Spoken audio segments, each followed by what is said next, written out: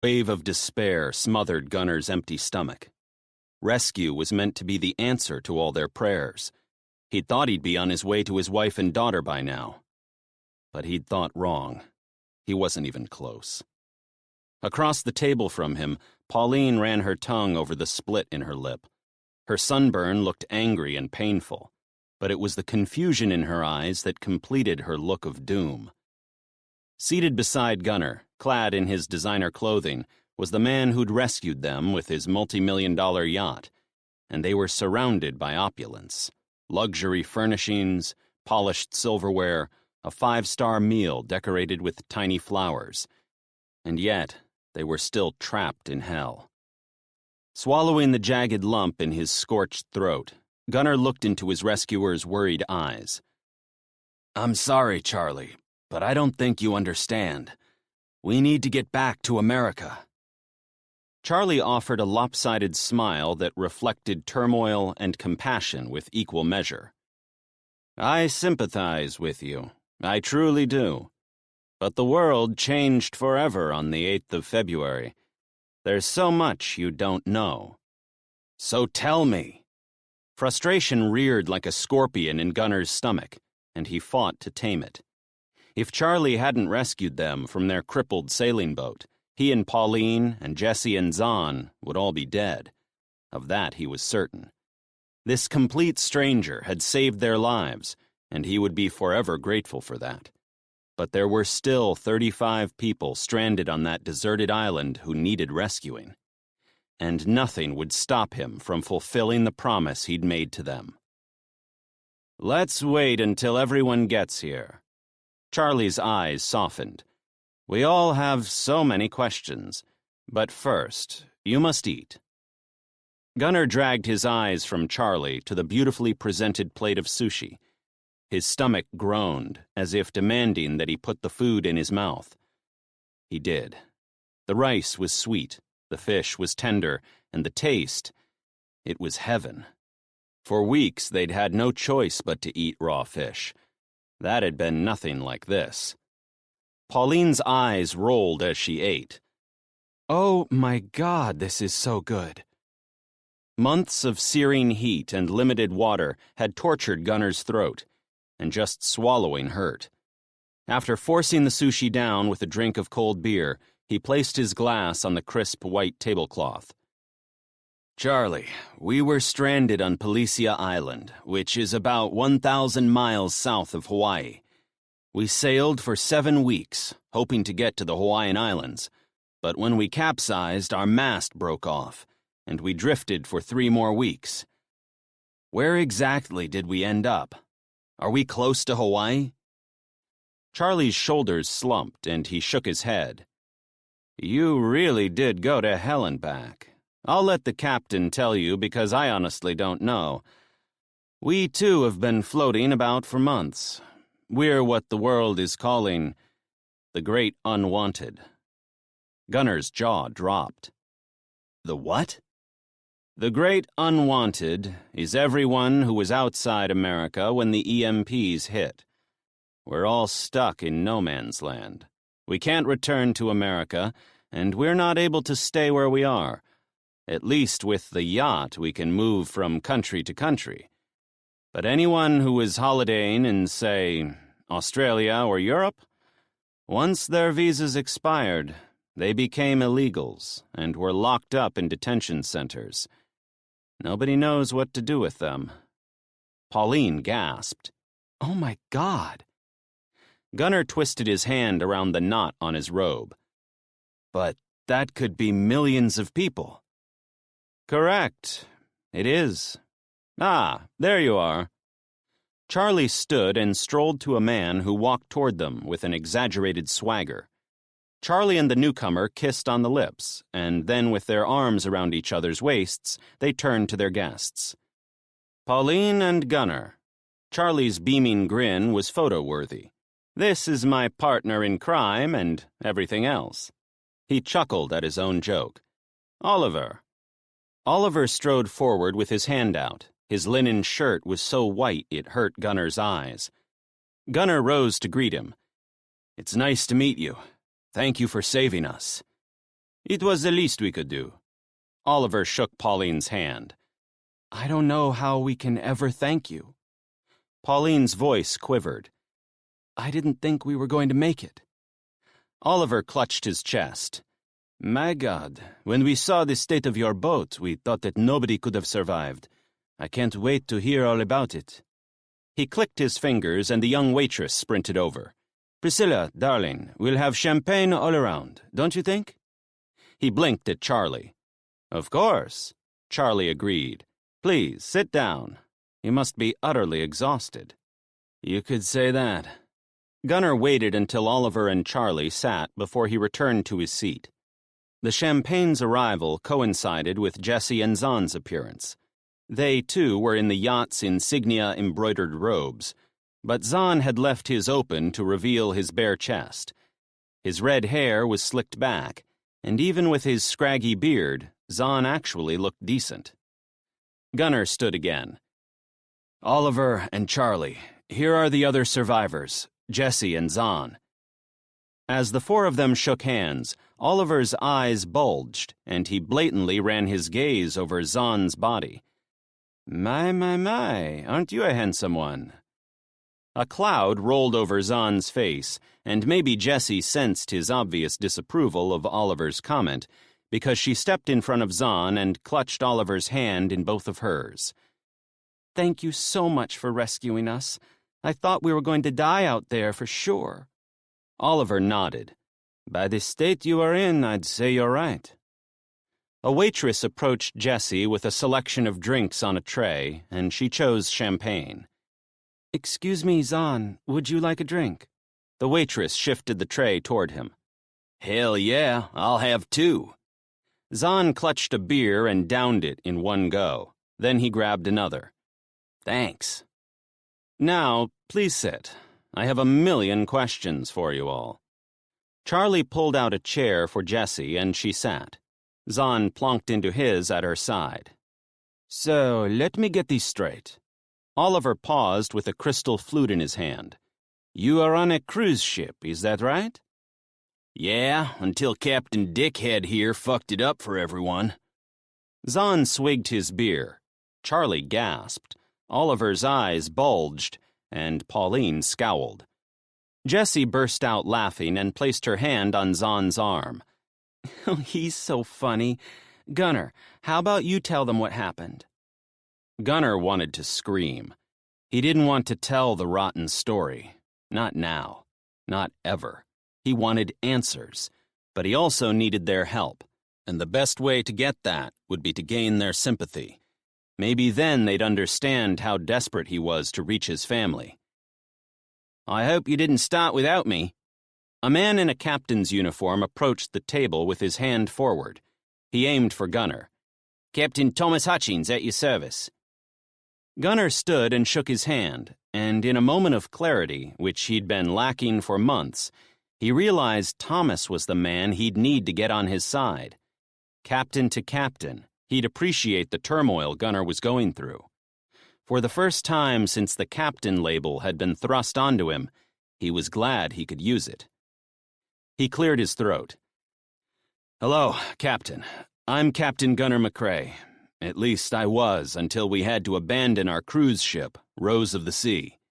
He nodded at Pauline. This is Pauline Gennaro, my second officer, and one of only 7 crew who survived. He turned to Jessie. And this is Jessie and Zahn, and they are 2 of only 32 passengers who survived. Thomas whistled. Bloody hell. His shoulders sagged. How many souls lost? Gunnar lowered his eyes. Acid boiled in his stomach, and he had to force his mouth to voice the gut-wrenching statistic that had been blazing in his brain for months. 1,098 souls lost. All eyes were on him. Even Jessie seemed to be surprised by that number. It was shocking, but it was also the ammunition he needed to drive his point across. Sir, we left 35 people on that deserted island. I made a promise that no matter what, I would save them. I plan to make good on that promise. Thomas huffed a forceful breath, dragged out a chair, and sat. Well, as much as we'd like to help, I'm not sure what we can do. The waitress cleared away Gunner's empty sushi plate and offered him a hot towel. As he wiped his hand, his mind shunted to a halt. It was impossible to grasp their change in circumstances in the space of just a few hours. Pauline moaned, and with her eyes closed, she wiped her hands with an expression that matched his sentiments exactly. Reopening her eyes, her gaze shifted to their hosts, and she cringed. Sorry, but you have no idea how nice this is. Just to have clean hands. She didn't end her sentence. Her expression said it all. As those who hadn't finished their sushi ate in silence, the ocean around them was silent too. Not a whisper of breeze blew, as if the whole world was waiting to hear their story. Gunner placed the hot towel down. Captain Hutchins. Please, call me Tommy. Gunner nodded. Tommy, we need to get to America so we can arrange a rescue party, and I need to find my wife and daughter, and my mother. I need to know they're all right. They probably think I'm dead. Hello? Zahn blurted. We can rescue the others with this boat. He raised his hands wide. There's enough room for all of them. He sat back and folded his arms like he'd solved all the problems of the world. Gunner glared at Zahn. Damn it. I should have waited to discuss this with the captain in private. Oliver and Charlie squirmed on their seats and flicked harried gazes to their captain. Tommy cleared his throat. I'm afraid it's not that simple. Yeah, it is. Just drive this thing to the island and get 'em. It's not that, Zahn. It's what to do with you all once we have you on board. Zahn raised his glass. Give 'em a beer, for starters. Everyone laughed, including Gunner. It must be nice to have such a simple outlook on life. How about we fill you in on what's happened since the EMP strikes? Thomas shared his gaze between his guests. That way you'll have a better understanding. Because, seriously, the world you left, when was it? Our cruise departed Los Angeles on the 28th of January. Gunner's thoughts tripped over an important question. What's the date? Thomas's eyebrows nudged upward. It's the 5th of July. Jesus, Jessie groaned. That's over 5 months. Correct, Charlie said. America is nothing like it was when you left. 5 months. Gunner was lacerated with guilt. I haven't seen my wife in 5 months. I need to contact her and... Thomas halted him with a raised hand. Hold up. Please, let me explain. He rolled his shoulders and his expression darkened like he was about to read a eulogy. First, let me say that we haven't been back there ourselves, but we've heard enough stories that we know are true. You have to understand, without satellites there are no phones, and the World Wide Web, well, that hasn't worked since about a week after E-Day. That's what they're calling it, E-Day. Gunner hadn't even considered that the internet would be down. That would affect the entire world, not just America. But how? I thought the internet was indestructible. 7 crew members strode to their table, and each placed a plate of food in front of the diners. Fuck yeah, Zahn bellowed. Is that steak? Oliver clapped his hands. I love it. Yes, it's eye fillet. Zahn sliced off a huge chunk and shoved it into his mouth with a couple of fries. I haven't had beef since that Chinese buffet on the cruise. Meat rolled around his tongue as he spoke. Gunner picked up his fork and paused. Shit, I can't cut my steak. A fresh wave of shock crawled through him. I'm a fucking cripple. Pierced by deep embarrassment, Gunner wanted to stride away. He wanted to crawl into a corner and pretend that none of this was happening.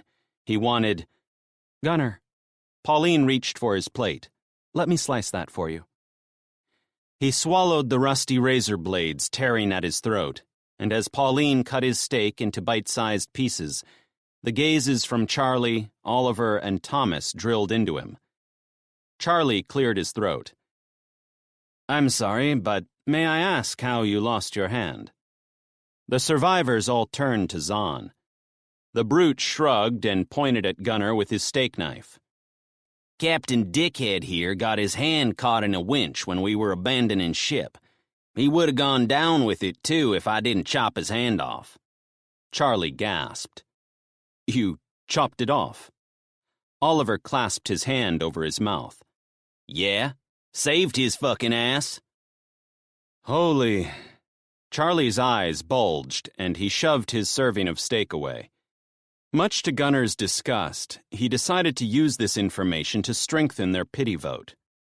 He raised his mangled wrist, placing it in full view for all to see, and heaved a sigh. "It's true. After that, 71 people and I drifted at sea for 15 days in life rafts." He shared his gaze between Oliver, Charlie, and Tommy. "I was just lucky we had a nurse with us." "Yeah." Zahn spoke with a full mouth. "Gladys, the cripple." Gunnar's jaw dropped. That's the exact word he just labeled himself. He was wrong. Gladys was definitely a cripple. He was not. But Gunnar needed to clarify Zahn's seemingly callous description. "Gladys lost the use of her legs decades ago in a horse-riding accident, and has been wheelchair-bound ever since. Unfortunately, when we abandoned ship, we didn't have room for her wheelchair, so I tossed it away. On the island, we put her into a wheelbarrow to move her around." A wheelbarrow?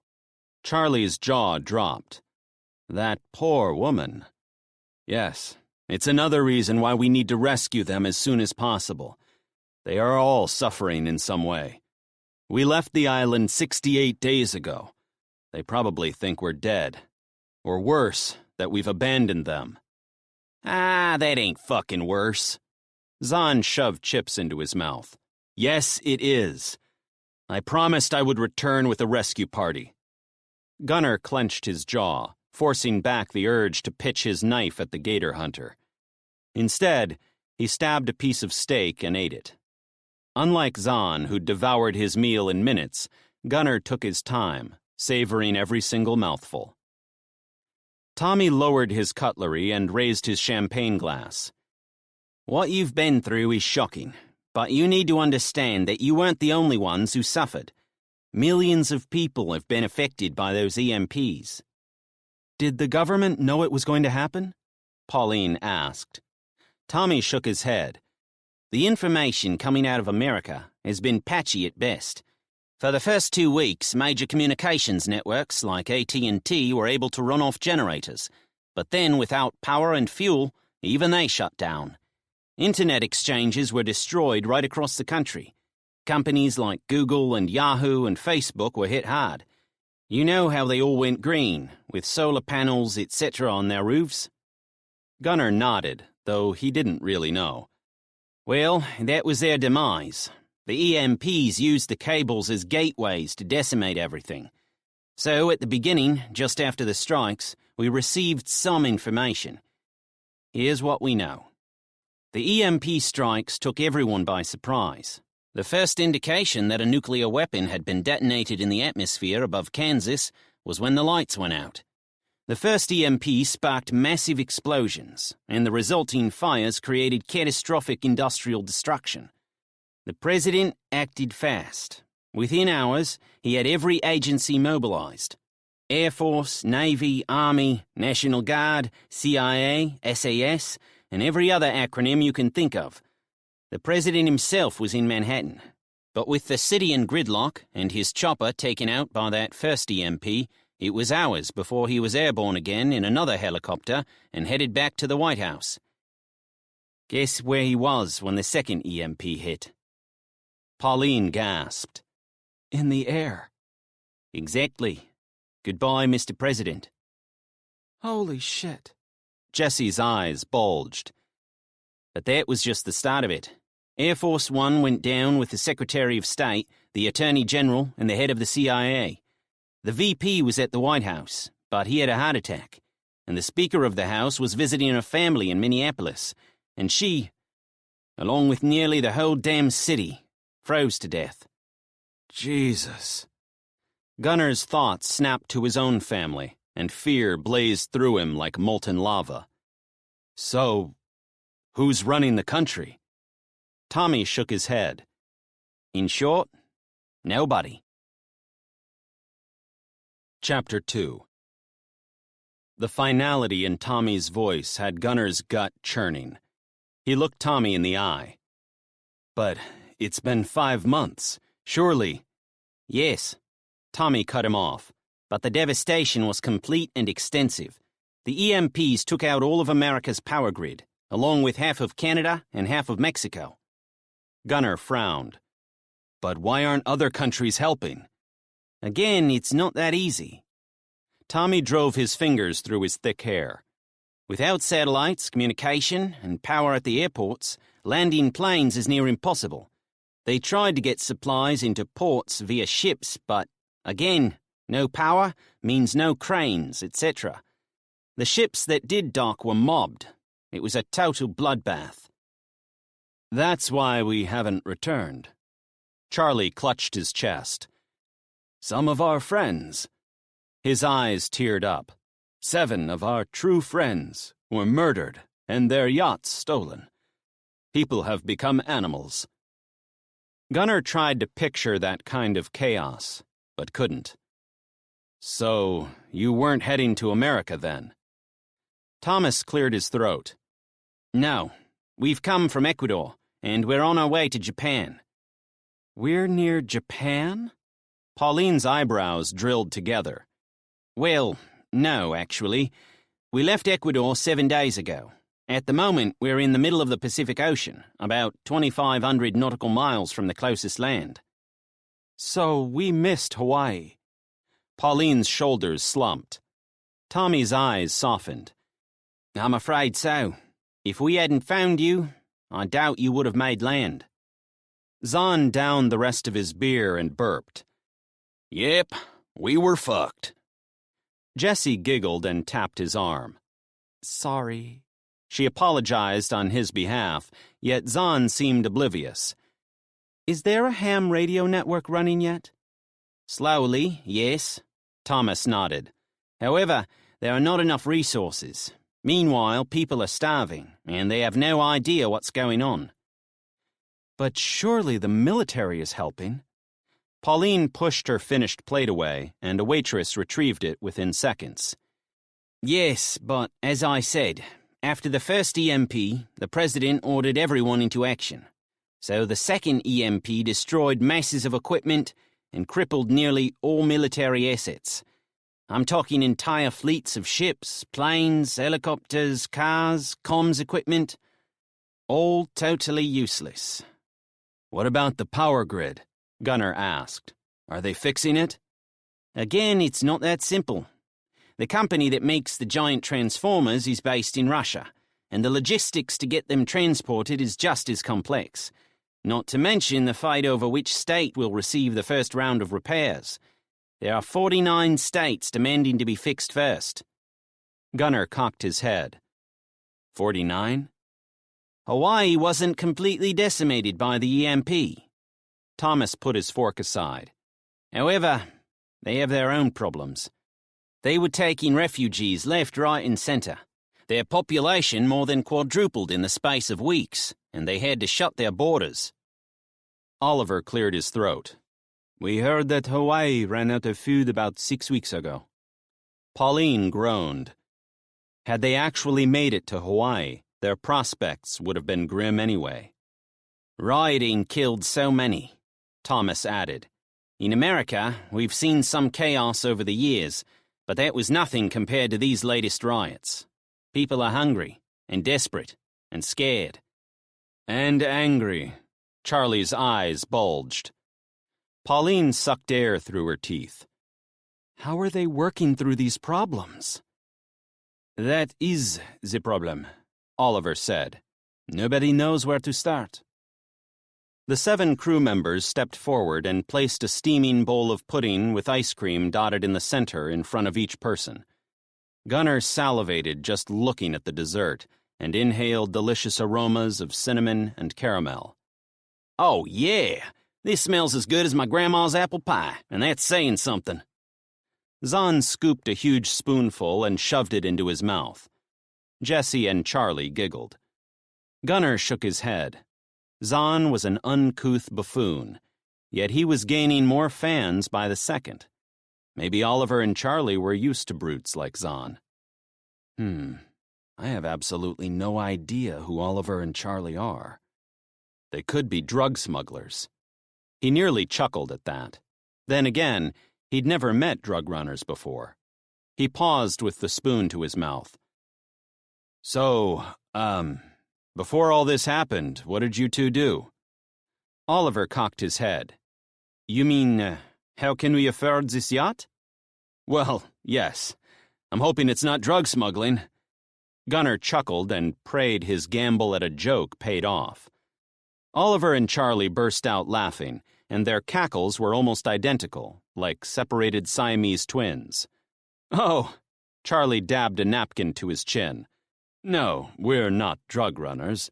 Lord, I wouldn't know where to start. Have you heard of Chad and Ollie?" Gunnar shook his head.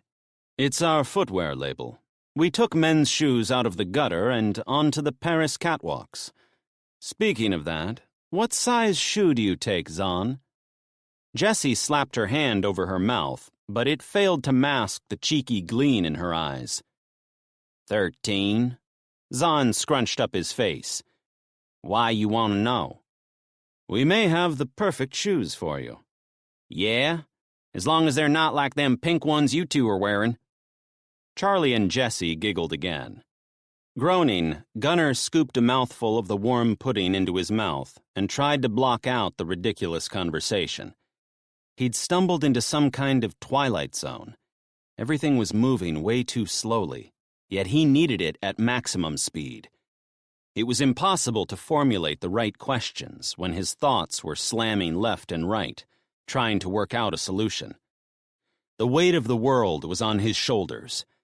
No, not the world, just the lives of dozens of people, his family, and those still stranded on the island. They were all that mattered. He pushed his bowl of pudding aside and raised his eyes to the captain. "Tommy, Charlie, and Oliver, I can never comprehend exactly what you're saying about the devastation in America, but I'm begging you. I need to get there as soon as I can." The three men all looked at each other. Their blank expressions were impossible to read. Charlie placed his spoon down, reached for Oliver with one hand, and clutched his chest with the other. He inhaled deeply, like he was about to reveal something very profound, and turned his gaze to Gunnar. "I'm so sorry, but we can't risk going into shore. We've heard such horrible stories about what happened to our friends who were mobbed and killed. We won't return until it's safe." An idea morphed in Gunnar's mind, and although he doubted they'd agree, he had to ask. "If we did change course for America, how long would it take?" Charlie and Oliver turned to Tommy for his answer. "Our top cruising speed is 28 knots per hour. If we went around the clock, we could be there in 5 days." Tommy held his gaze. A sliver of hope that the captain was going to grant his wish fluttered through Gunnar. He sat up. "What if we didn't go all the way into shore? What if we went in at night, so we're not seen, and one of your men, Blade or Axel, took us in the tender? I'd even swim the final 100 yards. "Sorry, Gunnar." Tommy glanced at Oliver and Charlie, maybe seeking support for what he was about to say. "But we can't risk it. We'd be sitting ducks waiting for the tender to return." Zahn slammed his fist down, and Pauline jumped.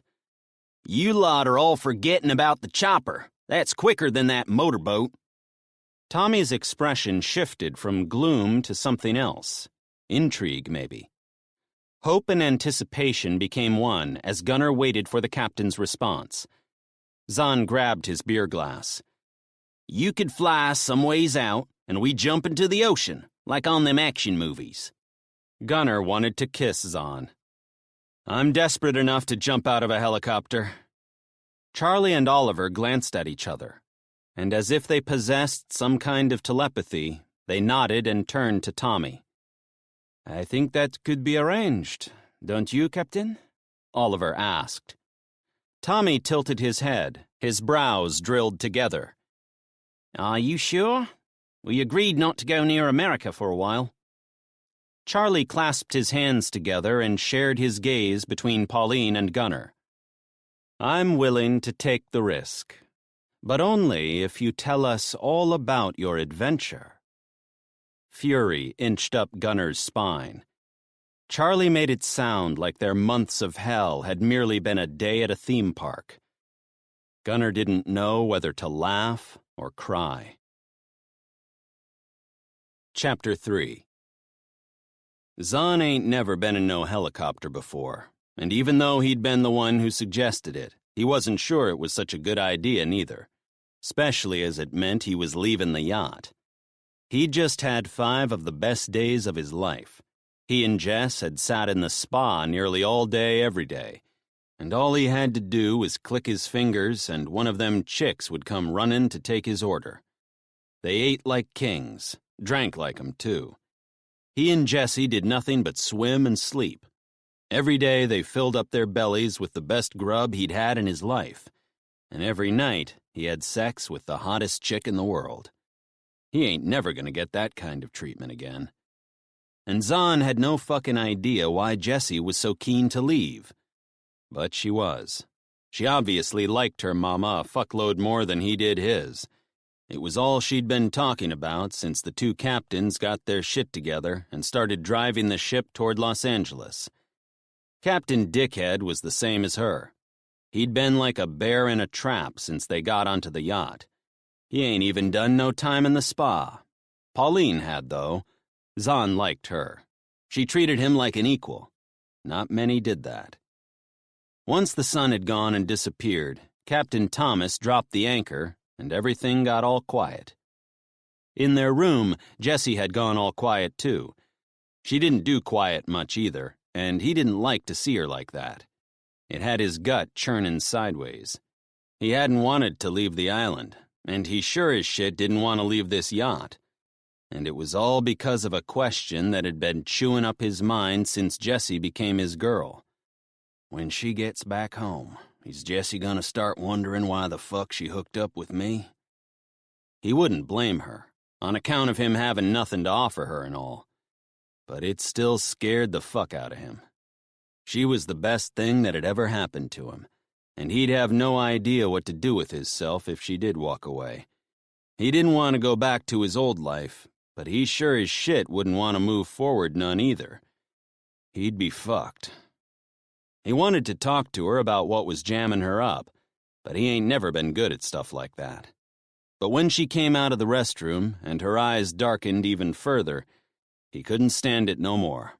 He had to give it a try. He sat on the bed and reached for her hand. "Hey, you okay?" Jessie turned to him with a frown that messed up her forehead. "Yes." She sat beside him. "And no." He put his arm over her shoulder and tugged her closer. "Is it me? Did I do something?" She blinked at him. "You? Why would you think that?" He huffed. "'Cause I always go fucking things up." She curled her hand over his leg and gave him a lopsided smile. "You haven't done anything wrong. You're the only thing that's right." Relief flooded through him like a tequila shot, and his heart did a flip. "What is it then?" "I'm worried about Mom and Jack. What if... Tears flooded her eyes. Oh, man. He squeezed her tighter and ran his hand over her hair. "They're gonna be okay." "You don't know that. If Charlie is correct, the whole country is messed up. What if they didn't make it to the compound? Or what if someone has broken into the bunker and killed them all?" "They'll be fine. They planned for this, remember?" "Yeah." She flicked a tear from her cheek. "So would my dad. And now he's stuck on an island in the middle of nowhere, and God knows when I'll see him again." "You'll see him again, I promise." She nudged her shoulder to his. You can't make promises like that. Hell yes, I can. A knock sounded on their door. Jesse squeezed his leg, then jumped up and opened it. Oh, hey, Pauline. Hey, guys. It's time to get moving. Are you two ready? Yeah, give us 5 minutes to get changed. Okay, meet us on the top deck, near the ladder to the helipad. Sure. Jessie shut the door. Time to go. Her face twisted, and worried that she was going to burst into tears, he strode to her. Zahn squeezed her to his chest. I promise you, I'll make things right. She wrapped her arms around him. Thank you. He hoped like hell he'd make good on that promise. Another knock sounded at the door, and he opened it. One of the crew was standing there with 2 bags. She handed one to each of them. It's not much. Just some snacks and water, and a few other things you might need. The way she was sniffling, it was like she thought they was heading for a war zone or something. Thank you so much. Jessie gave the woman a hug. Yeah, thanks. Zahn shook her hand. Would you mind if we took some soap? Jessie asked. And maybe a hand towel? Yes, of course. Take a full towel if you want. Jessie shook her head. Thank you, but the small towel will be easier to carry. Okay. The woman wiped her nose and stepped back. Good luck. Thanks. Jessie closed the door and turned to Zahn. They're all so nice. Her chin was all wobbling. She was going to cry again. Yeah. He wrapped her in a bear hug, but had no idea what else to say. She eased apart from him. I'm going to miss this robe. They'd been living in them nice bathrobes and slippers for days. He was going to miss them too.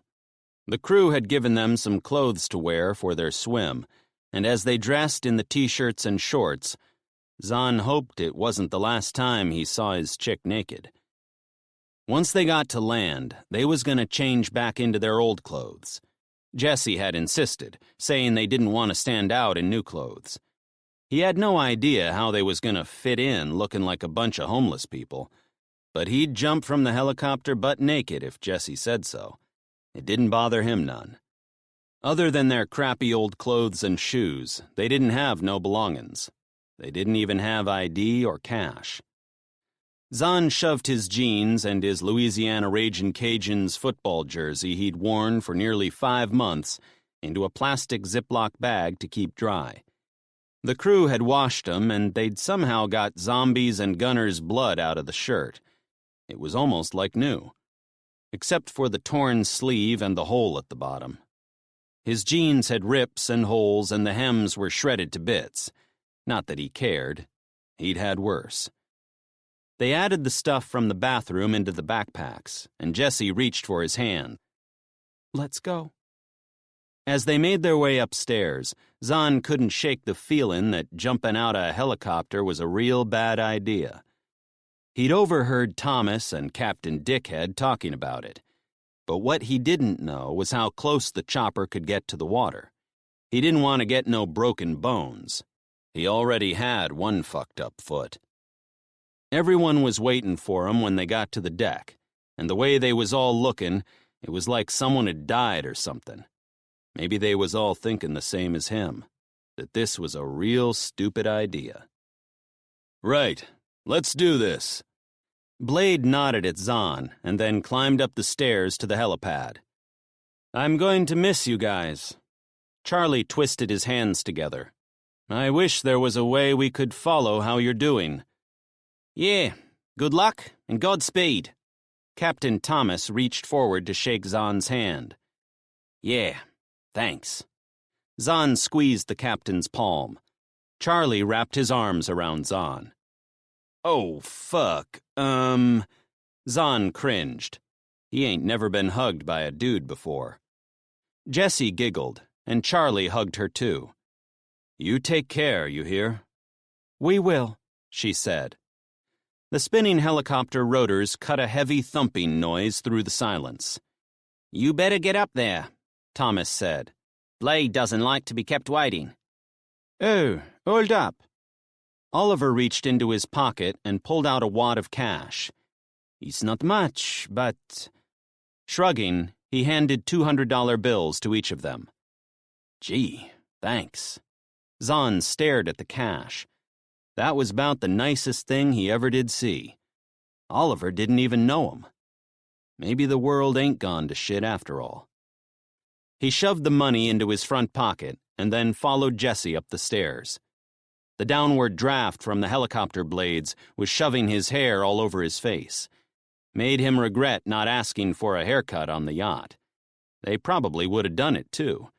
They done everything else he asked for. Even got a splinter out of the back of his leg that had been in there since before they left the island.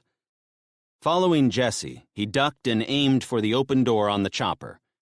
Blade turned around in the pilot chair. Jesse, you sit there. He pointed at a seat directly behind him, facing toward the back, next to the window. Zahn, you're in that seat. He got the one facing Jesse. Pauline, you're there, next to Zahn. And Gunner, you're up here with me. All of them got into their spots. Jesse's eyes were enormous, and all Zahn wanted to do was put his arms around her and take away her worry. They was gonna be okay. Zahn was gonna make sure of it. Axel jumped in last, sat next to Jesse, and pulled the door shut. Put your belts on, he yelled over the noise and indicated where they were. The rotor blades picked up speed, and with a jolt, they lifted off. Jesse reached for Zahn's hand and squeezed the crap out of it. When he'd suggested jumping out of the helicopter, it had seemed like fun. Not now, though. Now it was a fucking stupid idea. But he didn't want to look like a pussy, especially not in front of Jesse. He was too fucking noisy to say nothing, so all they could do was look at each other as Blade flew them back to the country they'd departed months ago. It seemed like forever before Axel pointed out the window. Random lights dotted the blackness in the distance. Welcome home, guys! Zahn squinted out the window, gawking at the American coastline. This was not America. It was as dark as the Louisiana swamps he'd been crawling through his whole life. By the look on Jesse's face, hell, everyone's faces, they was all thinking the same. What the hell are we getting ourselves into? Axel stood and shoved the door open. The wind hit them like a demon. The noise was as loud as his final minutes on the fucking cruise ship had been. Jesse strangled his hand. The whites of her eyes were massive. Okay, just like I showed you. Axel thumped Zahn's arm. Don't forget, hands over your chest, and after you jump, cross your legs. Otherwise, your balls are going to shoot right up your throat when you hit the water. Axel grinned at Zahn. You don't want that, do you? Nope, he definitely didn't. How far is it? Jesse hollered. We're 100 yards offshore. No, I mean to the water. Not far. Come on, we've got to go. Let's get moving, people. Zahn, get over here. He palmed his chest. Me? Why me? Because I said so. Get up. Jesse squeezed Zahn's hand and let go. He shot his gaze from her to the black water below. It was a long way down. He ain't never done anything like this before. Hell, he ain't even been on a roller coaster. Hey, Zahn, Gunner yelled. Jumping off the cruise ship was much worse than this. Gunner looked at him like he knew Zahn was shitting his pants. It was the jolt he needed. Zahn weren't scared of nothing. He squeezed Jesse's leg. I'll be waiting for you. She nodded, but the fear in her eyes scared the crap out of him. What if she couldn't jump? Maybe she should go first. But before he had a chance to say anything, Axel clutched his wrist and dragged him forward. Sit here, put your feet on the skids, then stand and jump, just like we showed you this morning. He yanked Zahn's hand forward and wrapped his fingers around a handle. Zahn dangled his legs over the side and placed his bare feet on the skids. What the fuck am I doing? Axel tapped his shoulder and leaned into his ear. Show these guys how it's done. Zahn's breath trapped in his throat. He glanced at Jessie. She nodded at him. He returned his gaze to the blackness below. It was like a giant ink stain, set to swallow him whole. The wind howled in his ears. His heart thumped in his chest. He sucked in a lungful of air and jumped. Chapter 4. Madeline tried to shove her frustration away, but it had been with her all morning. It started when she'd strolled to the tally tree after sunrise and counted the notches. She couldn't believe it had been 73 days since Gunnar and the others had sailed away. 73. They had to have reached land by now. Either that, or they were lost at sea forever. They'd all had their share of drifting around helplessly on lifeboats. As much as she hoped it wasn't the case, there was a huge chance it was Gunnar's reality. Slowly dying while being stranded on the ocean would be a cruel way to go. She shuddered at the thought.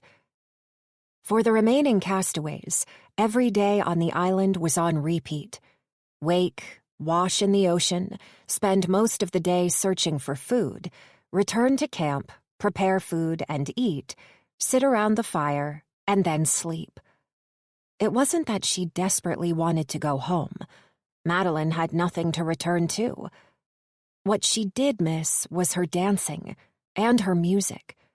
They'd been an integral part of her life since her childhood therapy sessions, and without them, her sanity was cracking, bit by fragile bit. Even the paths she and Sterling traipsed over were on repeat.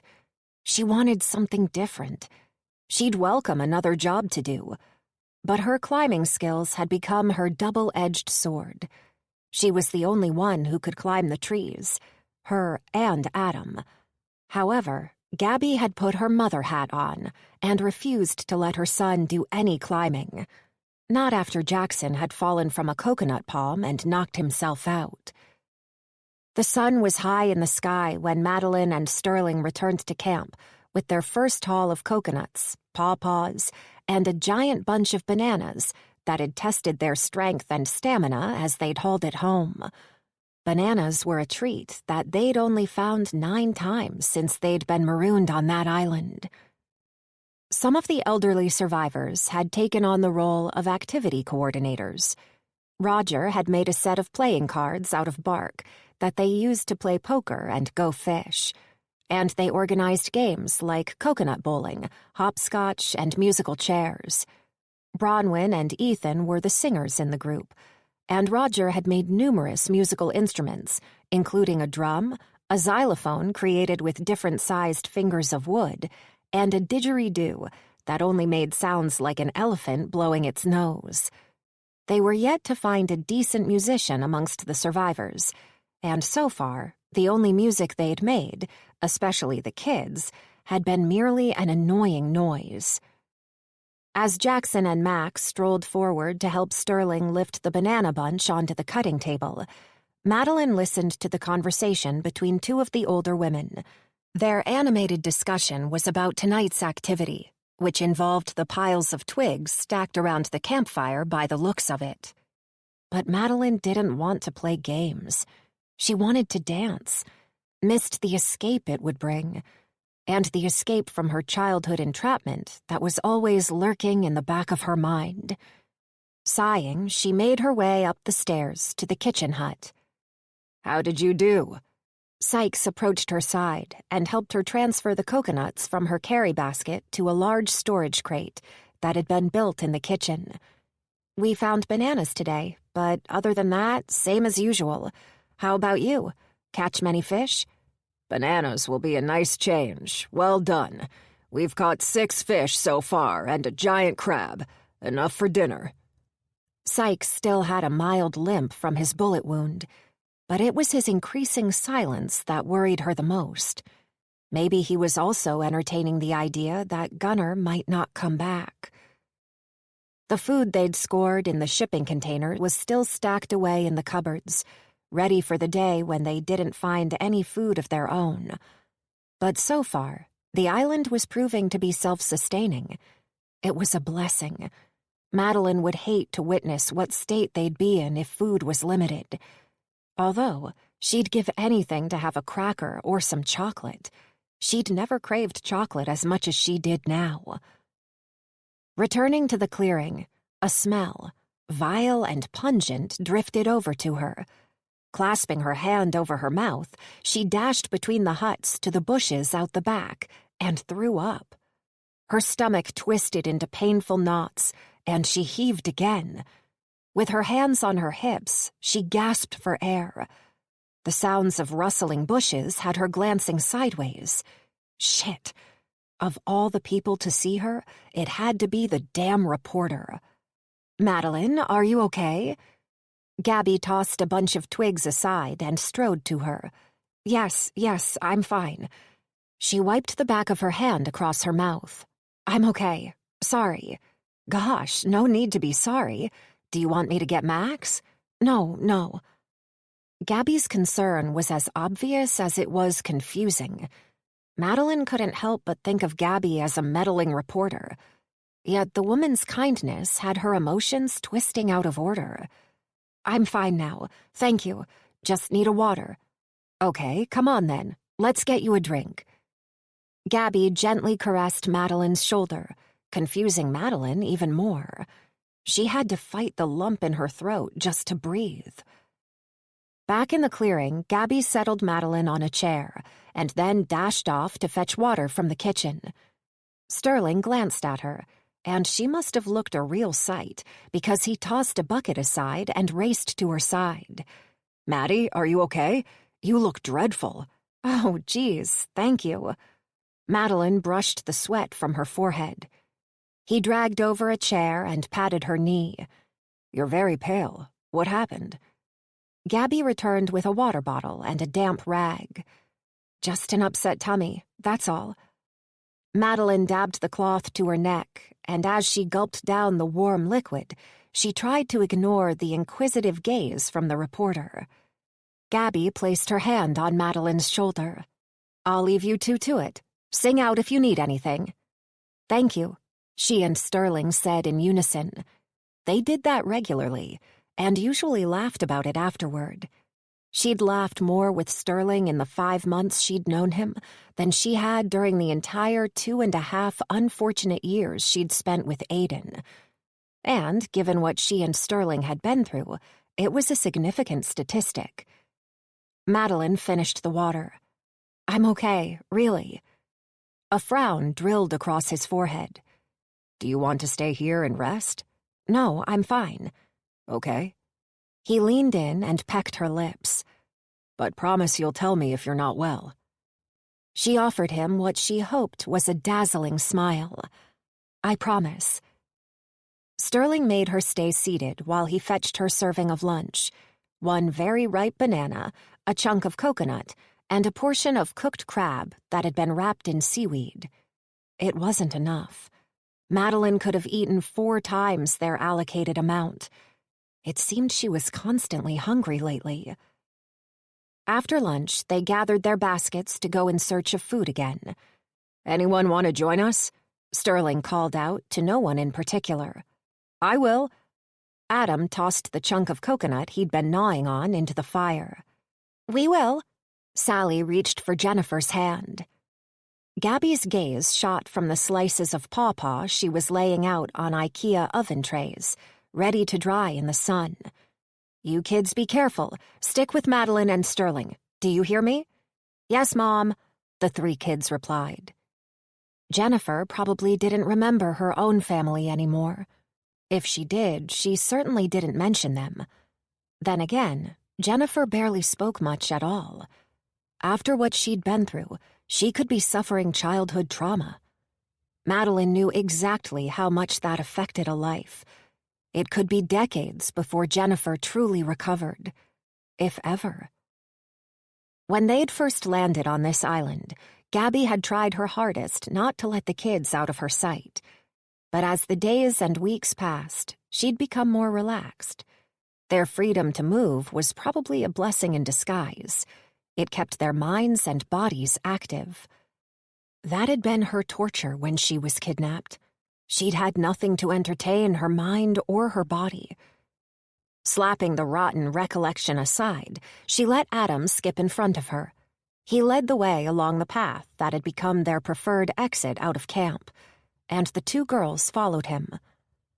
For several months, Sykes, Quinn, and Call had made it their daily mission to strategically throw rocks onto the known areas of unexploded landmines. And for a while there, nearly every second day they'd triggered an explosion that had rattled everyone back at camp. They hadn't had an explosion for weeks, and yet most of the survivors still traveled only on the known paths. The alternative could be the difference between life and death.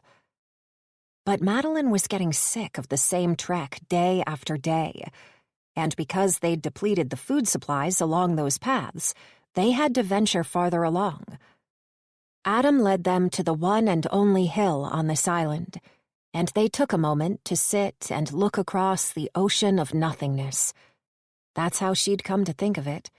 Every time she scanned the vista, there was nothing to see other than ocean and sky. Dark clouds were forming in the east, which meant they were likely to have rain tumbling in sometime during the night. The weather was as repetitive as her chores. It always rained in the late afternoon or night, and it usually rained every third day. The kids started a handstand competition, and when Sterling joined in, Madeline strolled to the far edge of the grass area and scanned the vegetation beyond. The sea of green was dense and complete. An occasional giant tree protruded from the canopy, but other than that, nothing stood out. Normally on the hilltop there was at least some breeze. Not today. It was hot and still, like they'd climbed into an oven. Sweat trickled down her temples, and she swept it into her hair. I have to get out of this sun.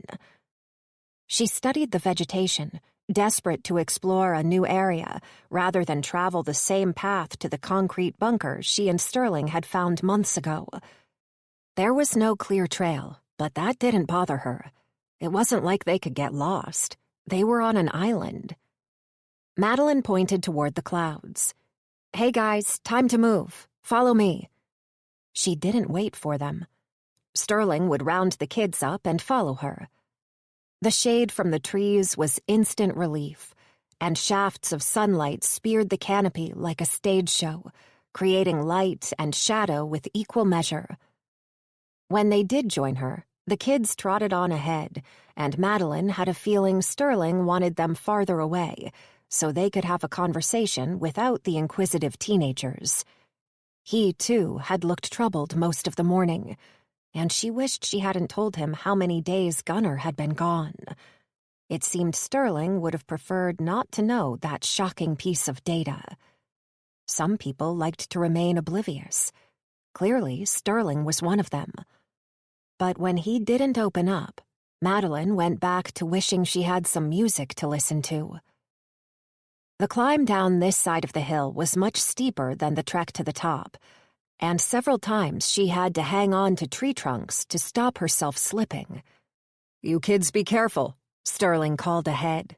"We don't want any more broken bones in your family." Adam turned to face them, maybe to say something, but then his eyes lit up, and he pointed to their right. "Hey, what's that?" Madeline followed Adam's outstretched finger. Behind them, off to the side and a little higher up the hill, was a dark hole in the hillside, like an empty eye socket. "Is that a cave?" "Don't know." Sterling strode ahead. "Let's have a look." A series of fallen trees, with trunks wider than Jennifer was tall, blocked their way, and it took forever to get all 5 of them up and over the logs. Madeline was exhausted by the time they reached the cave. The entrance was about the size of her 12-year-old Minnie back home, but a few yards inside, what had appeared to be a tiny cave opened up to a massive chasm. Sunlight speared in from a couple of holes overhead, providing enough light for them to see where they were stepping. "This is so cool." Adam's words echoed back to them. He cupped his mouth. Hello! His voice bounced around the chasm, and Jennifer's lovely blue eyes lit up. Grinning, Madeline squatted beside her. Go on, have a go. She flashed a stunning smile, then cupped her mouth. Hello! Jennifer giggled, and it too echoed. The three kids took turns projecting their voices about the cavern, and Madeline followed Sterling farther into the cave. He paused to pick up a rock that was a rust color. His brows drilled together as he stared at it, like he was mesmerized. Clearly, something was on his mind. She searched for a similar pebble, but it seemed it was the only one in a sea of black rocks. Have you heard Albert or any of the others talk about what's going on back home? Madeline kept her voice low so the kids couldn't hear. No. He tossed the rock sideways, and it skidded off a large boulder and bounced away. But I'll be pissed off if Sykes or Albert are keeping secrets from us. Huh. Perhaps he doesn't prefer to remain oblivious after all. Maybe they don't want to scare us. Maybe. He clenched his jaw. But we still have a right to know. I agree. But what if they haven't heard anything? That would be worse, don't you think? His gaze met hers. Of course. It would mean America is still in a mess, and the chances of being rescued are even slimmer than we thought. Madeline sighed. There was no perfect response to that. Sterling leaned in to kiss her, and just like every time he did this, delightful butterflies danced through her stomach. He kissed her often. It was sweet and usually unexpected. Public displays of romance had never been part of her life before, but with Sterling, it was easy and natural. The kids continued calling out, and their voices bounced around in stereo. Their delightful giggles were a lovely distraction. Gravel crunched beneath Madeline's feet as she stepped toward a glass-like pond in the middle of the cave. Around the pool, moss covered the rocks in a slimy green blanket, making them slippery. At the edge of the water, Sterling braced against a large boulder to squat. Madeline joined him. The setting was breathtaking, and the cooler air was refreshing after the stifling jungle outside. Leaning forward, Sterling scooped a handful of water and sniffed. This is fresh water. He took a sip. It's good. Madeline reached toward the pond, and a creature shot out of the rocks near her hand. She shrieked, and as the crab darted across the shallow pond, she tumbled backward.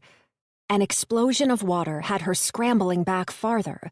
A gasp burst from her throat as an eel, long, thick, and black as coal, latched onto the crab. Jesus! Madeline found her footing as the two creatures thrashed about, splashing water onto the surrounding rocks. The crystal-clear pool clouded with sand and dislodged moss as the eel twisted back and forth. The crab's claws clashed like scissors as it fought its attacker. Several other crabs popped out from nowhere and darted across the pond like they were walking on water. The eel curled itself over, twisting into muscular knots. The crab lost a claw, and the green pincers tumbled onto the rocks like discarded scrap. The creatures slammed onto the rocks, and liquid squirted from the crab, tarnishing their fresh water. The eel swam backward, entering a hole. The crab's struggle appeared to diminish as the eel's sleek body gradually slinked away. Silently, they vanished altogether. Holy cow! Madeline huffed out a trapped breath and chuckled. I think I'll skip sampling the water. Sterling bulged his eyes at her. That was... A high-pitched squeal raked fear up Madeline's back. She stumbled sideways, desperate to see where the scream was coming from. Sterling clawed himself upright. Madeline did too, and they both raced toward Jennifer. The little girl was standing at the far edge of the cave, her hands clenched at her sides as she shrieked at whatever was at her feet. Sterling reached Jennifer first, sweeping her up and gripping her face to his chest, blocking her from seeing the horror. Adam raced ahead of Madeline, and both she and Sally reached Sterling at the same time. The horror was a body. Not even that. It was skeletal remains that had obviously been there a very long time. Madeline squeezed her eyes shut, blocking out the shocking discovery. But visions of the mummified body of her kidnapper's mother, who'd been trapped in the dungeon with her, flashed into her mind instead. She snapped her eyes open again and forced herself to look. It was a soldier. His helmet was at his side, as was his pack. Most of his flesh was gone, but what remained was like shiny yellow leather. His eyes were just empty sockets, but he still had teeth. What happened to him?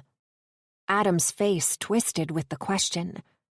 The soldier's legs were contorted at hideous angles. His legs were broken.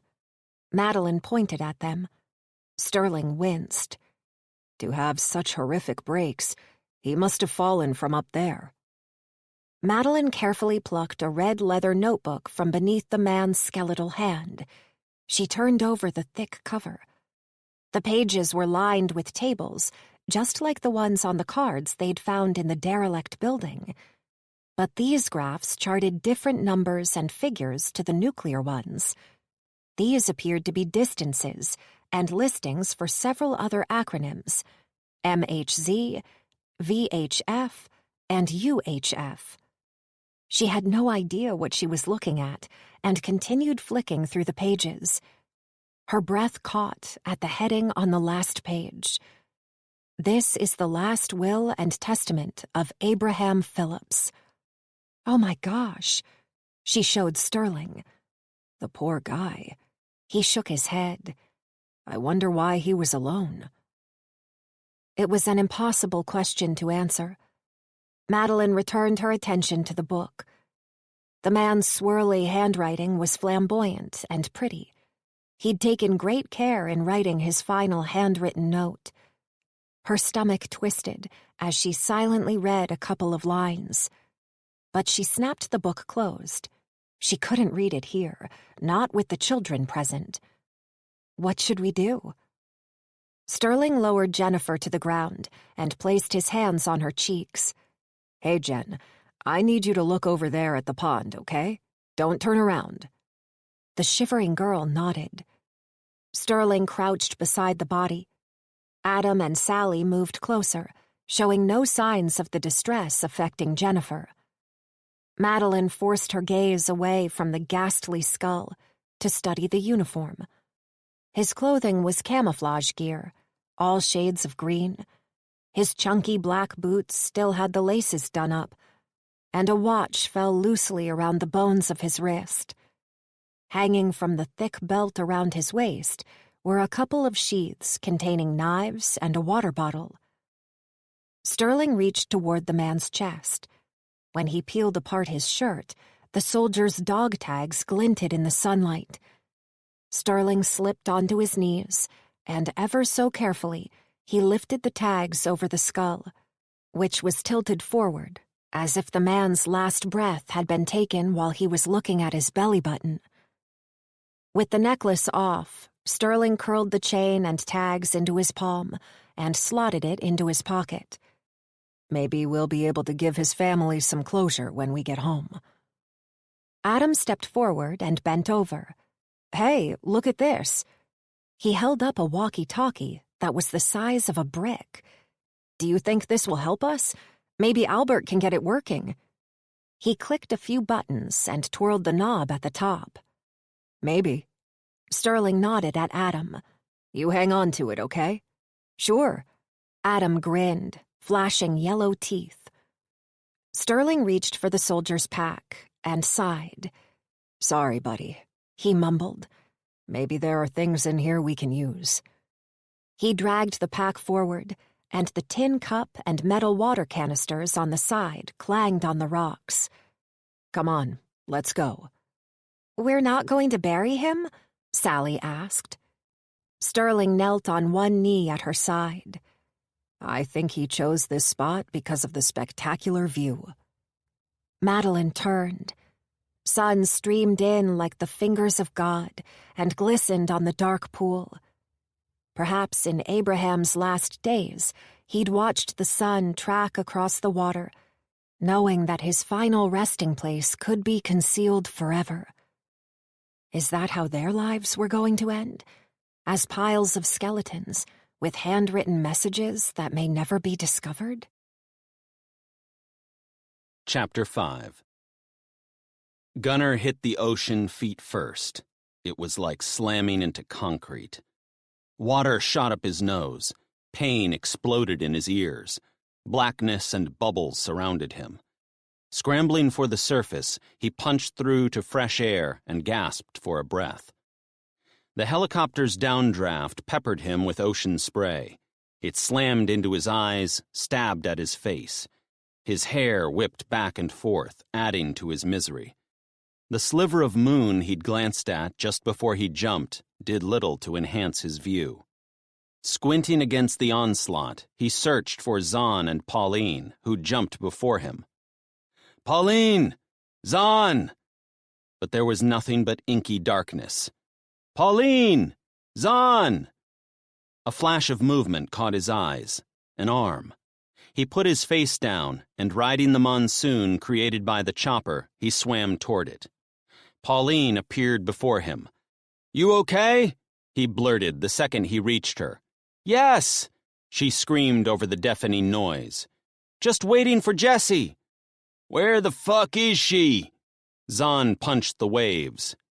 Treading water, Gunnar squinted into the piercing assault to study the hovering helicopter. Its only lights were a red spot on the tail and an obscure glow from the cockpit. The door was open, but he couldn't see anyone. Jessie should be there, ready to take her turn. "She's not fucking coming!" Zahn boomed, his voice strangled with emotion. "Yes, she is, Zahn!" Pauline yelled. "She's just scared!" Zahn's expression twisted to a scowl. "I should have gone after her. She needs me." "And she'll need you down here." A pair of legs appeared on the helicopter skids. Jessie. Her pale face looked even more insipid in the moonlight, fear likely adding to her deathly hue. "That's it, Jessie! You can do it!" Zahn hollered up to her, yet it would be impossible for her to hear him over the roar of the rotors. Gunnar shared his gaze between Jessie and the darkness around them. They were only 100 yards offshore, yet they might as well be in the middle of the damn ocean. The blackness beyond the shoreline was just as frightening as the darkness surrounding him. It was a Thursday night.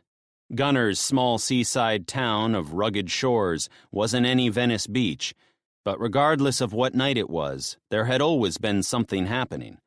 Restaurants would normally be open. Street buskers would have been performing. People of all ages would be enjoying the thriving atmosphere. But it was nothing like that now. There were only a few visible lights, and each of them looked like campfires, rather than electrical. They were about to swim toward a wasteland. Jessie's scream pierced his thoughts. 2 seconds later, she hit the ocean. Zahn practically walked on water to get to her. The engine above escalated in volume. The angle of the helicopter shifted, and it spun away like it was released from a slingshot. Silence engulfed them. Jessie and Zahn swam forward. "What the hell are we doing, Captain?" The fear in Pauline's voice could carve ice. "We're swimming, guys. Come on. Let's get out of here." "Fuck! What was that?" Zahn spun around, splashing. "What?" Gunnar's mind shot straight to a shark. "Something brushed my fucking legs." Zahn twisted left and right. A squeal and burst of water erupted to Gunnar's left. He jolted sideways. His breath shot out of his throat. Relief liquefied his limbs. "Oh, thank God! It's a dolphin!" He burst out laughing. "It's a fucking dolphin!" "For fuck's sake! I just about crapped my fucking pants!" Zahn's eyes shimmered in the waxing moon. Pauline and Jesse laughed with Gunnar, but Zahn's darting eyes and clamped jaw confirmed how scared he was. Given the terrifying things they'd been through since Gunnar met him, it was a miracle. Gunnar was beginning to think the gator hunter was a machine. A dolphin curved in the water beside him as if showing him the way. "Aw, he's beautiful," Jessie giggled. "Come on, we're going where he is." Another dolphin joined the first, and as Gunnar put his head down and swam toward the shore, he hoped that this unexpected display of nature was a sign of good things to come. But each time he paused to see how much farther they had to go, that inkling of hope trickled away just that little bit more. A hint of smoke drifted in the air, as did another smell he couldn't identify. Gasoline, maybe? Or burning tires. The stillness terrified him. Rugged Shores was a ghost town. There wasn't a single car moving along the foreshore. There were absolutely no people around. The pier materialized in the darkness, and Gunnar adjusted his direction toward it. Normally, there'd be 50 people fishing along that pier, and a pile of kids would be jumping off into the water below. Tonight, there were none. He slowed to a breaststroke, and Pauline swam beside him. "Jesus, it's not looking good." "No, it seems Charlie and Oliver were telling the truth." She shot a glance his way. "You thought they were lying?" "No." He shook his head. It's been 5 months. How can it still be like this after 5 months?" "I don't know." She huffed out a breath. Every time Gunnar thought he was closer to reaching his family, his hopes were ripped to shreds. How much longer? They arrived at the end of the pier, and clutching the ladder, Gunnar paused for a break. He sure was unfit. The other 3 were the same, especially Pauline. She was really struggling. "You guys ready for this?" Jesse and Zahn nodded. "Yes and no," Pauline said. He knew exactly what she meant. "I'll go first," he whispered. "Don't climb up until I say." The ladder creaked beneath his weight, obliterating any hope he'd had of quietly reaching the top. He peered over the final rung. The entire length of the pier was deserted. It was a shuddering sight. "Okay, all clear." Waiting for the other 3, he scanned the tiny seaside town that had been his home for 16 years. His gut twisted into knots at the eerie setting. "Let's get changed here." Gunnar removed his backpack and tugged out the plastic bag containing his old clothes. He stripped out of the t-shirt and shorts Oliver had insisted he have, wrung them out, and shoved them into his pack. According to Jesse, dressing in the ragged clothes they'd all worn for months would make them inconspicuous. If the barren scene ahead was even a hint at what was to come, then blending in was the least of their worries. Gunnar removed the torch Captain Thomas had thrust into his hand when he'd wished him luck. The acid churning in his stomach suggested they would need a whole lot more than that. They walked along the wooden pier in silence. Maybe they were all as shocked as he was. This was not the welcome home party he'd been envisaging for months. Far from it.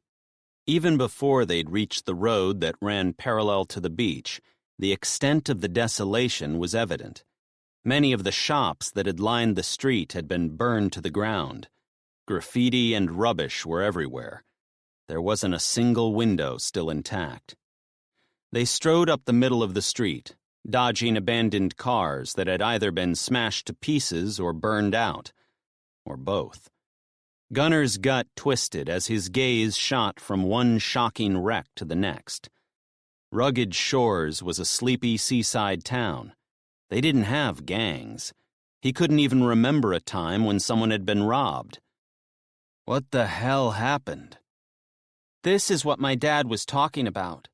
Jesse matched his strides. "People get desperate when they run out of food, and they go crazy when help doesn't come." The matter-of-fact tone in her voice scared the hell out of him. This wasn't normal. Questions scraped through him like dirty fingernails. Who did this? Where is everyone gone? A weird guttural groan echoed somewhere behind them. What the hell was that? The hairs on Gunner's neck bristled. Don't know. Pauline's eyes flared. Quick, get in there. Gunner shone the torch toward his local pharmacy. It was a business he'd visited way too many times to count when his wife was going through breast cancer, but it was beyond recognition. He panned the light around the shop. Every single shelf was empty. Half of the shelving had toppled over. The back counter had been removed altogether, and a dark patch stained the floor. Is that blood? The question stung like a wasp. Oh, God, please don't let it be Hillary's. The elderly woman who'd served him every single time he'd come into the pharmacy had worked there since she was 15. She'd always joked that she'd die behind that counter. He hoped like hell she hadn't. The groaning noise got louder, and the four of them dashed into the back room that had always been locked. There wasn't even a door anymore. Nothing but empty cartons and scraps of paper dotted the medicine shelves. Their ragged breathing was louder in the tiny room than it had been outside, but not enough to block out the hideous noises on the street. Gunner fought rotten images blazing across his mind like they were a boa constrictor around his head. But hideous zombies crawling up the road still squeezed into his mental vision. Jesus Christ, calm down. A fierce growl carved through the silence. Gunner's heart thudded to a stop. That can't be human. It's dogs, Jessie whispered. He blinked at her. How do you know? They're starving too. The ones that have survived so far will be feral. A dog howled. It was both chilling and mournful, as if it had understood what she'd said. Jesus. Gunner tried to process this new information. A series of grunting noises echoed around them. Shit, they're here. Jessie backed up to the far wall. Pauline joined her. They were trapped. The grunting got louder. Claws scraped over the wooden floors. The dogs were sniffing. Gunner tried to work out how many there were. Is it 5? 10? 50? Fuck! Zahn's eyes darted about the storeroom. They smell us. He grabbed one of the metal shelves and pulled on it. Gunner clutched it with his hand, too. They both yanked, trying to tug the impromptu weapon free. A hiss cut through their desperation. Clutching the flashlight like a weapon, his gaze shot to the open door. A cry burst from his throat. A black dog as big as his daughter blocked their exit. It snarled, baring yellow fangs. The hairs on its back were rigid. The red rim around its mouth could only be dried blood. Shit! Shit! Acid shot up Gunner's throat at the evil in its eyes. A scrawny Rottweiler with a bloody gash on its leg joined the black dog. Its savage growl revealed deadly fangs. Jesus Christ, what do we do? Pauline shrieked. A ragged mongrel joined the first two. Froth covered its lips as it barked and growled with equal ferocity. Zahn rattled the shelf. Fucking come on! But the metal wouldn't budge. 4 more dogs merged with the pack. One was missing a leg. The black dog's growl grew louder. Slobber dribbled from its lips as it stepped closer. Jessie shrieked. Zahn snatched Gunner's torch and charged out the door. Screaming like a banshee, he kicked the black dog with his boot, whacked the Rottweiler with the torch, then punched the mongrel. The dogs yelped and scurried away. Zahn chased after them, his boots stomping on the wooden floors like a bullock stampede. Gunner ran after him, but he was too late. Both Zahn and the wild dogs raced up the street. Zahn was still screaming like a wild man as he picked up something and tossed it at the pack. It bounced off the last dog's back, and the scrawny runt yelped, stumbled sideways, but kept on going. Once again, Zahn had saved them. Gunnar was pierced with deep admiration for the crazy gator hunter.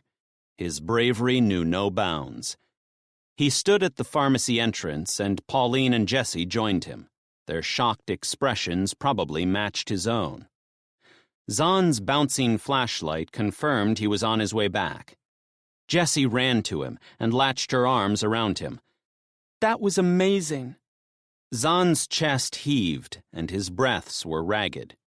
Gunnar strode to him, offering to shake his hand. "Jesus Christ, Zahn, you're a fucking legend."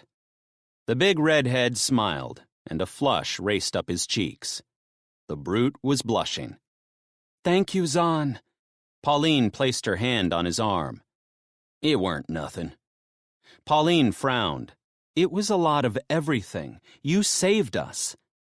Zahn shrugged and looked at Gunnar. "So, what are we gonna do now?" A wave of utter exhaustion rolled through Gunnar, but they had to keep moving. "Let's go back inside." He led them into the pharmacy and zipped open his pack to remove his water bottle. He only took a small sip. They had no idea where their next supplies were coming from. "We have to get out of here." Jessie tugged on one of her earrings. "Those dogs will come back." Nodding, Gunnar shoved his water bottle away and flicked the pack onto his back. He sighed. The weight of their trust was like a Mack truck on his shoulders. They needed him to have a plan. He didn't. At least not one involving all of them. As much as he didn't want to leave them, he had to. Gunnar cleared his throat. "Look, it's obvious things are way worse than we thought. Charlie was right. If my town is an indication of what went on, then finding someone who can save the people on the island is going to be damn hard." They all nodded. "But I need to find my family first. And Jessie, you need to get to yours. And you, Pauline, I assume you want to get to Matt?" Pauline nodded. "Sorry. Yes, I need to see him." Pauline and Matt had been engaged for 9 months, but she hadn't seen her fiancé in 5 of those. Gunnar touched her shoulder. "I understand. Don't apologize." He turned to Zahn. "What about you? Do you need to see your family?" "What?" Zahn jerked back. "Fuck no." "Oh, okay then. So what are you—" Zahn folded his arms. "I don't care what you do. I'm sticking with Jessie." "Good." An idea slotted into place. It wasn't great, but it was all he had. "As much as I hate to say this, we need to split up." Jessie tugged on her backpack strap. "But we need to get back to my dad." Gunnar nodded. "And we will. Give me 3 days to find my wife and daughter, and then I'll meet up with you." "No." Jessie clamped her jaw. "We stick together. We are stronger that way." Gunnar inched backward. Jessie never raised her voice. The glow from the flashlight may have exacerbated the fire in her eyes, but it was unmissable. "I need you to help me save my dad, and you need me because I've been listening to my dad's prepper talk for years, and you need Zahn because he's way braver than you are. So, bad luck. We're stuck together." "Jessie," Gunnar softened his shoulders. "It's not that I don't want us to be together, but we need to go in different directions, so it would be quicker if we split up." "Maybe, but it will be dumber. For starters, we have no way to communicate with each other. By the look of this place, I doubt your family will still be at your house. You could take days to find them, maybe even weeks. Besides, how the hell do you plan on finding our bunker?" She tugged harder on her earring. "You got a working GPS you haven't told us about?" Gunnar's world imploded. She was right. He was out of his depth. Again. Her big brown eyes penetrated him. A rumble split the silence outside. "What's that?" Pauline hissed. "Shit!" Jessie snatched the flashlight and turned it off as she shoved them backward into the shop. "Someone's coming." "Maybe they can help us." Gunnar stepped toward the door. "No!" Jessie clutched his arm, digging her nails in as she dragged him back. Wait till you see them, then make a decision.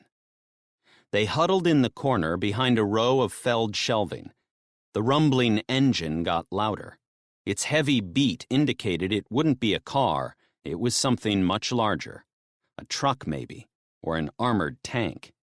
Voices drifted over the sound of the engine. Male voices. But they weren't in angry tones. They seemed normal, like they were having a chat. Gunner's hope soared. This was it. They were saved. He readied to run out as soon as he saw the truck. A gritty crunch had the truck shunting down a gear. Headlights pierced the blackness outside. Voices got louder. 5, maybe 6 men. Was it the Army? Or the National Guard? It didn't matter who. Gunner was just grateful to hear other humans. Pauline's breathing was short and sharp in his ear, matching his own racing heartbeat. The lights got brighter. A man appeared. He was dressed in normal clothes, not a uniform. He was holding a large rifle. He had it aimed forward, scanning the road ahead of the truck. 3 more men appeared, all carrying weapons. They were not the Army. They were not even close. Their swaggers were bold, commanding. Their expressions were menacing. They were not friendly. He held his breath as the truck inched past the pharmacy door. His heart thumped louder as he expected the men to storm into the shop with their guns raised. 6 more men walked alongside the vehicle. Through the open slats on the rear of the truck, even more men were visible.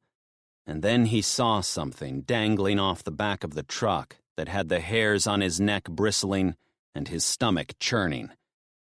Dead dogs. Chapter 6. Gabby forced her eyes open and squinted against the blazing sunshine. Groaning, she rolled her tongue around her mouth and spat out sand. She snapped her eyes shut again and winced at the tiny granules grating against her eyeballs. Fighting the sting and the glare, her blurry vision gradually ebbed away, and it took her a while to work out what she was seeing. I'm on the beach. Spitting more grit from her lips, she sat up. God damn it, I had another seizure. As her tongue prodded the gap in her teeth, she scanned the beach. Nobody was looking her way. It had gone unnoticed. Thank God. Anger blazed through her as she dusted off her hands and the rest of her body. The seizures were becoming more frequent, and according to Max, they were lasting longer each time. To her side was a jumble of plates that she must have been holding when she'd keeled over. 2 were broken. Shit! Scooping up the pieces, she glanced around again. Still nobody was watching. Quickly digging a hole, she shoved the broken bits into the pit and covered it over. The evidence was gone. It'll be my little secret. Getting back to the job she'd been doing, Gabby kneeled in the shallow water, and with a scoop of sand, she scrubbed out the remains of last night's fish stew from the saucepan. It had hardly been a stew. Certainly nothing like the hearty stews she'd had back home. Ironically, while last night's meal had been loaded with crab meat and chunks of fish, it was vegetables she was craving. Maybe it was her diet that was intensifying her condition. She huffed. If it was, then there was nothing she could do about it anyway. The only meal items they had that could be considered vegetables were seaweed, and the leaves, flowers, and roots of a yucca plant that Bronwyn had identified as edible. Either way, she was getting mighty sick of coconut for breakfast, lunch, and dinner. On the odd occasion, Sykes would allow them to delve into the IKEA supply, and the older ladies would create an amazing fish curry. But Sykes only allowed those luxuries when morale was nearing rock bottom, or when someone severely hurt themselves, like the night before last when Ethan had fallen onto a sharp shell that had taken a decent chunk out of his shin. Thank God for Gladys. She had stitched him up, so he should be fine. Just like Max and Sykes. Sykes still had a limp, and Max carried on as if missing 2 fingers wasn't an impediment at all. She'd give anything to have her missing tooth back, though. Her tongue had taken to poking through that gap in her front teeth non-stop. It was a constant reminder that at any second she could have another seizure, fall over face first and knock herself out, and possibly lose more teeth. Gabby reached for a stack of plates, but turned toward a hideous sound behind her and searched the bushes. Someone was throwing up. Is that Madeline again? Wiping her hands on her skirt, Gabby strolled through the bushes toward the noise. A flash of red in the distance caught her eye. It was Madeline. "Hey, Maddie, are you okay?" Madeline shot Gabby a horrified glare. She clearly hadn't wanted to be seen. Gabby understood that. Nobody wanted to be caught when they were at their worst. It was an ironic admission, given that it had been one of her main objectives during her career. Regardless, she continued toward her. She'd known Madeline for about 5 months, and yet the younger woman still remained distant with her. Gabby had tried so hard to push through her stony facade, especially at the beginning, when she'd wanted to show her appreciation for saving Sally. But it was like cracking cement with a toothpick. Maybe our paths have crossed before, and maybe I did something that Madeline can't forgive. Shoving a few scraggy bushes aside, Gabby was nearly at Madeline when the dancer bucked forward and heaved again. Gabby fought her own wave of nausea as she reached out and rubbed Madeline's back. "You poor thing." Madeline coughed and spat on the ground. "Something's not agreeing with you. Are you okay?" Given that they had no means for refrigeration, it was a wonder more of them didn't have upset stomachs. "I think so." Madeline met Gabby's eyes. Her mouth fell ajar like she wanted to say something, but whatever it was, she resisted. Gabby wanted to tell the younger woman that whatever was bothering her, it was going to be okay. But the moment evaporated when the blood drained from Madeline's face, and she vomited again. "Oh, you poor love."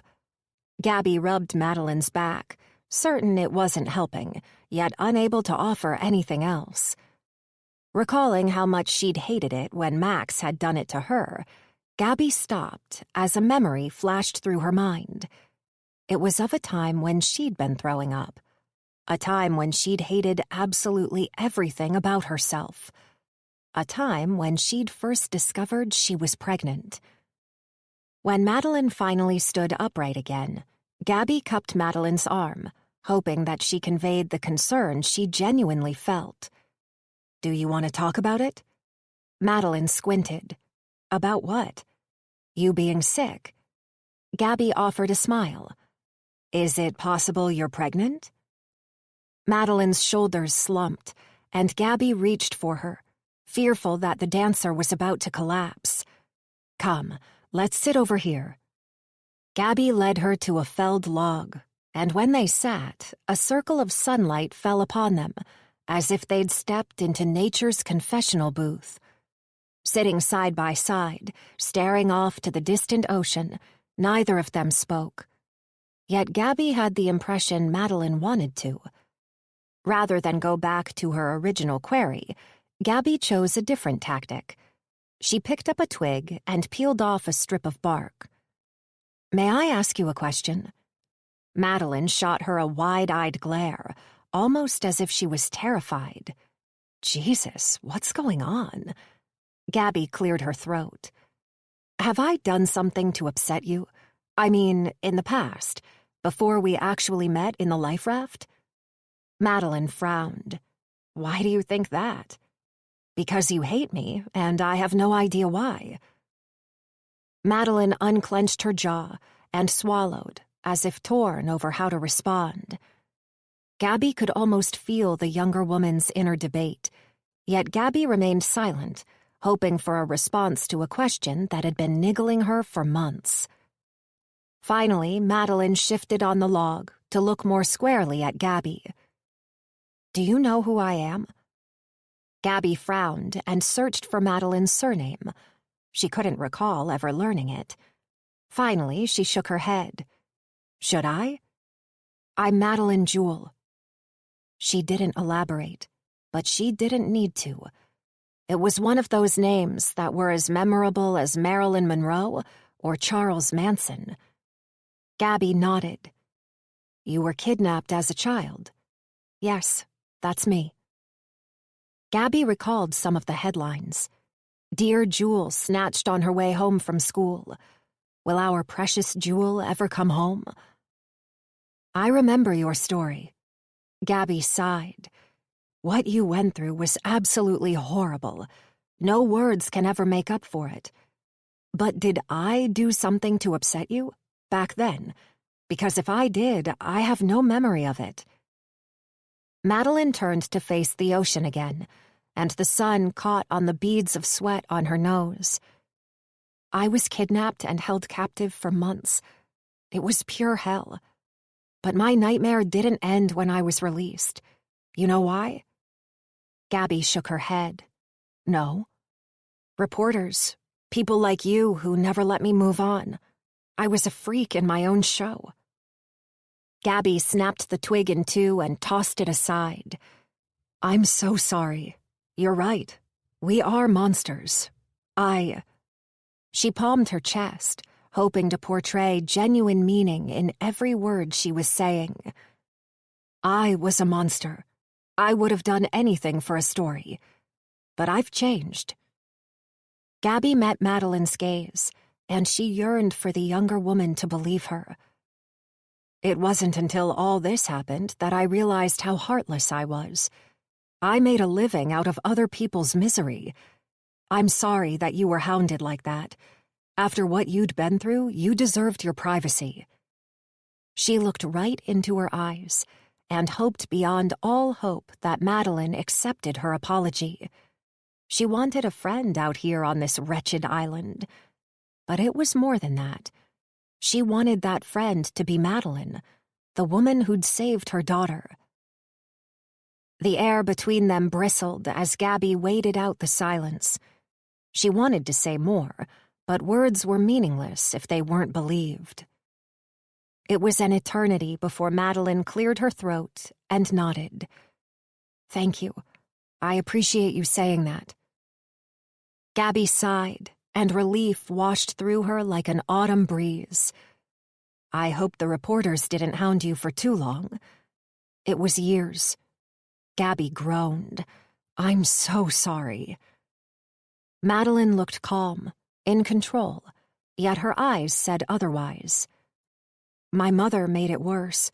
She chased the reporters, begging them to do another feature on me. She had a little black book with the names of every reporter she could find. You were probably in there. Gabby's gut twisted, and she must have scowled or something, because Madeline cocked her head. She did, didn't she? Now that you mention it, yes. An ugly wave of guilt washed through Gabby. It was a few years after you were rescued. We were planning on doing an entire segment on you, but... Gabby squirmed. Would you believe you were trumped by Michael Jackson's arrest for child molestation charges? Madeline rolled her eyes. That's ironic. Yeah. Your mother didn't give up, though. She was a bitch. I hope I'm never like her. Madeline scrunched her nose. You're going to be an amazing mom. Madeline shifted sideways and frowned as if considering Gabby's statement. Is she pregnant? She is yet to answer that question. But Gabby didn't want to push it. This conversation was the most the two of them had spoken to each other since they'd met. A small smile curled across Madeline's lips, and when she tilted her head sideways, a spear of sunlight filtered onto her face, giving her caramel eyes a coppery shimmer. Thank you. I want to be an amazing mother. Like you. Gabby jerked back, blinking at Madeline. What? Madeline frowned. You don't think so? No, I don't. I've been a terrible mother. I didn't even want children. Jesus, I can't believe I said that. Madeline's eyes widened. Why? Gabby's mind twisted into knots, and she flicked her hand, trying to act aloof. It's a long story. Well, Madeline spread her arms wide. We've got nothing else to do. Oh, geez. Closing her eyes, Gabby breathed in deeply, hardly able to believe she was tempted to reveal a part of her history that she'd never told anyone. But as much as it horrified her to share it, it also felt right. The two of them were building a bridge to mend their friendship, and finally they had several bricks in place. It was progress, but it was more than that. Madeline was the right one to share it with. If revealing a secret that she'd never told anyone was what she had to do to convince Madeline that she'd changed, then she was ready. Gabby dug her feet into the sand, grinding the coarse grains between her toes. Unlike you, I had an amazing childhood. My mother was the epitome of homely bliss. She baked and sewed. She helped with my homework and volunteered at my school. I couldn't have asked for a better mother. Okay, and your dad? He was a state senator. Mom was so proud of him. He was away a lot and always came home with a toy and a massive hug for me. In other words, you had a perfect life. Madeline rolled her eyes. So it seemed, but it was all a lie. Madeline's eyes narrowed, maybe searching to see if Gabby was telling the truth. My mother was on her deathbed when she told me who my real father was. Oh dear. Gabby pictured her mother as she'd uttered that secret. Her pale skin that was so thin her blue veins were as visible as tattoos. Pasty white gunk on her lips that smacked together as she spoke, and lower eyelids that drooped so much the red underside showed. Gabby clenched her toes, forcing sand under her toenails. My real father was... Gabby swallowed. She'd never uttered these words before, not even to Max. My mother and her brother. Oh, God. She shuddered as the image of her uncle flittered across her mind. His hugs had always lingered too long. She'd often caught him looking at her as though he was trying to read her mind. He'd given her the creeps. Your father was your uncle? Gabby nodded. Mom said they'd loved each other. Whenever Dad went away, which was often, he was there. Apparently, they'd been fucking since they were teenagers. The words spat from her tongue like bitter lemon. Madeline's eyes grew wide. Jesus, did he know he was your dad? Disgust wove around her heart like a thorny vine. Yes, at least my mother said he did. Wow. Did you ever confront him? I never got a chance. He killed himself when I was 17. Gabby huffed. My mother blamed me for his suicide. She ramped up her drinking and died of liver cirrhosis 4 years later, just before my 21st birthday. What about your father? Did he know he wasn't your real dad? I went to him after Mom died. He denied it. He said I was trying to ruin his career with salacious lies. We had a horrendous fight and haven't spoken a word to each other since. He's never even met my children. Madeline blinked at her like she had a question brewing, but was too nervous to ask. Taking a guess, Gabby said, Max doesn't know. Oh. Something flitted across Madeline's eyes. Pity, maybe? Or disappointment? Gabby lowered her gaze. How could I tell him? He so desperately wanted children. But I pretended my career was the reason why I didn't want kids. The whole time I was pregnant, I prayed my mother had been lying. I was so stressed that my babies would have a genetic disorder. Madeline blinked at her. Incest. Believe me, I've done a bucket load of research. I got lucky. Gabby stared out to the ocean where a pair of eagles circled in the sky. My God, Gabby, you poor thing. Gabby's tongue slotted into the gap in her teeth. You know what I wish? That we were back home living our normal lives? Gabby chuckled. Besides that, I wish my mother had never told me. Some secrets are better left untold. My life has never been the same since then. She could have gone to her grave with that secret, but she wanted to inflict a final cruel blow. Why, though? She said she'd always hated me. What? Doesn't sound like it. Not with the way she treated you. It was all about appearances. Dad was a state senator. He was voted into office on the back of his family values. Once she fell pregnant with me, her brother stopped. Gabby couldn't even say the disgusting words. Madeline nodded. My mother was all about appearances, too. They fell silent for a while, staring out to the ocean. Gabby inhaled a deep, calming breath. I've been doing lots of thinking since we landed on these islands, and I've come to realize that my life could have been very different if Mother hadn't made that deathbed confession. The truth doesn't always set you free. Madeline huffed. We're a crazy pair, aren't we? If you mean fucked up, then yes. Gabby giggled, and soon Madeline joined in. Tears formed in Gabby's eyes as she reached over and wrapped her arms around Madeline. It was the first time she'd ever truly hugged a woman, and Gabby's heart swelled so big she could hardly breathe. It was a very long while before they eased apart. Madeline cocked her head and smiled. Your secret is safe with me. I'd like to say your secret is safe with me. Gabby nodded at Madeline's stomach. But you're not going to be able to hide it for too much longer. Madeline rested her hands on her midriff, and her expression twisted. I know. I need to tell Sterling, but I'm just so nervous. What if he doesn't love... A racket erupted behind them, and Sterling came crashing through the bushes like a three-legged bull. Both Gabby and Madeline stood. Jesus, I've been looking everywhere for you. Are you okay? He reached for Madeline and tucked a lock of her hair around her ear.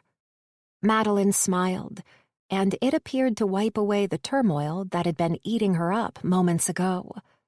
I'm fine, just a bit of an upset tummy, that's all. As he wrapped his arm over her shoulder and tugged her close, the concern in his eyes was sweet and genuine. Madeline didn't need to have any fear. Sterling's love for her abounded. He turned to Gabby. Thanks for looking after her. Gabby shrugged. Anytime. Sterling led Madeline away, and as Gabby strolled back to the beach, she felt like she could soar like the eagles, swirling in the updraft above her.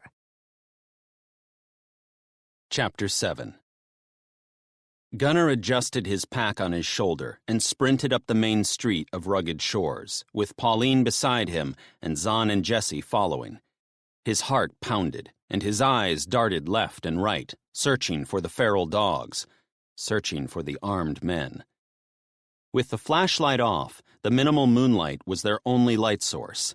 He couldn't decide if that was a good or a bad thing.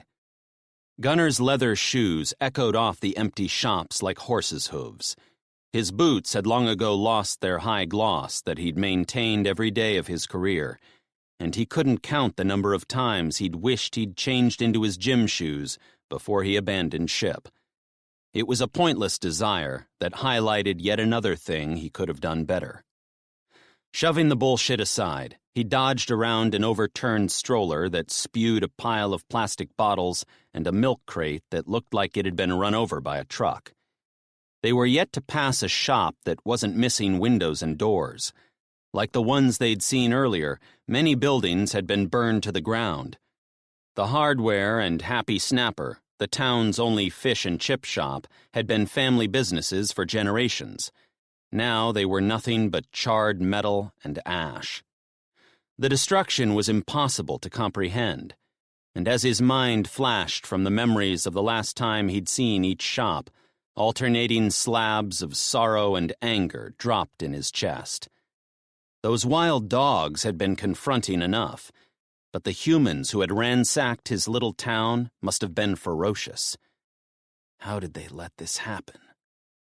Although he knew these streets like the back of his hand, car wrecks, overturned dumpsters, and piles of rubbish had changed the landscape. He no longer recognized his hometown. They left the main strip and ran up the street that he'd driven along 1,000 times. A light flickered in the darkness ahead, and grabbing Pauline's arm, he dove behind a burned-out Volvo. Zahn and Jesse shuffled in beside them. Male voices echoed about the abandoned buildings. "Is it the men from that truck?" Pauline whispered. "Don't know." Gunnar peered at the flickering flames through the Volvo's shattered windshield. 6 men were chatting as they stood around a fire contained within a 44-gallon drum. Nothing nasty or sinister, just a bunch of guys out for a quiet night. Except that they were doing it in the parking lot of his daughter's kindergarten, and the creature they had roasting over the fire was a dog. Jesse's comment about how desperate people would be screamed in his ears. "I need a closer look."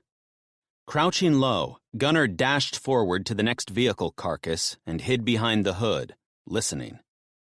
He eased up to peer over the top. The men were all very skinny. Not one of them was smoking, and there wasn't a beverage amongst them. Gunnar knew just about everyone who lived in rugged shores. He didn't recognize any of these men. 2 small kids came out of the school building. Their clothes were in tatters, and neither of them was wearing shoes. These people were doing it tough, but were they friendly? The other 3 joined Gunnar's side. "Oh my God, is that a dog?" Pauline slapped her hand over her mouth. "Yep." Jessie said it almost gleefully. "Told ya, people will be mighty desperate by now." Gunnar was torn between talking to these strangers to find out what the hell had happened to his hometown and diverting around them and continuing on to his family. An eerie howl somewhere far behind him had a shiver scurrying over his back.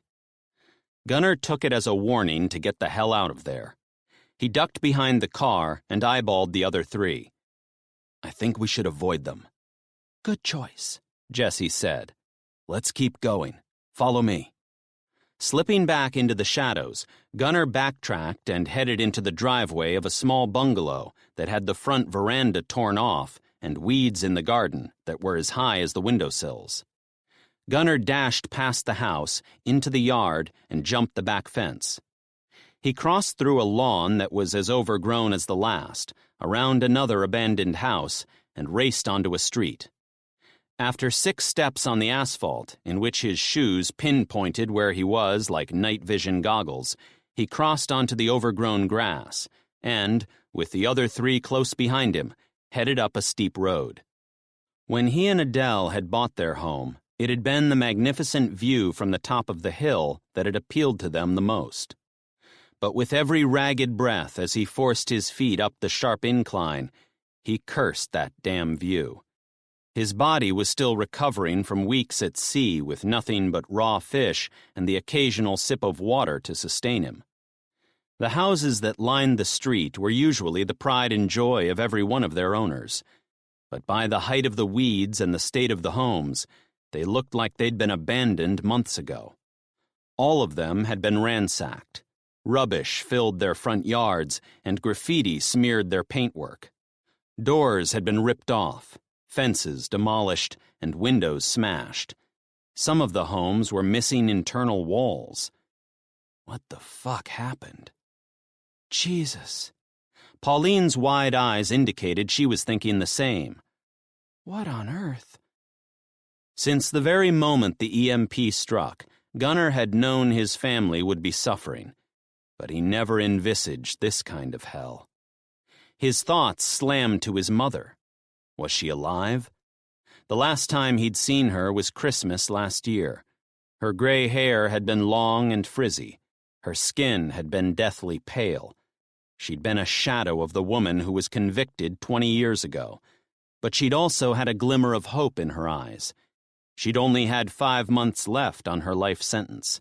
That had ended 9 weeks ago. Impossible questions dripped like battery acid. Did they set her free? And if they did, where did she go? Clutching his backpack strap, he shoved the pointless thoughts aside. His first mission was his wife and daughter. Then he'd get his mother. But with every step he took and each deserted home they passed, a debate raged in his mind. They won't be there. Yes, they will. You're wasting your time. But I need to see for myself. Using his arms for momentum, he clenched his fist and powered up the hill. Finally, he turned onto Panorama Vista, and his gut clenched. Every single person who lived in this street had been his friend. They took pride in their homes and gardens. Their little slice of rugged shores was normally teeming with life. Kids riding bikes in the street, neighbors having barbecues. The whole street was deserted. Acid churned in his stomach.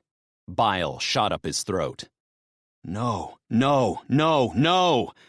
This can't be happening. Gunnar sprinted along the middle of the road, dodging car wrecks and rubbish. Where is everybody? It was an absolute ghost town. Albert, Jesse's dad, had said millions of people would die, but Gunnar never thought it would affect his hometown. Not like this. His house emerged from the darkness, but replicating every other house in rugged shores, not a single light was on. The weeds in his front yard nearly hid an overturned shopping cart filled with soiled newspapers and rubbish. Adele! Fear poisoned the final threads of hope he'd clung to. Bella! His mind shredded to pieces. Gunnar jumped over his toppled letterbox and dashed through his open front door. Adele! Bella! I'm home! Shoving caution aside, he turned on his flashlight. His gut twisted. His legs threatened to buckle. His home, the beautiful place where they'd raised their daughter and had perfect home-cooked meals, was unrecognizable. The furniture was either gone or ripped apart. Graffiti and crap covered the walls and floor. Holes had been punched into plasterboard. Glass and mud soiled the carpet that Adele had taken months to choose. Every door on the kitchen cabinets was gone. Every cupboard was empty. He raced upstairs, striding 2 at a time. Adele! Adele! With each step, the tiny flickers of hope were obliterated. He ran into Bella's room. A breath died in his throat. No! Bella's beautifully decorated bedroom was completely trashed. Her bed had been reduced to a bare bed frame, and her cute pink dressing table that she'd decorated with fairy stickers had been smashed to pieces. All her clothes were gone. Clenching his jaw, he followed a line of spray paint on the wall as he dashed to his bedroom. His heart skidded to a halt. It was a total shambles, and a huge brown stain on the carpet looked like something had died there a very long time ago. Fuck! Gunnar screamed until his lungs burned. He fell to his knees. A sob burst from his throat. Dragging his hand down his face, he scanned the room. The bed was gone. Adele's favorite matching side tables and chest of drawers were nothing but pieces. Not a single personal item remained. Even their wedding photo that had been on the wall was missing. Finding his family had been the only thing that had kept him going. Tears blurred his vision. Adele, where the hell are you? An iron fist crushed his heart. He feasted on the agony. It was his punishment. I'm too late. I should have been here months ago. His gaze drifted to the ensuite. A flash of pink on the mirror caught his attention. Launching to his feet, he ran into the bathroom. On the glass was a kiss in bright pink lipstick. His heart lurched. It was Adele's favorite shade. He ran his fingers over it. "Adele, where are you, sweetheart?" As he stared into the shattered mirror, handwriting appeared in the reflection. He turned around. On the wall behind the door, written in Nico pen, was the word attic. Gunnar scrambled around to their walk-in closet and looked up. The cover over the attic was intact. "Adele! Adele!" Resting the torch so it shone upward, he climbed the empty shelves and pushed on the attic access door. It popped up, and he shuffled it over. "Adele!" The silence sliced a new hole in his heart. Grabbing the torch, he dragged his body into their tiny storeroom that had only ever been used to hide Christmas presents from their inquisitive daughter. "Adele!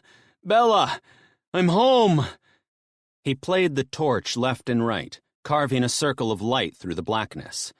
With his heart in his throat, he scoured the corners, petrified by what he might find. They weren't there. But the usually empty area was crammed with items. The mattress from Bella's room was at one side with a pile of clothes heaped on top, empty packets and bottles, and Bella's favorite reading books and coloring pencils were scattered about. A milk crate with plates, cups, and cutlery was at the side of the mattress, along with 2 empty buckets. Bella's miniature table and chairs were up there too. Upon the table were 2 bowls and spoons. Whatever had been in the bowls had gone moldy a long time ago. They were living up here? Gunnar scanned the area again, trying to picture Adele and Bella hiding in the attic. Dozens of questions blazed through his mind. How long were they here? Were they alone? Were they scared? Gunnar knelt on the end of the mattress, and a lump beneath the foam jabbed into his knee. Easing back, he lifted it. A hole had been dug into the foam to conceal his toolbox. He lifted the lid, and his breath caught. A note was on top. Adele's left-handed cursive was unmistakable. His fingers trembled as he read through blurry vision. "Dearest Gunnar, if you're reading this, then you finally made it home. About time." Gunnar huffed. He could picture her smiling as she wrote that.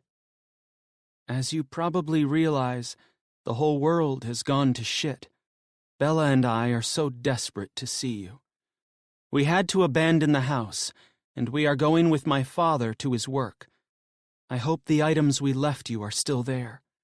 Now hurry up and get your ass to us. We can't wait to wrap our arms around you.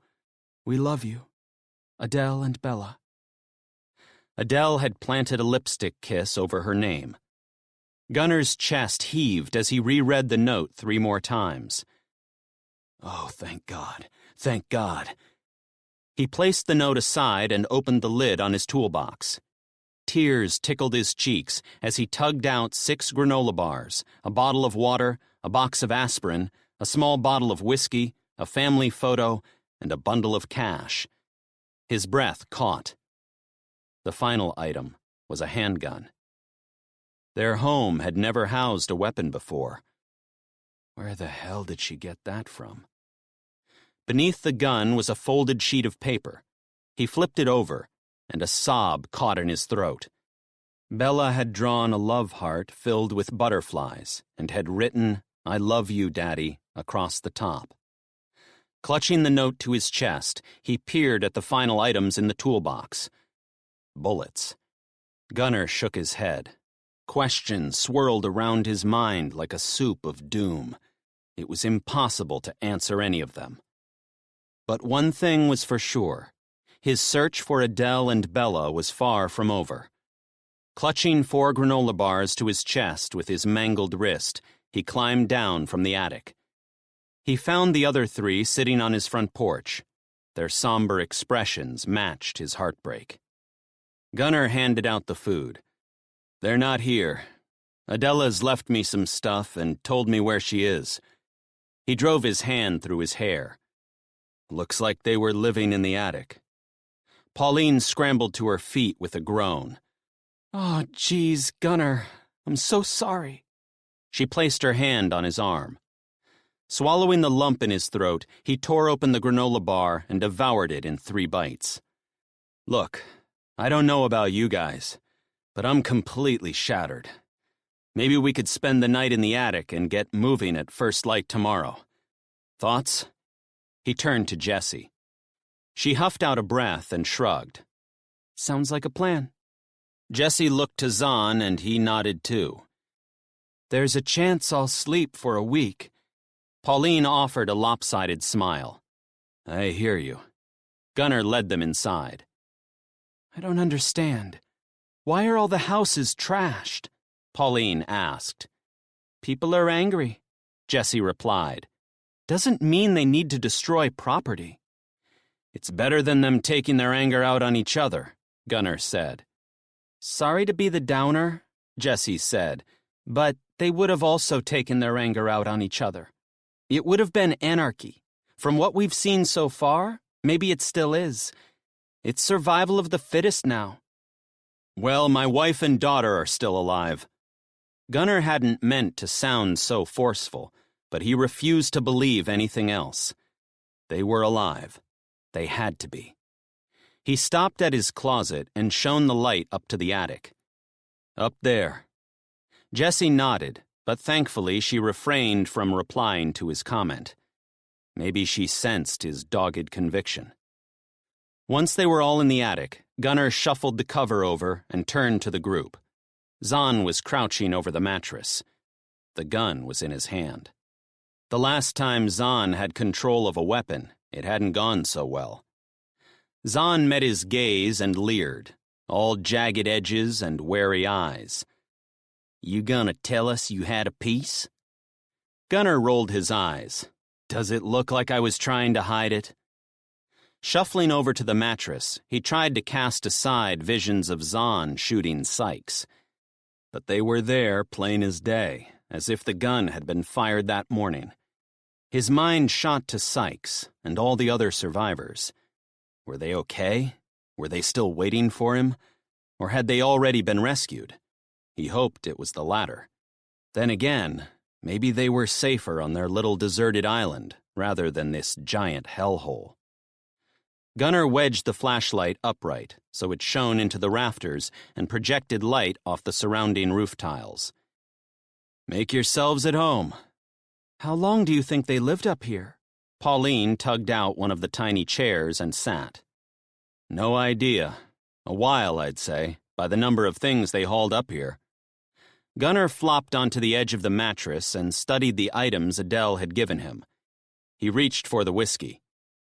Your wife was smart to leave you that. Jessie nodded at the bottle. Gunnar frowned. This? Yeah, it's worth way more than those $100 notes Oliver gave us. People will want to barter for that. Same goes for the aspirin. And trust me, we're going to need that gun. She obviously did her homework. Gunnar tried to picture Adele putting this collection together, and an overwhelming wave of desperation barreled through him. They'd never talked about prepping in any context before. Since she'd got the all-clear from her cancer, life had been easy street. Especially after Bella was born and their family had been complete. He earned good money working on the cruise ship, and they'd never missed out on anything. Pauline yawned, and it triggered a yawn from him too. He flicked his hand to the mattress. Pauline and Jessie, you two take the bed. He shrugged at Zahn. Sorry, buddy, but you and I have the floor. Zahn snapped his neck left and right, and it made 2 sickening cracks. Don't mind me none. I've had worse. Gunnar plucked the items off the mattress and placed them onto the table. There you go. Pauline shifted onto the bed, but she sat cross-legged rather than laying down. She glanced at Gunnar. A silent beat crossed between them. Something was truly bothering her. Gunnar waited, hoping she'd say it. Then again, from the worry in her eyes, whatever it was, he most likely wouldn't have an answer to it anyway. She swallowed. You said Adele left a note for you. Did she say where she went? Gunnar just about crumbled. He did have an answer. Yes, she and Bella have gone with Adele's father to his work. It makes sense because he works at Walmart. It's a great idea. They'd have everything they need there to survive. Yeah, as long as they could protect it from being ransacked. Jessie rolled her eyes as she sat beside Pauline. Pauline turned to the 20-year-old. You don't seem surprised about everything that's going on. Jessie tugged on her earring. Like I said before, for a very long time I've been listening to my dad talk about SHTF moments that were going to fuck up the world. SHTF? Gunnar asked. Shit hits the fan. She grinned and Gunnar frowned. Is Jessie actually enjoying this? But Pauline angled toward Jessie more. That was just talk. Nobody could have possibly predicted this kind of mayhem. Unfortunately, you're wrong. Discussions around a terrorist or natural EMP strike and their potential to wipe out the entire electrical grid have been happening for decades. And it was never if it was going to happen, it was when. Dad and his friends anticipated it would strike in their lifetime, and they've been preparing for it for as long as I can remember. That's why he's so angry that he wasn't home when it happened. Gunnar rolled his shoulders, trying to work a knot out of his neck.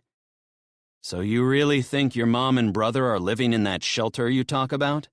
They better be. We've been practicing bugging out since I was a kid.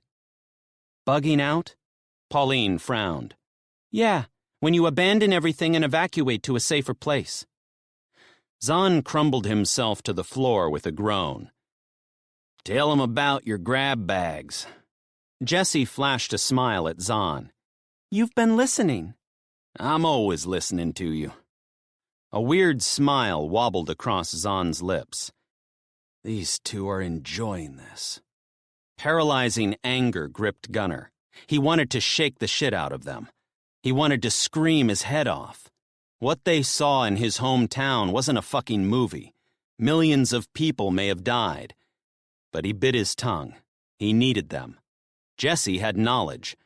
Zahn had a crazy recklessness that had saved them already today. And Jessie's family had a pool of resources that may get them out of this mess. Jessie curled her hair behind her ear. We had bags packed at our homes that have emergency stuff in them like rations, weapons, and radios. Radios? Gunnar sat forward. Maybe we'll be able to organize a rescue for your dad and the others.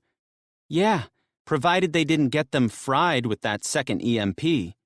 Her daddy was mighty pissed about that. Zahn picked at something in his teeth with his fingernail. He sure was.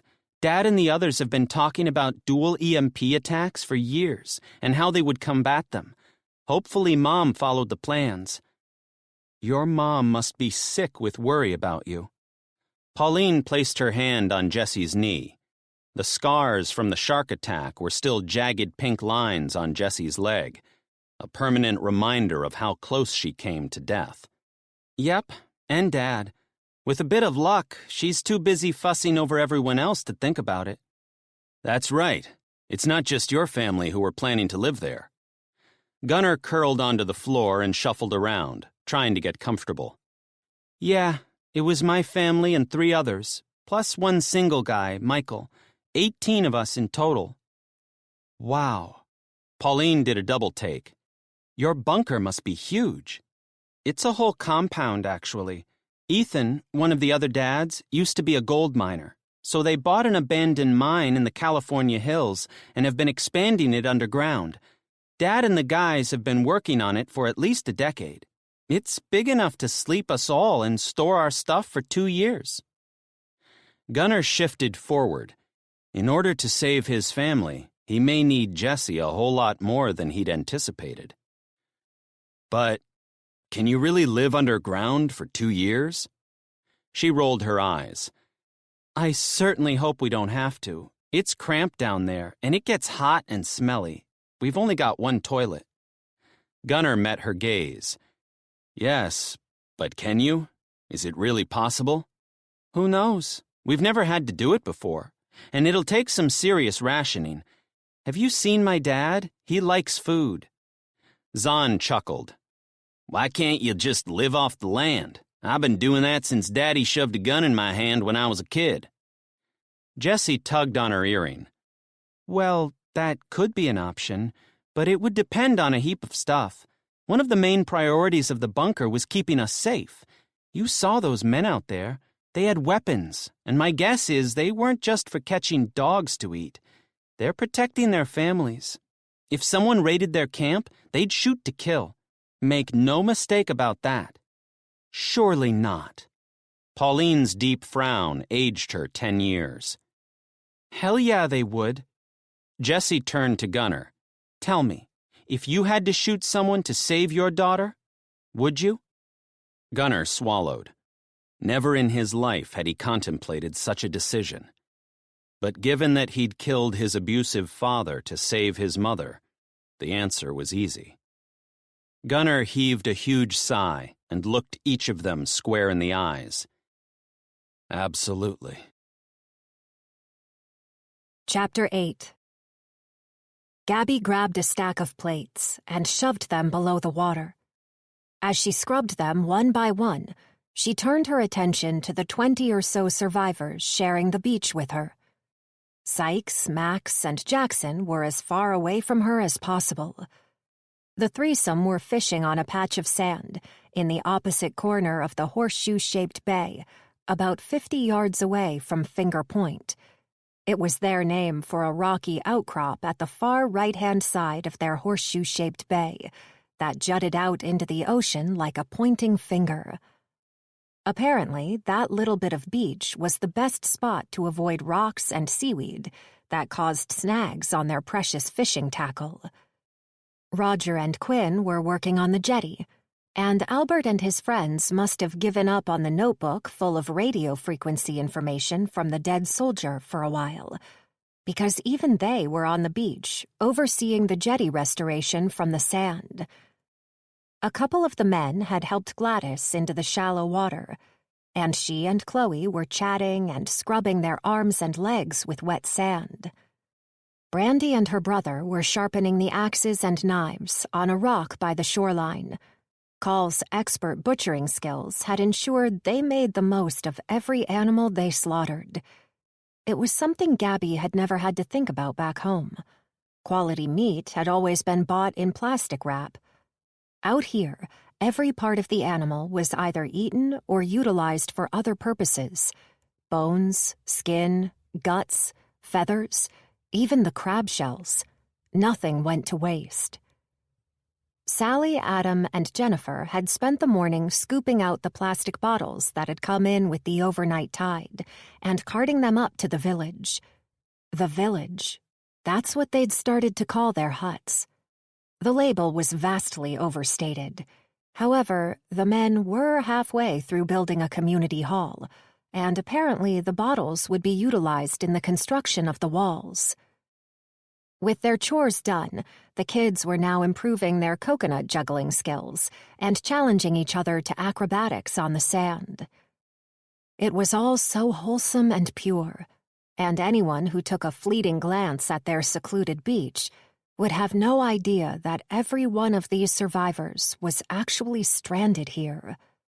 Except maybe when the onlooker spotted Bronwyn and the older ladies, who were redecorating the graves 50 yards away with fresh flowers and plastic decorations.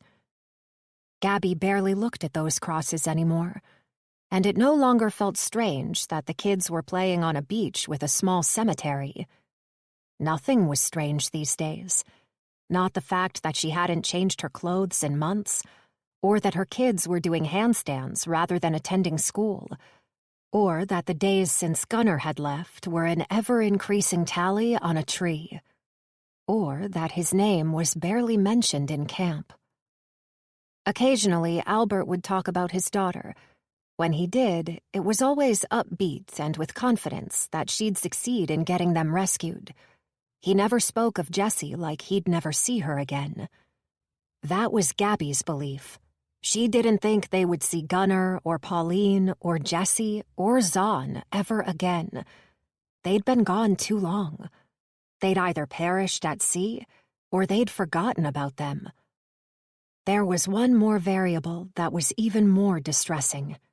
That they'd reached America as planned, But their country had been catapulted so far backward by the EMP strikes that they had neither means nor intention to rescue a bunch of their own from a deserted island in the middle of nowhere. Gabby swirled water into a cooking pot to do a final rinse, placed it aside, and grabbed another. This was what her life had been relegated to. Her skills that had elevated her to the top of her field back home were utterly useless on the island. Someone had to do the dishes, but she had no idea how it had come about that it was her job, twice a day, every single day. She didn't mind. It was satisfying taking all the dirty dishes and making them clean. What she hated was that once it was done, she had nothing else to do. For hours and hours, day after day, she did absolutely nothing. Never in her life had she spent so much time staring into the distance. "Look, Mom!" Adam called to her from a little way along the beach. Squinting against the sunshine, she turned to her son. He had his hands in the air, ready to do a handstand. "Ready?" She nodded. "Yes, show me." He fell forward, flicked his feet into the air, and walked on his hands toward the shoreline. It wasn't until he was up to his elbows in the water that he splashed down. Jennifer clapped and squealed, then attempted to do the same. Each time, she tumbled onto the sand. Then, giggling, she'd dust her hands off and do it again. Sally tried hard to keep up with Adam. She tried damn hard. But ever since she'd sustained her injuries on the cruise ship, she was either off balance or had lost her core strength. Probably both. Not that it seemed to bother her. She smiled all the time and appeared so happy. Her near-death experience was apparently a distant memory. A sigh tumbled from Gabby's throat. It was lovely to see the kids playing such innocent games. But Gabby couldn't help the nagging feeling that a decent education wouldn't return to their daily lives for a very long time. She huffed. Maybe this is exactly the education all children should have. Dragging her gaze back to the dishes, a spot on the distant horizon caught her eye. Climbing to her feet, she shielded the sun with her hand and stared out between the gap in the horseshoe bay to the ocean beyond. Her heart skipped a beat. Tossing the plate aside, she ran up the beach to the shipping container, climbed the ladder, and searched for the anomaly again. There it is! A boat! Jesus, there's a boat! Nobody glanced in her direction. She cupped her hands around her mouth. "Adam! Adam!" He turned, looking for her. "Up here!" She waved for his attention. "Quick, run to Sykes and Dad and tell them there's a boat! Quick!" Adam shot his gaze from her to where she pointed, then took off, flicking sand behind him as he sprinted along the beach. "There's a boat! A boat's out there!" As he passed each person along the way, his squeals drifted to her. This was their first sign in months that there was another world beyond their island. Could it finally be Gunnar and the others? But the boat was small. Too small. If this was Captain McCrae, why hadn't he sent an entire Navy fleet? Gabby split her gaze between the dot in the distance and Adam's dash along the beach. He hadn't quite reached Sykes when their leader leaned over to collect the binoculars that were ever present at his side. As Sykes turned his attention out to sea, Adam and Max did the same. Sykes spun around. Adam, Max, Jackson, and Sykes shot away from their fishing spot like the devil was on their tail. Gabby expected to see smiles on their faces and a skip in their step. But it was the opposite. Their expressions were twisted with horror. They waved their arms like crazy. Their legs moved like Gallipoli runners with a bullseye on their back. Dread as thick as crude oil slithered into her stomach. She dashed for the ladder. Halfway down, a word reached her that shot terror into her bones. "Pirates!" Chapter 9. Gunnar snapped his eyes open. Hey, dickhead. Oi, we gotta get going. Zahn nudged his boot to Gunnar's shoulder. Squinting against the dimness, it was a couple of thumping heartbeats before Gunnar recalled where he was.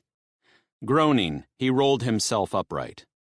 A spear of light piercing through a hole in the roof had his heart hitting a wilder beat. Christ! What time is it? Daytime. Get up, dickhead. Listen, Zahn, my name is Gunnar or Captain. You choose.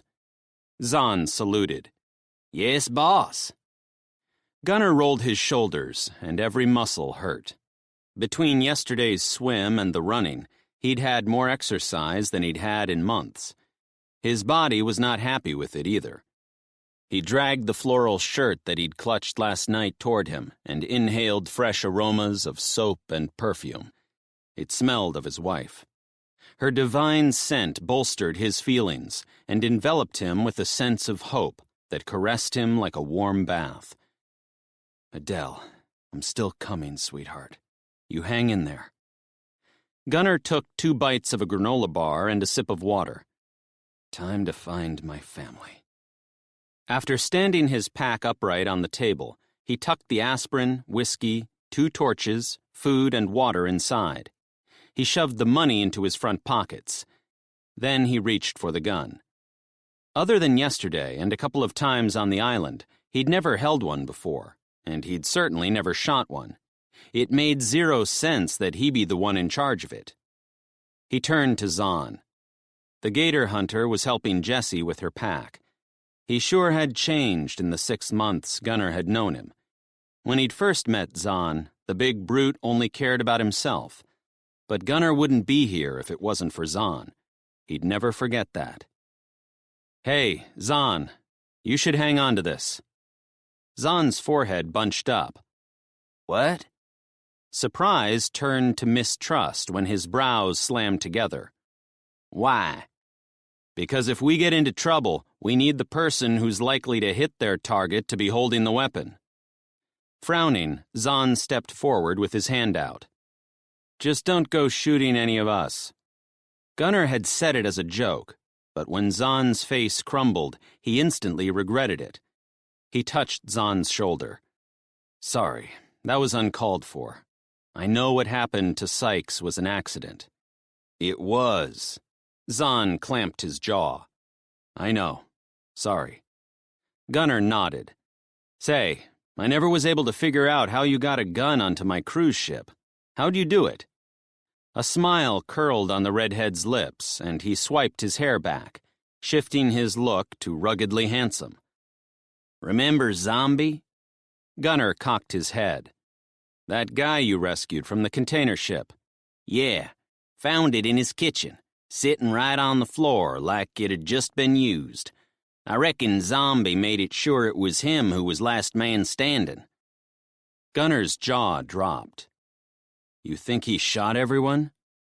Zahn swept his gaze to Jessie. Dunno. He would have been real desperate. Gunnar half huffed, half chuckled. Right. Well, let's make sure we're not on the wrong side of that kind of desperation. Is there a right side to it? Pauline's twisted expression highlighted her turmoil. Fuck yeah, one that don't get us dead. Zahn shoved the gun into the back of his jeans. Jessie giggled, and unable to stop himself, Gunnar burst out laughing. Yep, what he said.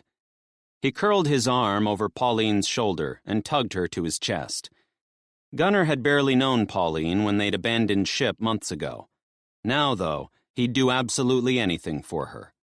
He just hoped it didn't include ending someone's life.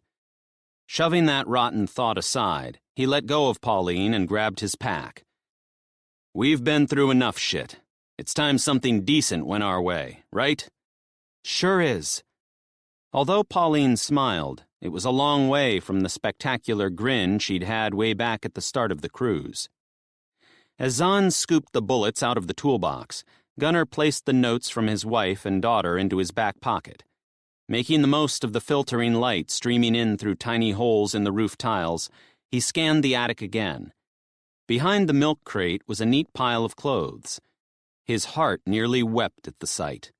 Adele had left him shirts, pants, underwear, and his favorite running shoes.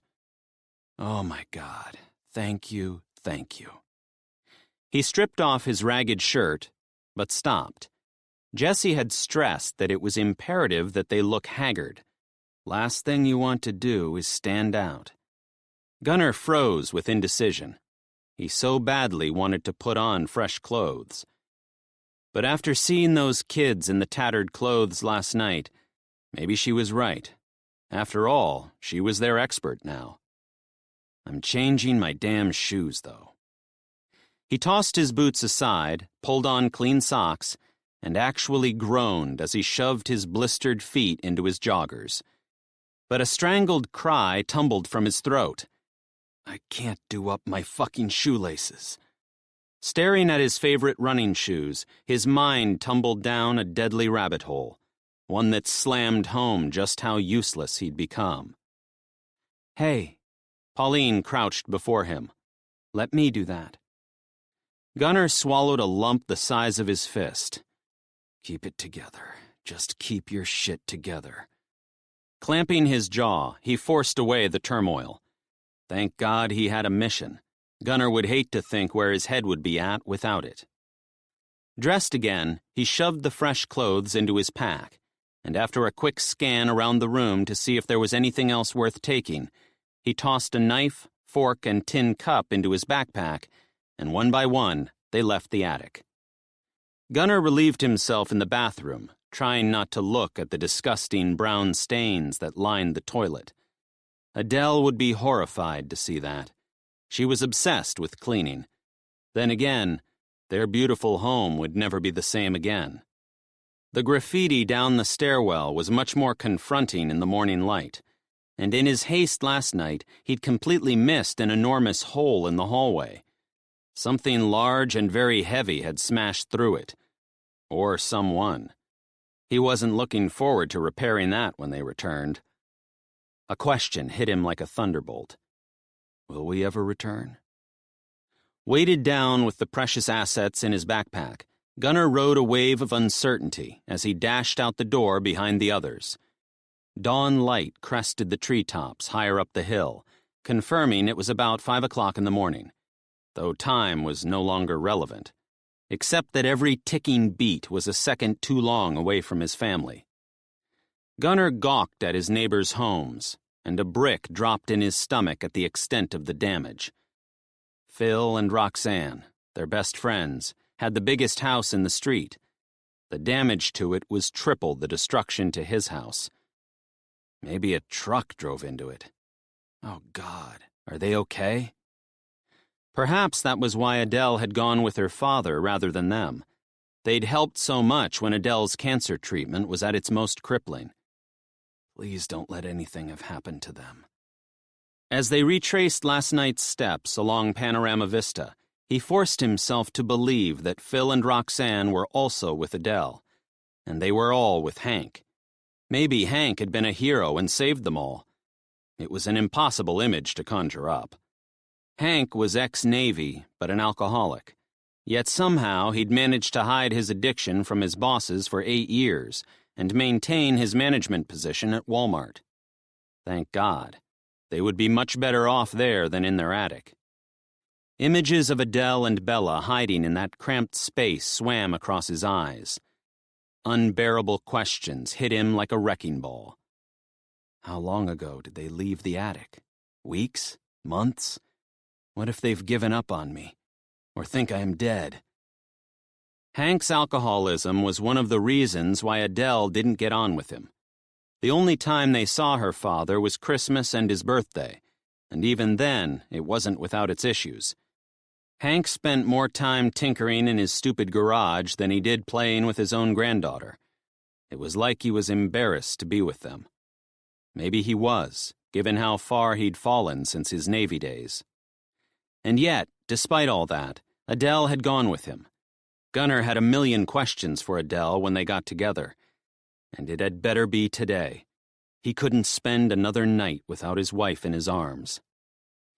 Grateful to be in comfortable shoes, Gunnar scanned left and right as he sprinted down the hill. Arriving at the main street of rugged shores, they ran in a line, with Gunnar leading the way and Zahn taking the rear.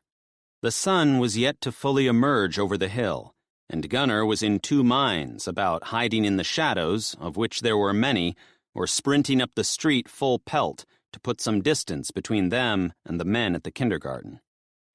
He settled on a combination of both, a quick sprint, then dash into a shop to scope the surroundings.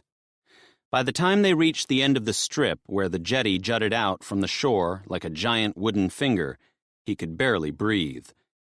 He raced into the derelict ice cream parlor, put his hand on his knee, and sucked in air. "I'm so unfit. You and me both, Captain," Pauline wheezed beside him. Gunnar wished she'd stopped calling him that. It was a moniker he did not deserve.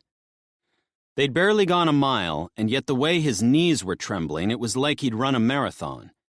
Regaining his breath took so long that the foolishness of their plan cemented in his brain. Roots of impending failure strangled him. They weren't going to make it. Not on foot like this. Not when a pile of men in a truck could come storming up the street at any second. And not when Hank's work was still a good 30 miles away. "Hey, hang on a minute," he blurted. Gunnar turned to Jesse, hardly able to believe he was seeking survival advice from a 20-year-old who looked so sweet and innocent. "Albert said no cars would work after the EMP, but those guys had a truck last night." Jesse's eyes flared like she was pleased he'd asked. "All modern cars have an engine management computer to control everything from the steering to the brakes to the starter motor. An EMP would destroy the lot. And if it was fried, replacing the computer and wiring, let alone finding the equipment needed to do it, would have been practically impossible." She tugged on her earring. "But computer-controlled cars didn't become a thing until about the mid-1970s. So cars older than that could have survived an EMP. That truck last night would have been at least 50 years old, maybe 60. But there aren't too many of them around, unless you're smart like my family. We have a 1962 Chevy truck at the compound and a 50-year-old motorcycle." She scrunched up her face. "At least we did have. Hopefully nobody stole it." A sweeping thought soared through him like an eagle. "Oh my God, Adele's father. He spends every second messing around with old cars in his garage. That's why they went with him. He's got a working car. Yes, it all makes sense. Come on, let's go." Gunnar glanced left and right, hooked his thumb into his backpack, and after peering around the side of the ice cream shop, he ran onto the only road that led out of town. Slotting that piece of the puzzle into place had him settling into a steady pace. Hank's vehicle would help them get to Jesse's bunker, too. Images of the old rust buckets in Hank's garage flashed across his mind. His damn hobby, on which he'd spent a fortune on ancient car parts, was about to save their lives. Thank you, Hank. Gunnar tried to ignore the stabs of pain shooting up his ankles and the ache in his lower back as they ran past abandoned homes, crippled cars, overgrown weeds, and piles of crap that were impossible to comprehend. It was like they'd been dropped into an apocalyptic movie set. It was both surreal and heartbreaking. The air was heavy with smoke and another rancid odor that he didn't want to discern. Gray clouds rolling in from the east nudged toward the sun, yet it was still, like even nature was shocked by what had happened. Initially, the suburban streets they sprinted along were direct repeats of the abandoned homes along Panorama Vista. But on the outskirts of rugged shores, suburbia morphed into an industrial district. The warehouses they passed were like skeletons, picked clean of any semblance of once thriving businesses. Minutes ticked on, as did the hours, and the never-ending road. The sun was a blazing beacon high in the sky, scalding his cheeks just like it had while they'd been lost at sea. That already seemed like weeks ago. They hadn't seen a single person all morning. Albert's prediction that millions would die became a ghost in his ear. How did this happen? In America? Movement farther along the street wobbled in the heat wave off the asphalt. Shush! He spun to the others with his finger over his lips and dashed behind a forklift that had weeds growing through the metal prongs. Peering over the cracked seat, he tried to settle his ragged breathing. A man was pushing a shopping cart overloaded with stuff. With him was a woman and 2 kids. A family, maybe. A destitute family, based on their appearance. The mother was holding a tiny baby in her arms. Black smudges on their faces added to their looks of utter despair. They'd been to hell and back. Deciding it was safe, Gunnar went to move, but Jessie clutched his arm. "No," she hissed. "Jesse, he's a family man. It'll be okay." "They're the worst kind." Her troubled eyes darkened.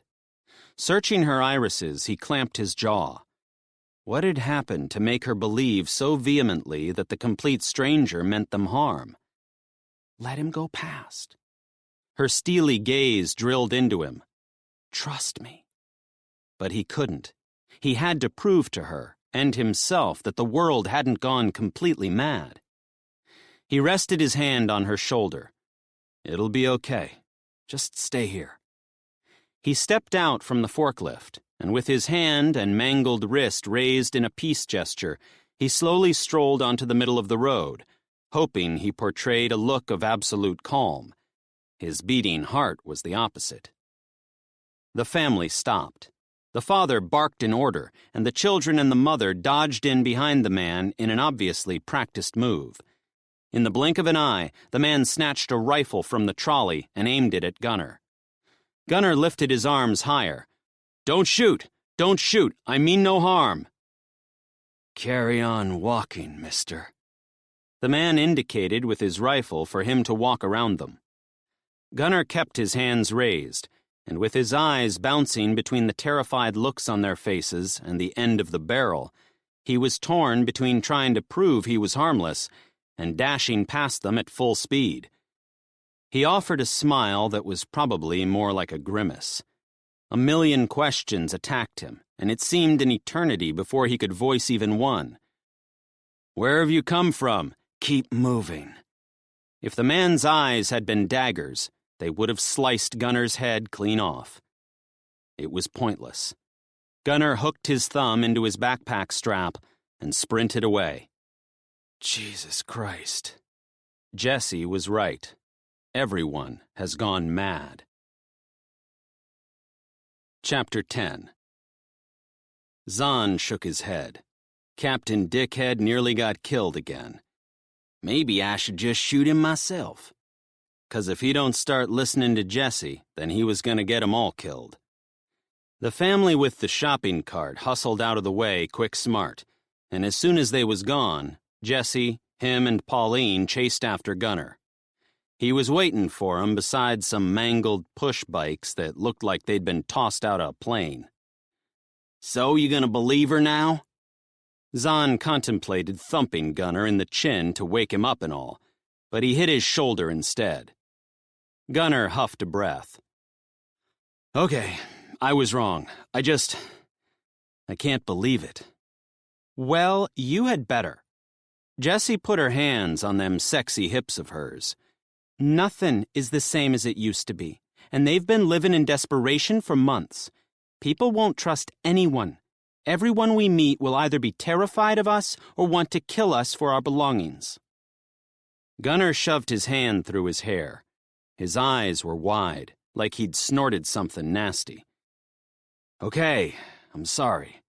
Come on, we need to keep going before I pass out from this heat." Gunnar and Pauline sprinted away. Zahn stayed at Jessie's side and chased after him. He had no idea what Gunnar was bitching about. It wasn't even close to hot. Where he came from, hot was when the asphalt started melting. He was fucking hungry, though. Them granola bars barely hit the sides. What he'd give to be back on that yacht where food was just a finger click away. His stomach growled like a gator, and Jessie must have heard it, 'cause she looked at him and crinkled her nose in that cute way of hers. Her skin was all pink, Jessie was going to be red as raw meat if they didn't get out of this sun soon. "You okay?"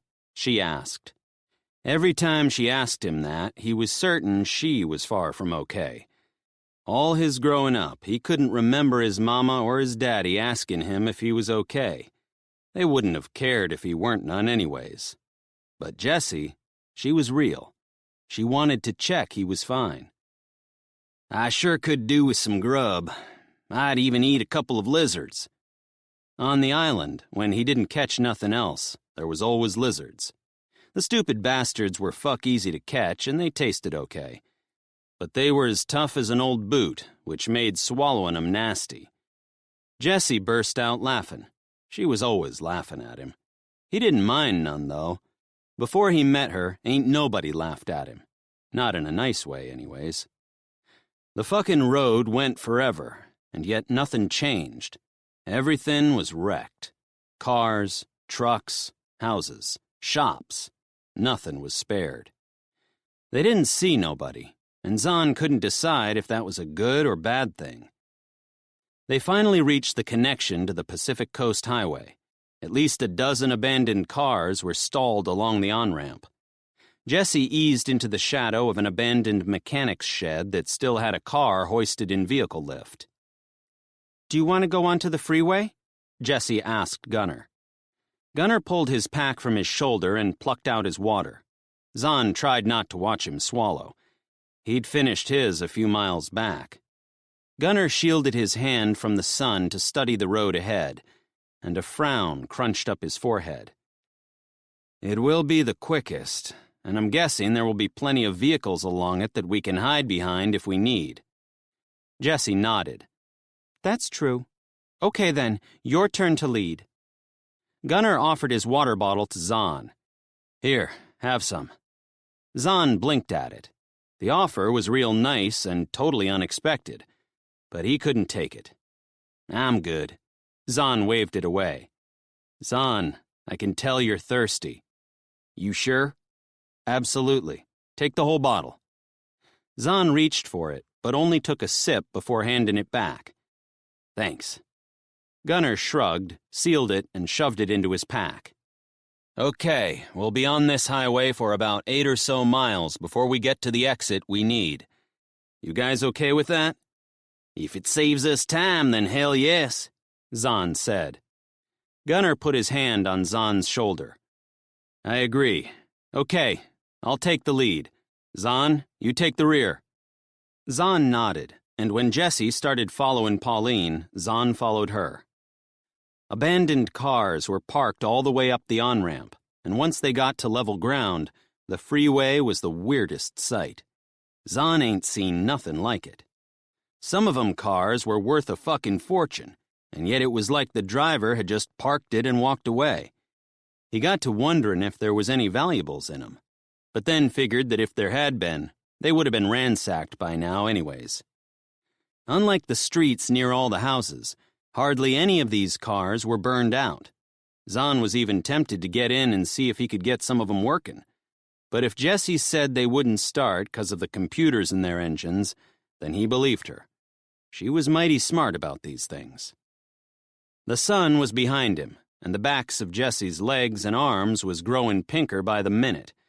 She was gonna be real sore later. But she was tough. Her scars from the shark attack were proof of that. The wounds stood out even more against her sunburn. That had easily been the worst moment of his life. Even worse than when his daddy had chopped off his toe. He hoped he don't ever have to see Jessie in that kind of pain again. A rumbling noise sounded over the pounding of their feet, and like they'd planned it, all 4 of them dived into the long grass on the other side of a semi. Crawling behind Jessie as they went deeper into the weeds, Zahn was treated to a close-up view of her sexy ass. He could have kept on crawling for a week if he got to look at that view the entire time. The 4 of them stopped, ducked behind a mangled bush, and Zahn yanked off his pack and pulled the gun from the back of his jeans. The Smith & Wesson Model 60 was the smallest gun he'd ever held. It nearly got lost in his palm. Zahn flipped out the barrel and double-checked it was loaded. It was, with 5 bullets. not enough. He couldn't remember the last time he'd used a handgun, other than when he'd shot Sykes, that is, which he still don't remember doing. Double-barrel shotguns were more his thing, especially when gator hunting. The snub nose in his hand would barely scratch some of the beasts he'd caught. The rumbling noise got louder. Whatever it was bigger than a car, maybe a truck like the one last night. His stomach grumbled, and it was so fucking loud everyone must have heard it, 'cause they all turned to him. Zahn shrugged. Ain't much he could do about that. Voices from the people on the truck filtered over to him. There seemed to be a whole heap, and Zahn tried to count the voices as he waited for it to come into view. 4? Nope, sounded way more than 4. 7? 20? He only had 5 bullets. The ones in his pocket would take too long to load. If they did have a gunfight, and there were more than 5 men, then they was all fucked. Using the long grass for cover, he inched higher. The truck was coming from the direction they was headed. It was an army truck, an old one, like the ones his granddaddy had shown him at the air show he took him to. A troop holder or something like that. According to his granddaddy, during the war, Zahn's daddy used to fly planes that were so big they drove those trucks right up into him. Telling that story was about the only time his granddaddy had seemed proud of his own son. But the camouflage paint on the truck coming toward him was the only thing that made it look military. Men hung off the sides and sat on the roof of the cabin. Every single one of them was carrying a weapon. They didn't look like they was gonna offer him no help. Zahn ducked back into the weeds and hoped like hell they was gonna keep on going. Jessie was staring at him like she was doing that mind-reading trick. He shook his head, hoping she understood that they had to stay the fuck down, especially Captain Dickhead. He sure was dumb sometimes. The truck got louder, as did the voices. Jessie's breathing did too. She was scared, and that shot a load of dread deep into his gut. Zahn strangled the butt of his weapon, ready to kill any of the fuckers that messed with him. The voices were loud, probably so they could hear each other over the roar of the engine. Every one of them seemed to be talking, so he couldn't understand what the hell they was saying. They were all mashed together. The pig won't be... Is it gonna... No, she didn't. Don't be so... How would you know? Shit, I don't believe... Nothing made sense, but at least they wasn't yelling none. Jessie's breath shot in and out. Zahn's pulse thumped in his ears. Gunner's eyes were wide, the kind of wide he'd seen on raccoons caught in a snare. Zahn flattened his body to the grass and held his breath as the truck rolled past. He counted the beats. 1, 2, 5, 11. They were gone. He huffed out his breath and released his grip on the gun, happy he didn't have to use it. That was a first. Normally, he couldn't wait to shoot something. Jesus, Pauline whispered. That was too close for comfort. You're not kidding. Gunner rolled onto his back and groaned. The sooner we get off this road, the better. We should wait until dark, Jessie said. No, Gunner barked. Sorry. His shoulders slumped. I'm sorry. I didn't mean to yell. He squeezed his eyes shut as if forcing something from his brain, then opened them to look at Jessie. I can't wait another night to find my wife. You can go another... Stop. Jessie halted him with her hand. Zahn grinned. This bossy side of Jessie was totally unexpected, but fucking hot. We are not splitting up. We already talked about it. But we've got to be careful. We just got lucky. We can't afford to test that luck again. Okay. Captain Dickhead nodded. What do you suggest we do? We can keep going, but we've got to be quiet so we can hear everything. We run in a line so we are less visible, and at even the slightest noise, we dive for cover. Yes? Yes. Gunner and Pauline agreed. You want to lead the way? Gunner asked. Jessie looked at Zahn. You okay with this plan? His chest swelled. Nobody cared what he thought. You're the boss. She slapped his shoulder, grinning. Hell yes I am, and don't you forget it. Zahn would have given anything to kiss her right then. She was cheeky and sexy and everything else. But the moment was over when Jessie tugged on her backpack and eased up to look through the weeds in both directions. Zahn pulled on his pack, but kept the gun in his hand. Following her sexy ass, they scrambled out of the ditch, and with Jessie leading the way, they sprinted in a line up the road. Back when they was on the island, Zahn had liked how quiet it was. None of them bugs constantly clicking like they did in the swamps, or gators roaring, or his mama mouthing off. But the quiet on this road and the abandoned cars around them was all weird. Like the whole world had curled up and died like toads on the asphalt. Something wasn't right. And as the sun shunted overhead and their pounding feet got heavier with heat and exhaustion, a rotten feeling settled in his gut, telling him they was heading into a whole lot of wrong. Chapter 11. Run! Sykes's terrified scream blazed in Gabby's ears. Get off the beach! Gabby jumped from the shipping container onto the sand and ran for Sally and Jennifer. But the two of them were ahead of her and were quickly swallowed up by the wave of people. Roger scrambled along the jetty. Sykes and Quinn lifted Gladys from the water into her homemade wheelchair. Max hustled the older ladies along the beach. Run! Hurry! Sykes's screams got louder, as did the sounds of everyone's pounding feet. Gabby drove her toes into the sand, desperate to reach the girls. Run! Run! The terror in Sykes's voice was as sharp as an ice pick.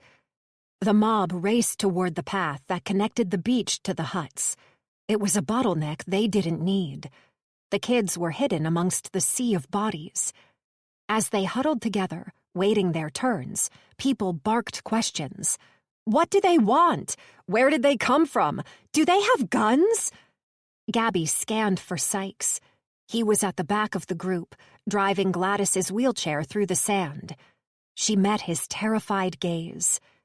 How do you know they're pirates? The blood drained from his face. Trust me, I know. Whatever he'd seen through his binoculars had scared the hell out of him. That was enough for her. Gabby! Max called out to her. Searching for him in the crowd, Gabby tripped over something and tumbled forward. Her head slammed into Albert's back, and he turned to her with his arms out. Keep moving, she barked. Come on, hurry! Albert had lost a massive amount of weight, but it hadn't improved his mobility. Gabby! Max raised his hand. He was behind her, about 6 people back. Sweat had slicked his hair to his forehead. His eyes bulged wide, revealing his terror. You take the kids. What? She glared at him. What about you? I need to help the others.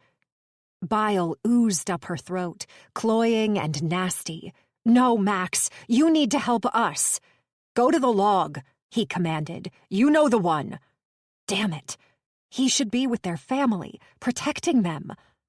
The surge of people burst into the clearing. Run and hide, Sykes bellowed as he drove the wheelchair toward the path that led to the hill. Everyone leave the village. Everyone. Survivors scrambled in a dozen directions. Gabby's attention split 3 ways. Sally, Adam, and Max. Mom! Sally's hand clutched hers like a vice. I'm scared, Mom. Gabby squeezed the tiny palm in her own. We'll be okay. Where's Adam? Adam? Adam sprinted toward her. Relief and terror mixed in her veins. It was impossible to know how long they had. 10 minutes? 5? Was it just seconds before a new wave of horror was unleashed upon the survivors? Max ran out from between the huts. Max! Gabby gripped her kids' hands and dragged them to him. Max! Ignoring her, he scooped Agnes into his arms. The oldest woman on the island clutched her hands around his neck. Her wide eyes blazed with desperation. Gabby reached him. "Max, I need you!" She hated how pathetic she sounded. "We need you!" "Gabby, Jesus Christ!" His eyes flared. They'd already been to hell and back, but whatever Sykes had told Max had absolute horror written on his face. "Go to the log. Stay there until I come find you. Do not move. Understand?" Oh, she understood all right. Max was once again putting the safety of others over her and their children. He isn't listening. He never listens. A droning sound, as foreign as it was stark, drifted toward them from the ocean. Gabby's heart launched into her throat. "Run!" she screamed, and lurched forward with the kid's fingers strangled in her own. She raced along the track she'd walked every single day since Gunnar left. It seemed narrower, rougher. The trees closed in. The branches grabbed at her. She had to let go of the kid's hands. "Stay with me." Pumping her arms at her sides, she forged energy into her legs. Spindly branches whipped her shoulders and face. Jagged rocks tested her ankles. Every step was a battle between balance and speed. Sweat trickled down her temples, her lower back. Warm air, thick with sea salt, lacerated her throat. She reached the 3 trees with the tally markers and skidded to a halt. The kids were right there with her. Other than their ragged breathing, the silence was deafening. Even the ocean seemed to have stopped its relentless commotion. "Over here." She crouched beneath a massive branch and led the kids farther into the bushes. For months she'd been scouring this area, searching for something, searching for nothing. She arrived at a log that was as tall as her shoulders. The giant hollowed-out end was perfect for hiding in. "Get in, quick!" She shoved Adam forward. Placing his hands on the sides, he crouched and shuffled into the dark space. "You too, Sally." Sally took 2 steps, but turned. Her face was ghostly pale. "Where's Jennifer?" Gabby stiffened. Her mind and body were useless against the torrential questions racing through her. Acid shot from her churning stomach to her throat. Did Max get Jennifer? A million spiders scurried through her brain. Is our little girl safe? She had to know. Jennifer needed her. Gabby squatted, eye level with her daughter. "Stay here and don't move until I return to get you. Do not say a thing." Sally's eyes bulged. "Where are you going?" "I have to find Jennifer, but I'll be straight back, I promise. Just stay here." Shoving her anxiety aside, Gabby pushed to stand. "No, Mommy, don't go!" Sally's words choked on her tongue. Gabby squatted again. Sally's chin quivered. Tears spilled from her lashes. With all the calm she could muster, she clutched her daughter's cheeks. "Hey, sweetheart, Jennifer is our family now. We look out for each other." She kissed Sally's forehead. "Now be a good girl and keep quiet. I'll be straight back, okay?" Gabby met Sally's gaze, hardly able to believe she was leaving her. "Okay." Sally sucked in a shaky breath.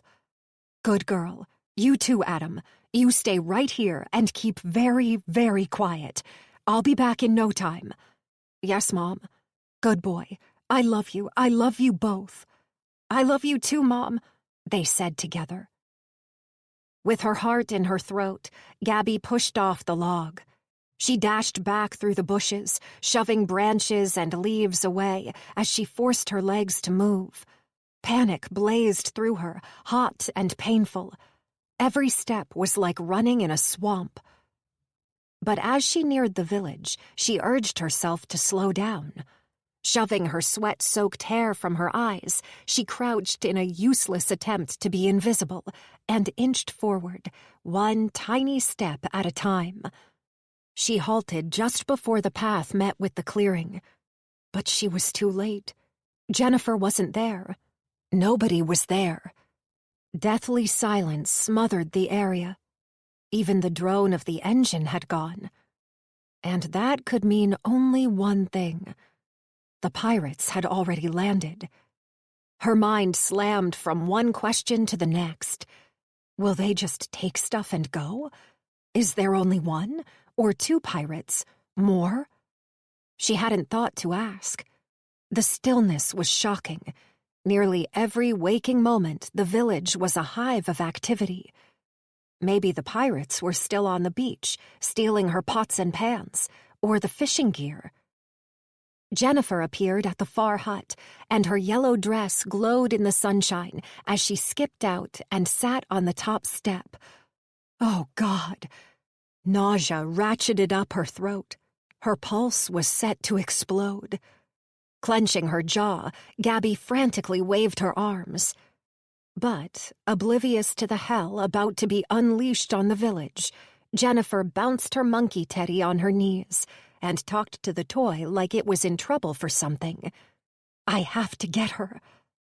With one eye on the path and the other on the first hut, Gabby forced her feet into action. Keeping cover in the bushes, she skirted around the clearing, heading to the area behind the huts. Her thumping bare feet matched her thumping heart. 10 feet from the first hut, she tripped and slammed face first into the massive pile of plastic bottles that had been stacked there. A mountain of plastic tumbled onto her, and as she scrambled to get to her feet, she heard something that snapped her sanity in two. Voices. Men's voices. Fear shot up her spine as she clawed herself free of the rubbish and dashed underneath the nearest hut. It was barely 2 feet high and had a dirt base that was both muddy and covered in shell grit. Peering across the area to the strip of light at the front, she gasped. Somebody else was hiding under there, in the space protected from view by the 3 steps that led upstairs. The couple was silhouetted by the glare, making it impossible to see who they were. Chloe and Quinn, maybe? She hoped so. She needed their help. Slithering in the darkness, Gabby inched her way toward them. Her nails dug into the mud. Her knees and elbows scraped across the jagged shells. Her breaths sharp and short. A tangled spiderweb caught on her fringe and eyelashes. Gasping, she scraped it away.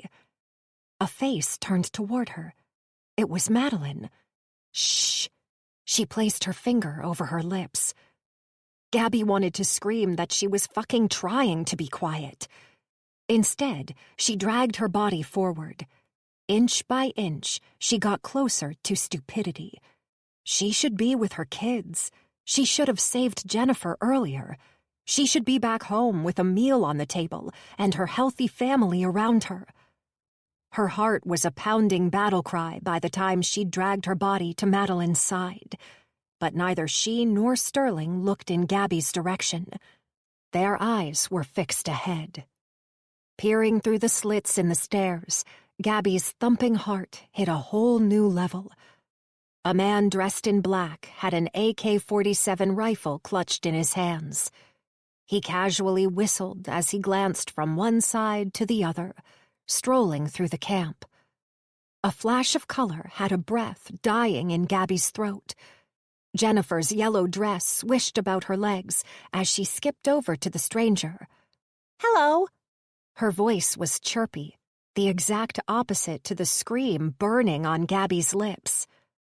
Jennifer blinked at him with her stunning blue eyes. "You don't look like a pirate." The bandit burst into a hideous laugh. Chapter 12. Gunnar led Pauline, Jesse, and Zahn along the exit and onto a narrower road that had just one lane running in each direction.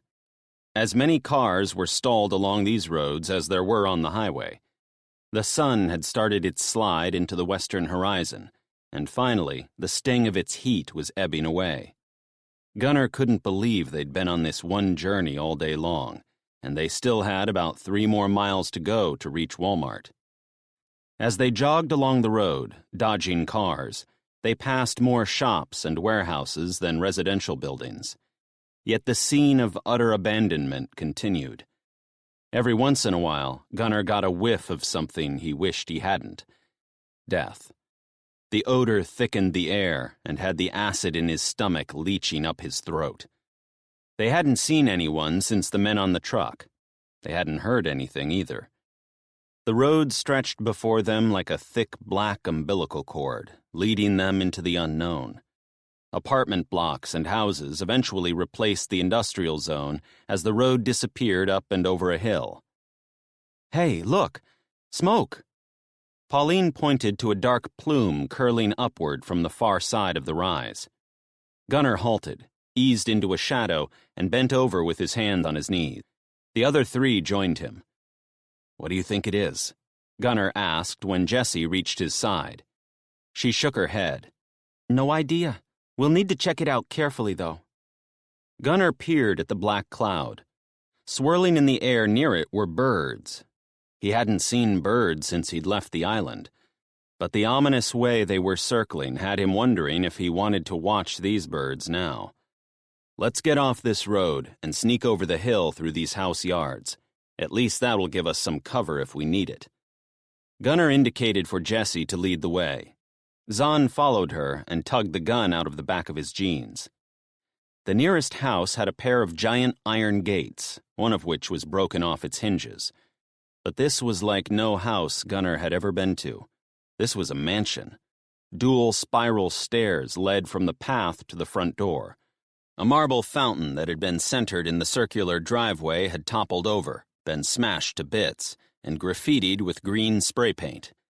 Before he'd even stepped through the splintered front door, Gunnar prepared himself for the devastation that would be inside. The people who'd trashed this lovely home must have had some serious hate in them. All the walls had holes, some of which looked like they'd been kicked at. Every light and window were smashed. The destruction was appalling.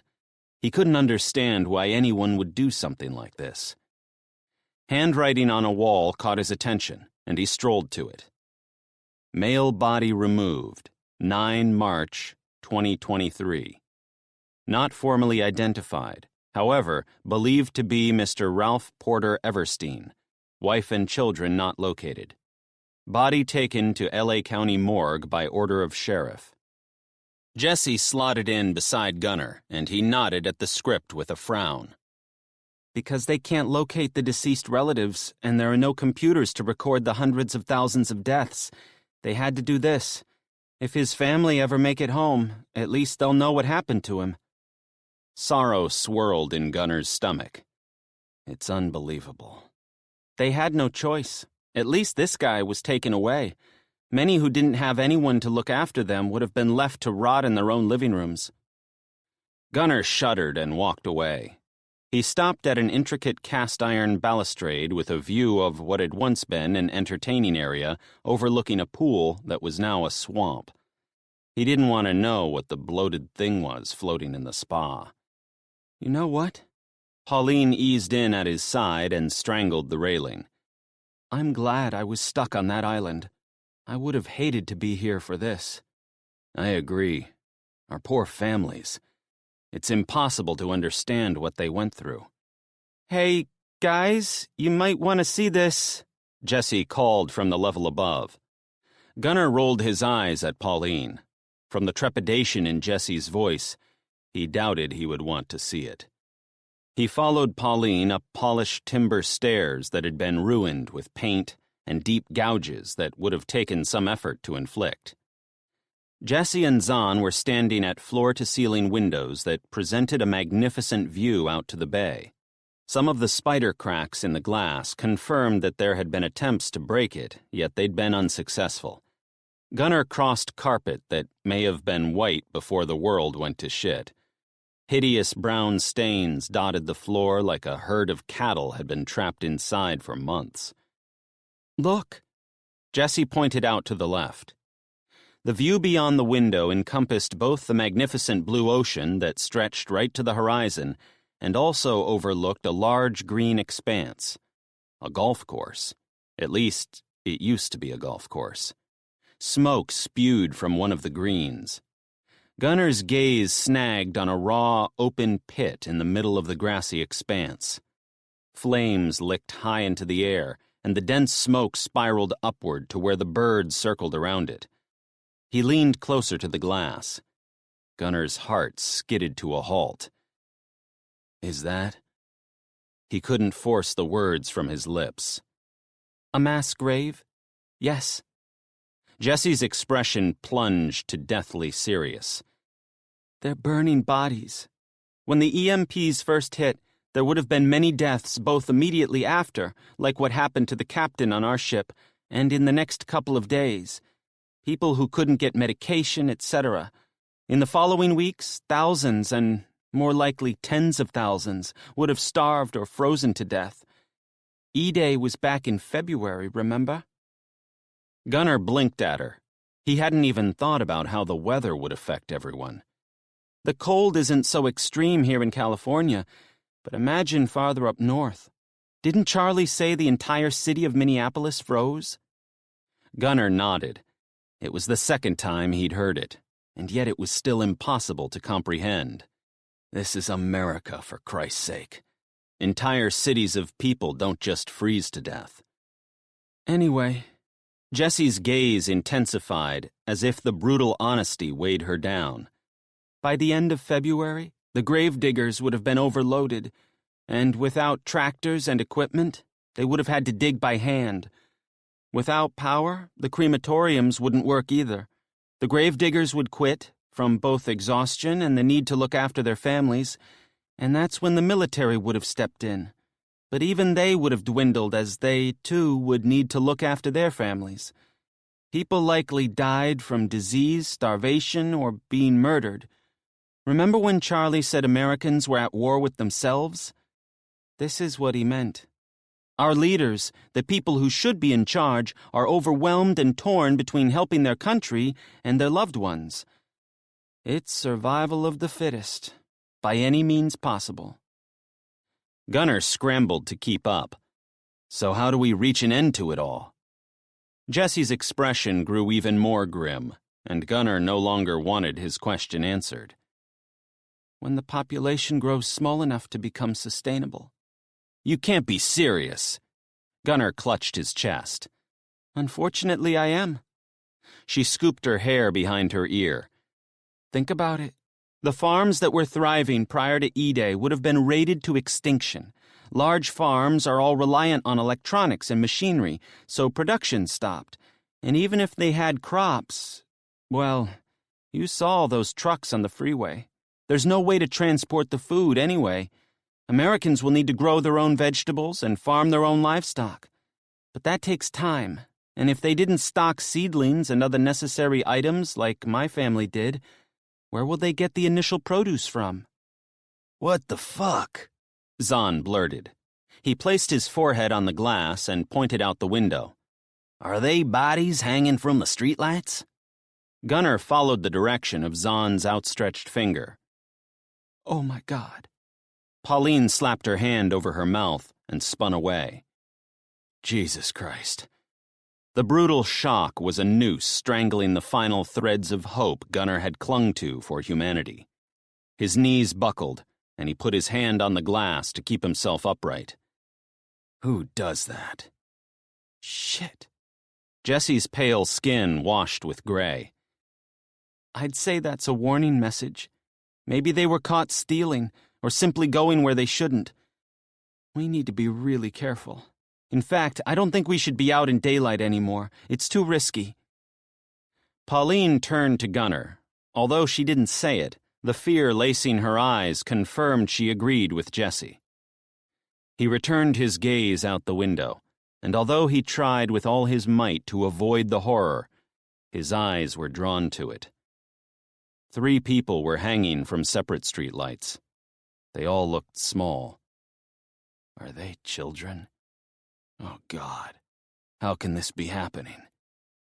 Anger bubbled in him like caustic acid. He tore his eyes away and lowered his gaze. Pauline twisted her fingers into knots as she pleaded with her eyes. He couldn't live with himself if anything happened to her or Jesse or Zahn because of his haste to get to his family. As much as waiting until dark was going to be agony, they had to do it. Okay, let's stay here until the sun goes down. Pauline sighed. Thank you. He tugged off his pack and the whiskey bottle inside clanged as he dropped it to the carpet. The temptation to tug it out and drown out the craziness was huge, but he resisted. Keep it together, Gunnar. It's just a few hours. Come on, let's check this place out. Jesse grabbed Zahn's hand and the two of them practically skipped away. It's not fun, you know. This is someone's home. Gunnar bit back the snide remarks.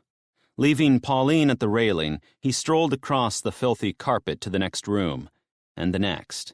But each one was another example of how destructive humans could be. Opting to stay in the room with the view to the ocean, he found the cleanest patch of carpet and sat with his back to the wall. You doing okay? Pauline slotted in beside him.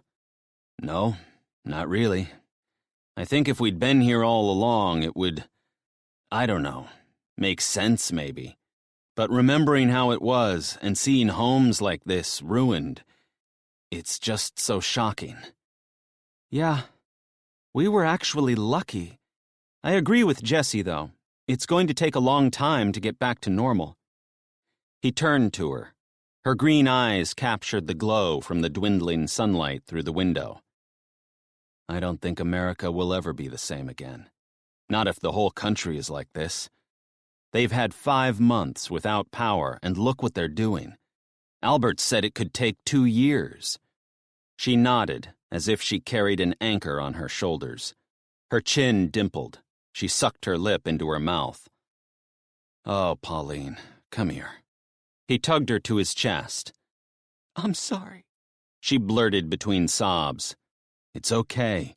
No need to be sorry. I just can't stop thinking about Matt. He's a diabetic. He's... Hey, he'll be fine. I'm sure of it. She pulled back, wiping her eyes and shaking her head. I don't know. I have this rotten feeling in my stomach that he's not. Did I ever tell you how we met? Gunnar frowned, scouring his memory banks. I don't think so. He was on a cruise with a few colleagues when he fainted. I was right there when it happened. She smiled, obviously remembering something fabulous. He calls me his angel. Says I saved him. She looked right into Gunnar's eyes. His medication. He always waited until the last minute to restock. He wouldn't have had any surplus. Shaking her head, she wiped her eyes. Hey. Gunnar placed his hand over hers. He'll be okay, I promise. But even as he said it, he wished he hadn't. It was a promise he may not be able to keep. If the chaos outside was replicated over all of America, then Jesse was right. Only the fittest would survive. Someone like Matt may not have any chance. Gunnar rested his head back and stared out to the ocean. That vast blue expanse had been his second home for decades. Now, he didn't have any home at all. Chapter 13. Madeline drove her fingers into the warm mud and clamped her jaw until her teeth ached. Her focus split in two. One half was on Jennifer, the little orphan who'd just skipped up to a complete stranger with a weapon in his hands. The other lurched her back to her 8-year-old self when her kidnapper had snatched her from her own street. Jennifer twirled her dress in the beaming sunshine, twisting side to side as she stared up at the pirate with gorgeous innocence in her eyes. The bandit laughed, bold and evil, and it tore Madeline's sanity to shreds. Pausing his grating cackle, he knelt on one knee, resting his gun across his lap. What's your name? I'm Jennifer Cheekybottom. The pirate howled with laughter again. Fear clawed at Madeline's throat. If he touches her, I'll tear his eyeballs out. On either side of Madeline were Gabby and Sterling. Both were as stiff as coffins.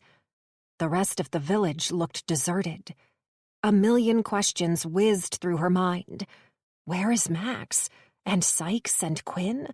Are any of the other survivors seeing this? If he snatches Jennifer, who will stop him? "What's your name?" Jennifer spoke in a sing-song manner, so adorable, so naive. "I'm Pedro." Pedro's gaze darted from one hut to the next, and a loose flap on his bandana flicked from side to side. His eyes paused on the hut Madeline was hiding under, and for one bracing beat, she was certain he'd seen them. But he turned back to Jennifer. "Where's your family?" Jennifer huffed out a sigh.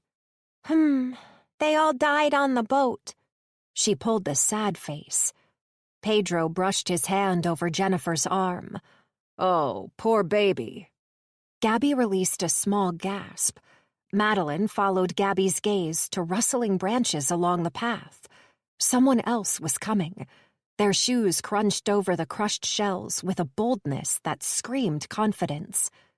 A second bandit strode into the clearing. He was a near twin of the first man, short in height, scraggy beard, dark skin, orange bandana on his head, and a long rifle clutched in his hands.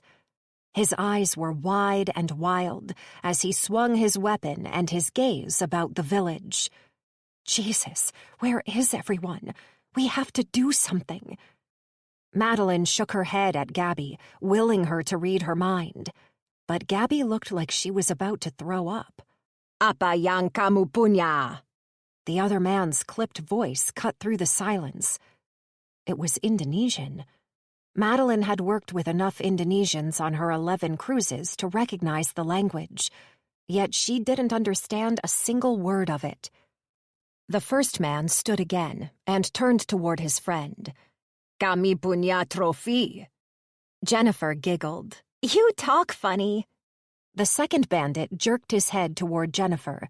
His eyes bulged, and his sickening expression told Madeline everything she needed to know. They'll take Jennifer. Rage scraped through her body. "Want to come see our pirate ship?" Pedro held his hand toward Jennifer. Her eyes lit up. "A pirate ship?" She stepped forward. No, no, no, no, no. Whistling pierced the air. It was out of place, beautiful and wrong. Pedro snatched Jennifer's arm. His accomplice swung toward the noise. Quinn stepped into the clearing. Madeline's breath caught. "Don't move." The second man swung his rifle. Quinn shot his hands up, and if he was acting surprised to see them, then he made a damn good show of it. Movement at the opposite end of the village had Madeline darting her gaze toward it. Sykes was at the edge of the clearing. He had a knife in his hand. Max was beside him. His good fist was clenched around the axe. Gabby's breath hitched. Madeline's heart thumped. Sykes and Max inched forward. Their eyes were wide, stricken with fear. Oh, God! Oh, God! Ethan stepped through the bushes and joined Quinn's side. Roger and Albert did too. Jesus, what are they doing? "Please don't hurt us." Quinn's voice quivered. "Take whatever you want, but leave Jennifer." "We want the girl," Pedro hissed. Sykes and Max crept 2 more steps forward. "Jennifer?" Quinn got down on his knee. "Come to me, sweetheart."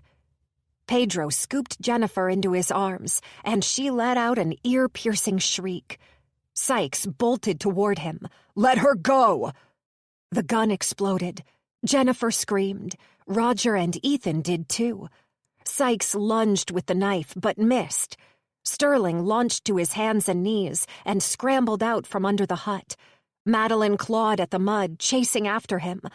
Acid coiled in her stomach as the sun poured onto her, exposed and vulnerable. "Let the girl go!" Sykes's voice boomed. Pedro clutched Jennifer to his hip. "Get back!" His eyes were wild, deadly. Jackson, Call, and Chloe raced into the clearing behind Sykes and Max. The three of them held thick branches, futile weapons against the guns. Gabby slotted in beside Madeline. The bandits were surrounded. Terror was written on everyone's faces. "Let her go!" Sykes lunged again, aiming his knife low. The pirate dodged sideways, and a gunshot boomed. Ethan careened backward with a sickening cry. A spray of blood flew through the air. Madeline ducked and screamed. Jennifer squealed. Swinging his gun wildly, the pirate dashed toward his friend. "No!" Sykes slashed again. But with Jennifer trapped in the kidnapper's arms, it was a feeble attack. "Let her go!" Max lashed out and grabbed Jennifer's ankle. Her beautiful eyes were huge as another scream tore from her throat. Sykes swung the knife again, aiming low. The bandit hollered and fell sideways. And another deafening boom cut through the mayhem. Chapter 14. Gunnar nudged Pauline's leg. "Hey, it's time to get moving again." Pauline jolted upright. She'd fallen asleep with her head on his shoulder, and he hadn't moved in about 2 hours. But it was nearly completely dark outside. Time to go. Gunnar stood and stretched. He rolled his head, trying to wrestle the knot between his shoulder blades free. Offering his hand to Pauline, he helped her stand. "Where are Jessie and Zahn?" she asked. "No idea. Haven't seen them since they went to explore." Keeping the sarcasm from his voice, he tugged on his pack and went in search of the couple. "Zahn! Jessie!" Enough moonlight filtered in through the giant windows to find his way, but the flickering confirmed that the funeral fire was still ablaze. Climbing down the stairs, his thoughts careened to how many bodies it took to keep the fire going that long. But he forced the petrifying question away. He did not want to know. "Yo, we're here." Zahn stepped from a room, yawning. Jessie was right behind him. "You ready to go?" "Sure." The creases on Jessie's cheeks were proof she'd slept. Gunnar had no idea how any of them could sleep, not after seeing the horror out the window. "How much farther to Walmart?" Jessie adjusted her backpack straps. "About 3 miles. Zahn grunted. "I hope they got some grub they're willing to share. I'm fucking starving." "Me too, Zahn. Me too." Gunnar's stomach spasmed as if it comprehended their discussion. Adele had a habit of making nearly every meal into a feast, especially when they had visitors. Gunnar had a rotten feeling they may never live like that again. He tugged his flashlight from his pack. Not that he intended to use it, other than as a weapon if he needed. He hated that he was thinking like that. But after seeing those tiny bodies hanging from light poles, he wasn't taking any chances. "I'll take the lead." Without waiting for a response, he clutched the flashlight and jogged down the front stairs. After checking that the street was deserted, he sprinted out the gate. The stench from the smoke invading his nostrils was so caustic he breathed through his mouth, but the taste was just as nauseating. Gunnar alternated between the two, unsure which was better. The moon, high in the sky, shifted in and out of web-like clouds, creating both light and shadows that added another creepy dimension to their battered landscape. Somewhere behind him a lone dog howled, stark and desperate. A shudder ripped up Gunnar's spine. I'm living in a nightmare. Running at a steady jog, Gunnar kept to the back streets, but every step was a test in willpower. He was equally torn between sprinting as fast as his weary body would go toward Adele and slowing right down to check the road ahead was safe. Every shadow looked ominous. Every smell was foreign. The silence was surreal. Each new street he turned into brought another shocking assault to his senses, and he had to remind himself he was closing the distance to his family. I'm coming, baby. I'm coming. He repeated the mantra, praying that today was the day he'd finally reunite with his wife and daughter. He'd been dreaming of it for months. She had better be there. I cannot cope with another failure. The moon was fully visible when he finally reached Federation Way. He eased in behind a petrol tanker that had stopped in the middle of the intersection. Its hatch was open. The fuel had been siphoned. Silence engulfed them like they were in outer space. The stillness was disturbing. Zahn, Jesse, and Pauline joined him, hunching over to catch their breath. Walmart is at the end of this road. So what are you waiting for? Zahn stood, reminding Gunnar just how tall the big redhead was. Just checking we're good to go. Lead the way, Gunnar, but be careful, Jesse warned. If they are still hiding inside Walmart, then I imagine they'd have some serious security tactics. He clutched his flashlight, and weaving around the lines of stalled cars, he dashed up the street in a half-crouch. But with each deserted warehouse he passed, a thick and ghastly odor seeped into his nostrils. This wasn't the stench of death, though. It was something different, vile and cloying. It sat at the back of his throat. I do not want to know what that is. Hell no. A constant droning noise filtered through the stillness, and he slowed to a crawl. Someone coughed, and Gunnar ducked for cover behind a dumpster. Staring up the street, he strained to decipher what the sound was. A person sneezed. The noise is people. Lots of people. It was like the drone crowds had made when they'd lined up outside pedals on the cruise ship as they waited for the buffet to open.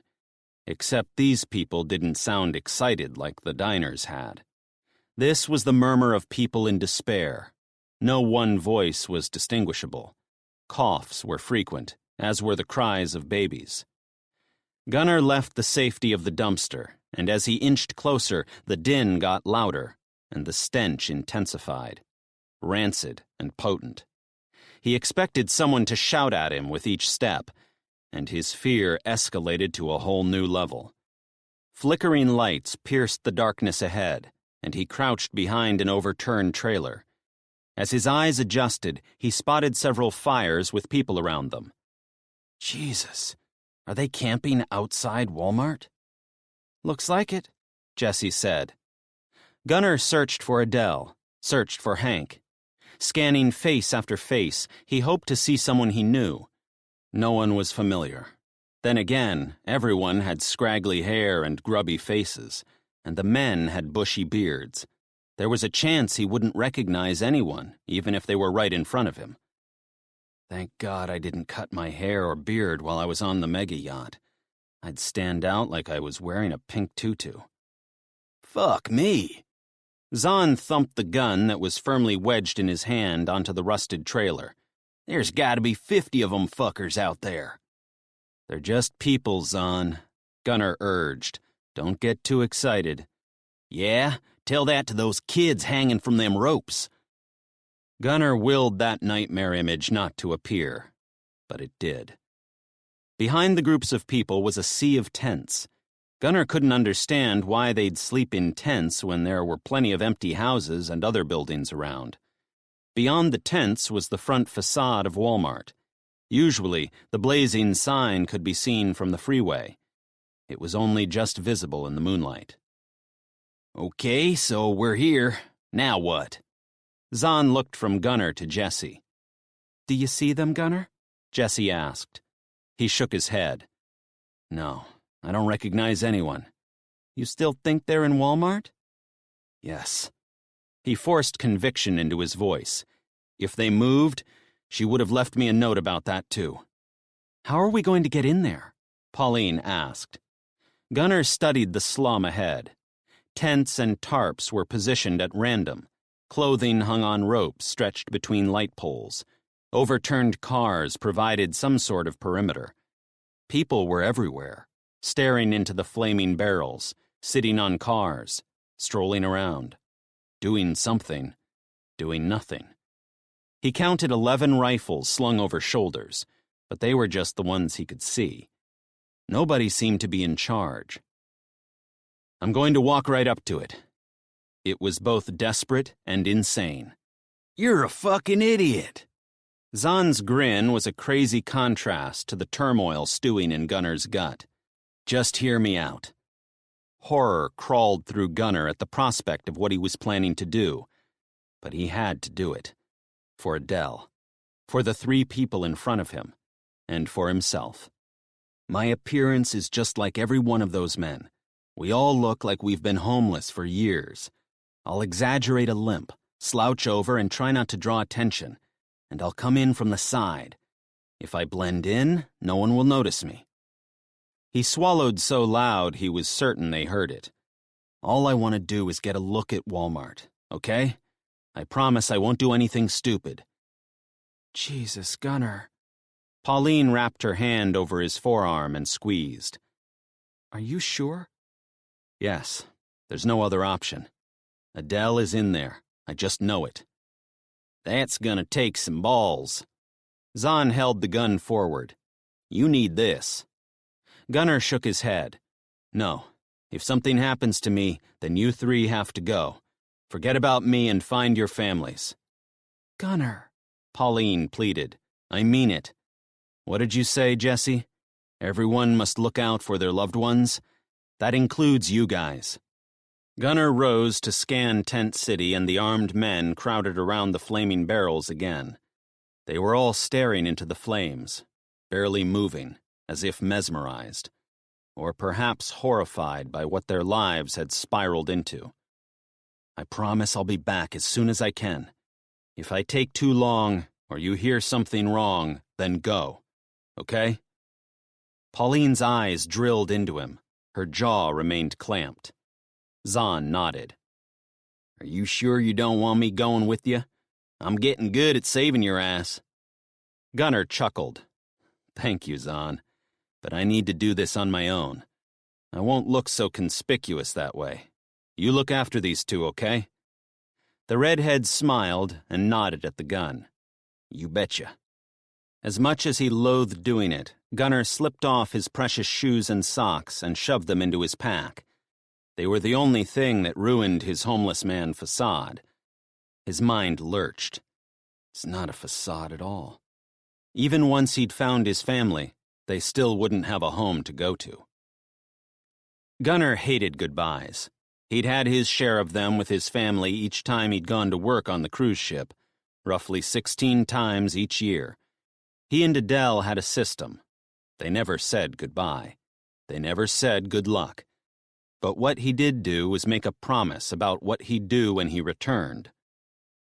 He handed the flashlight to Jesse and gave Pauline his pack. I'm coming back for those, so hang on to them for me. Gunner clutched Zahn's shoulder. Don't do anything silly, and don't drink that whiskey. We may need it.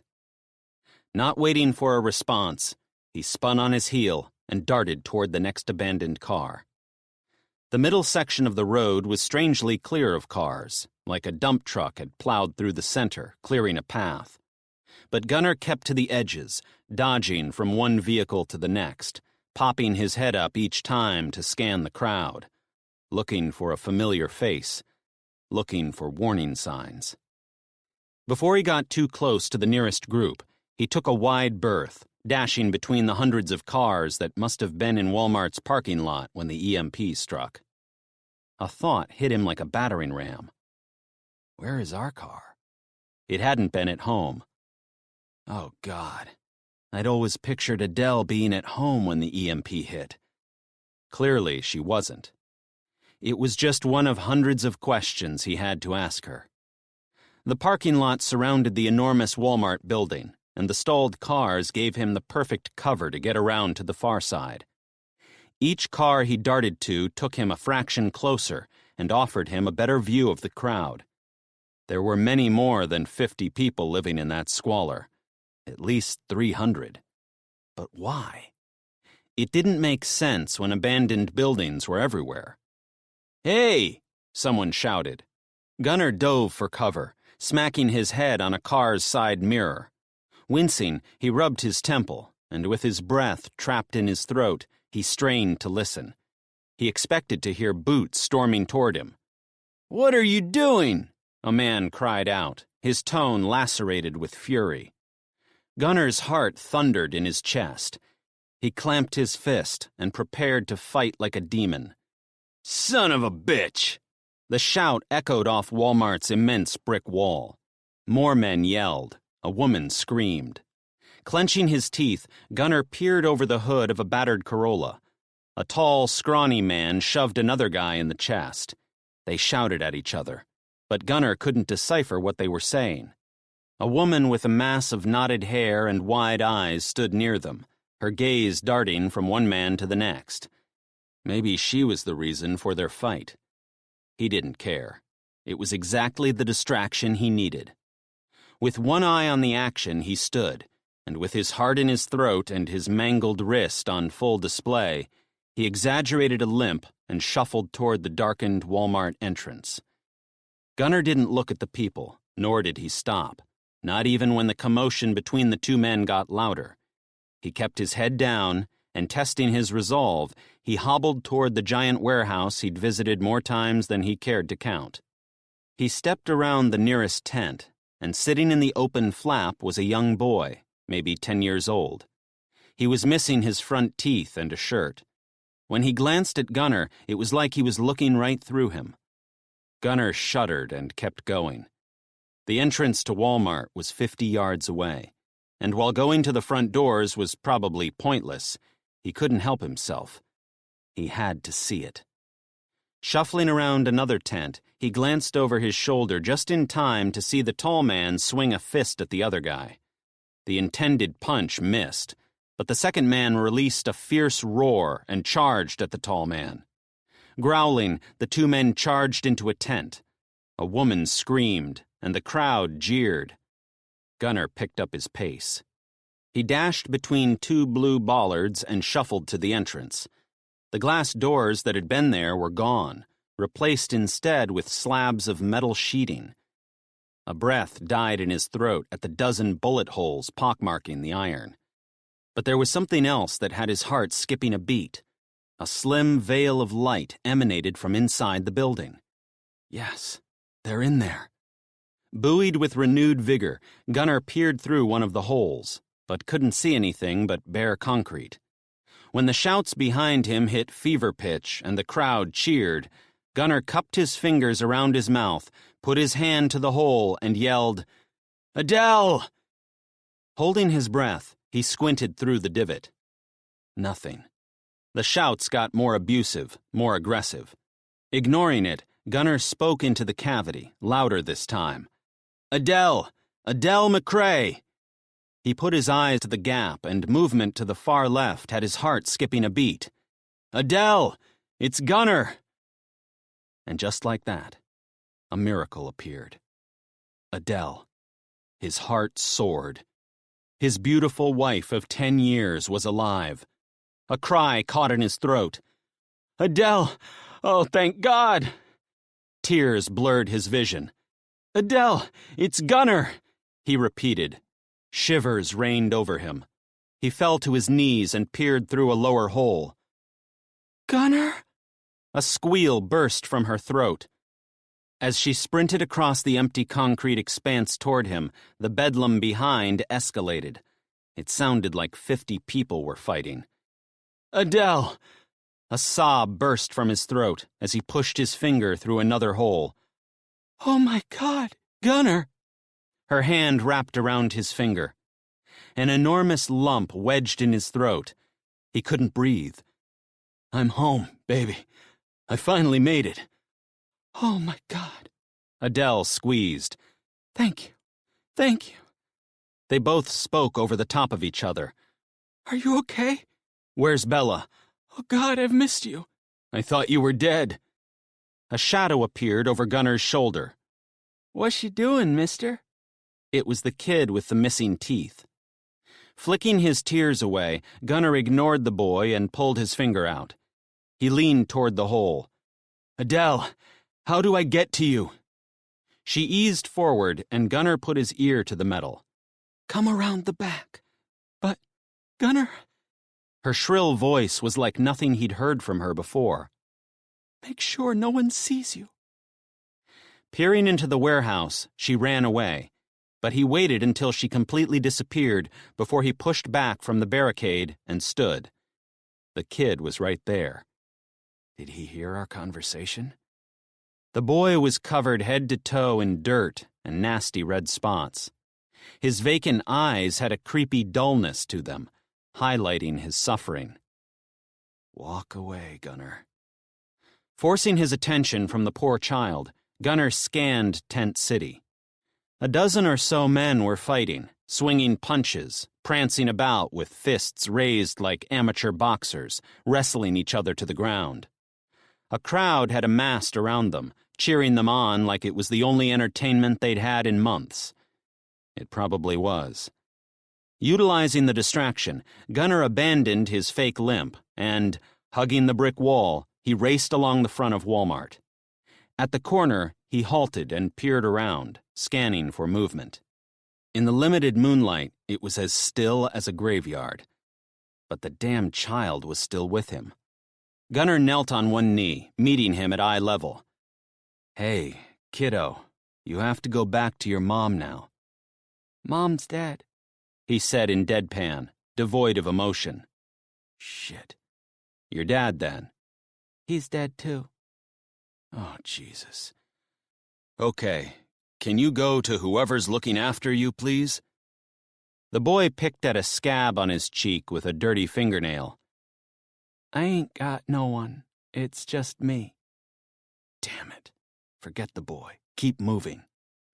Gunnar did a quick scan of the area again and took off, running as fast as he could along the side wall of the building, careful not to trip over cardboard or milk crates or any of the other crap that was piled up. He gagged at the stench. Obviously, the wall was the men's urinal. Breathing through his mouth, he prayed he didn't run into the real sewage area. He'd experienced enough of it in the last 5 months to last a lifetime. Panting like a rabid dog by the time he reached the rear of the building, he paused to catch his breath and peer around to the back. The kid lobbed in beside him. Shit, what are you doing? Following you. The boy grinned like he'd won a race. Why? Gunnar scowled. Why not? The boy shuffled in front of Gunnar, blocking his way. Look, I'm busy. Gunnar pushed past him, searching for a door. Ahead was a large ramp. Gunnar raced to it, and at the top he banged on an enormous roller door that was also pierced with bullet holes. The kid smacked it too, and Gunnar glared at him. Go away. No. Grinning, the runt thumped on the door again. Gunnar! He jerked around, seeking the source of the voice. Gunnar, look up! He ran down the ramp and stepped back from the building, crunching over broken glass and sheets of metal. On the roof, silhouetted by the moon, were 4 people. One of them waved. Adele. He waved back. Catch! A man hollered, and a rope tumbled down to him. Gunnar snatched it with his hand. Climb up! Adele called. Quick! Gunnar stared at the rope, his brain twisted. I can't. Yes, you can. You can do it. No, I can't. He held up his mangled wrist, unsure if they could see. My hand was chopped off. Ever since he'd become an amputee, he'd tried to picture how he'd tell Adele. It was never like that. She gasped, and it was all wrong. He wanted to wrap his arms around her and squeeze her to his chest. But most of all, he wanted to tell her that despite the brutality, it was worth it, because if he hadn't had his hand chopped off, he would never have seen her again. I can do it. The kid snatched the rope, and before Gunnar could even think, the brat scurried upward like a monkey. Get off there! A man hissed from above. They shook the rope. Get away! Gunnar watched in horror as 2 men tried to shake the kid off the rope. He couldn't believe what he was seeing. But despite their frantic efforts, the boy reached the top. You little shit! A man scowled. Gunnar half expected them to toss the child off the roof. Instead, a man reached down, hooked his hands under the boy's arms, and hoisted him up the last foot or so. Squealing with obvious joy, the kid disappeared. The rope was tossed down to him again. "Tie it around your waist?" Adele called. "We'll haul you up." A clutch of utter uselessness blazed through him. He'd tried to figure out how to tie a rope with one hand hundreds of times on the island, with his teeth, his toes, his feet. But the damn knots never held. He didn't want to be halfway to that rooftop when the knots slipped. "I can't tie." "Hey!" A man stormed to Adele. "What are you doing?" His voice was gruff, aggressive. Adele spun to the newcomer. "Dave, my husband made it. He's down there." "And he can fucking stay down there." "No! He's taken months to find me. He's wounded." "I don't give a shit." The other people on the roof slinked back, away from view, leaving Adele alone with the asshole. "You have to let him up." Adele shoved him in the chest. Gunnar gasped. Adele never used aggression. Ever.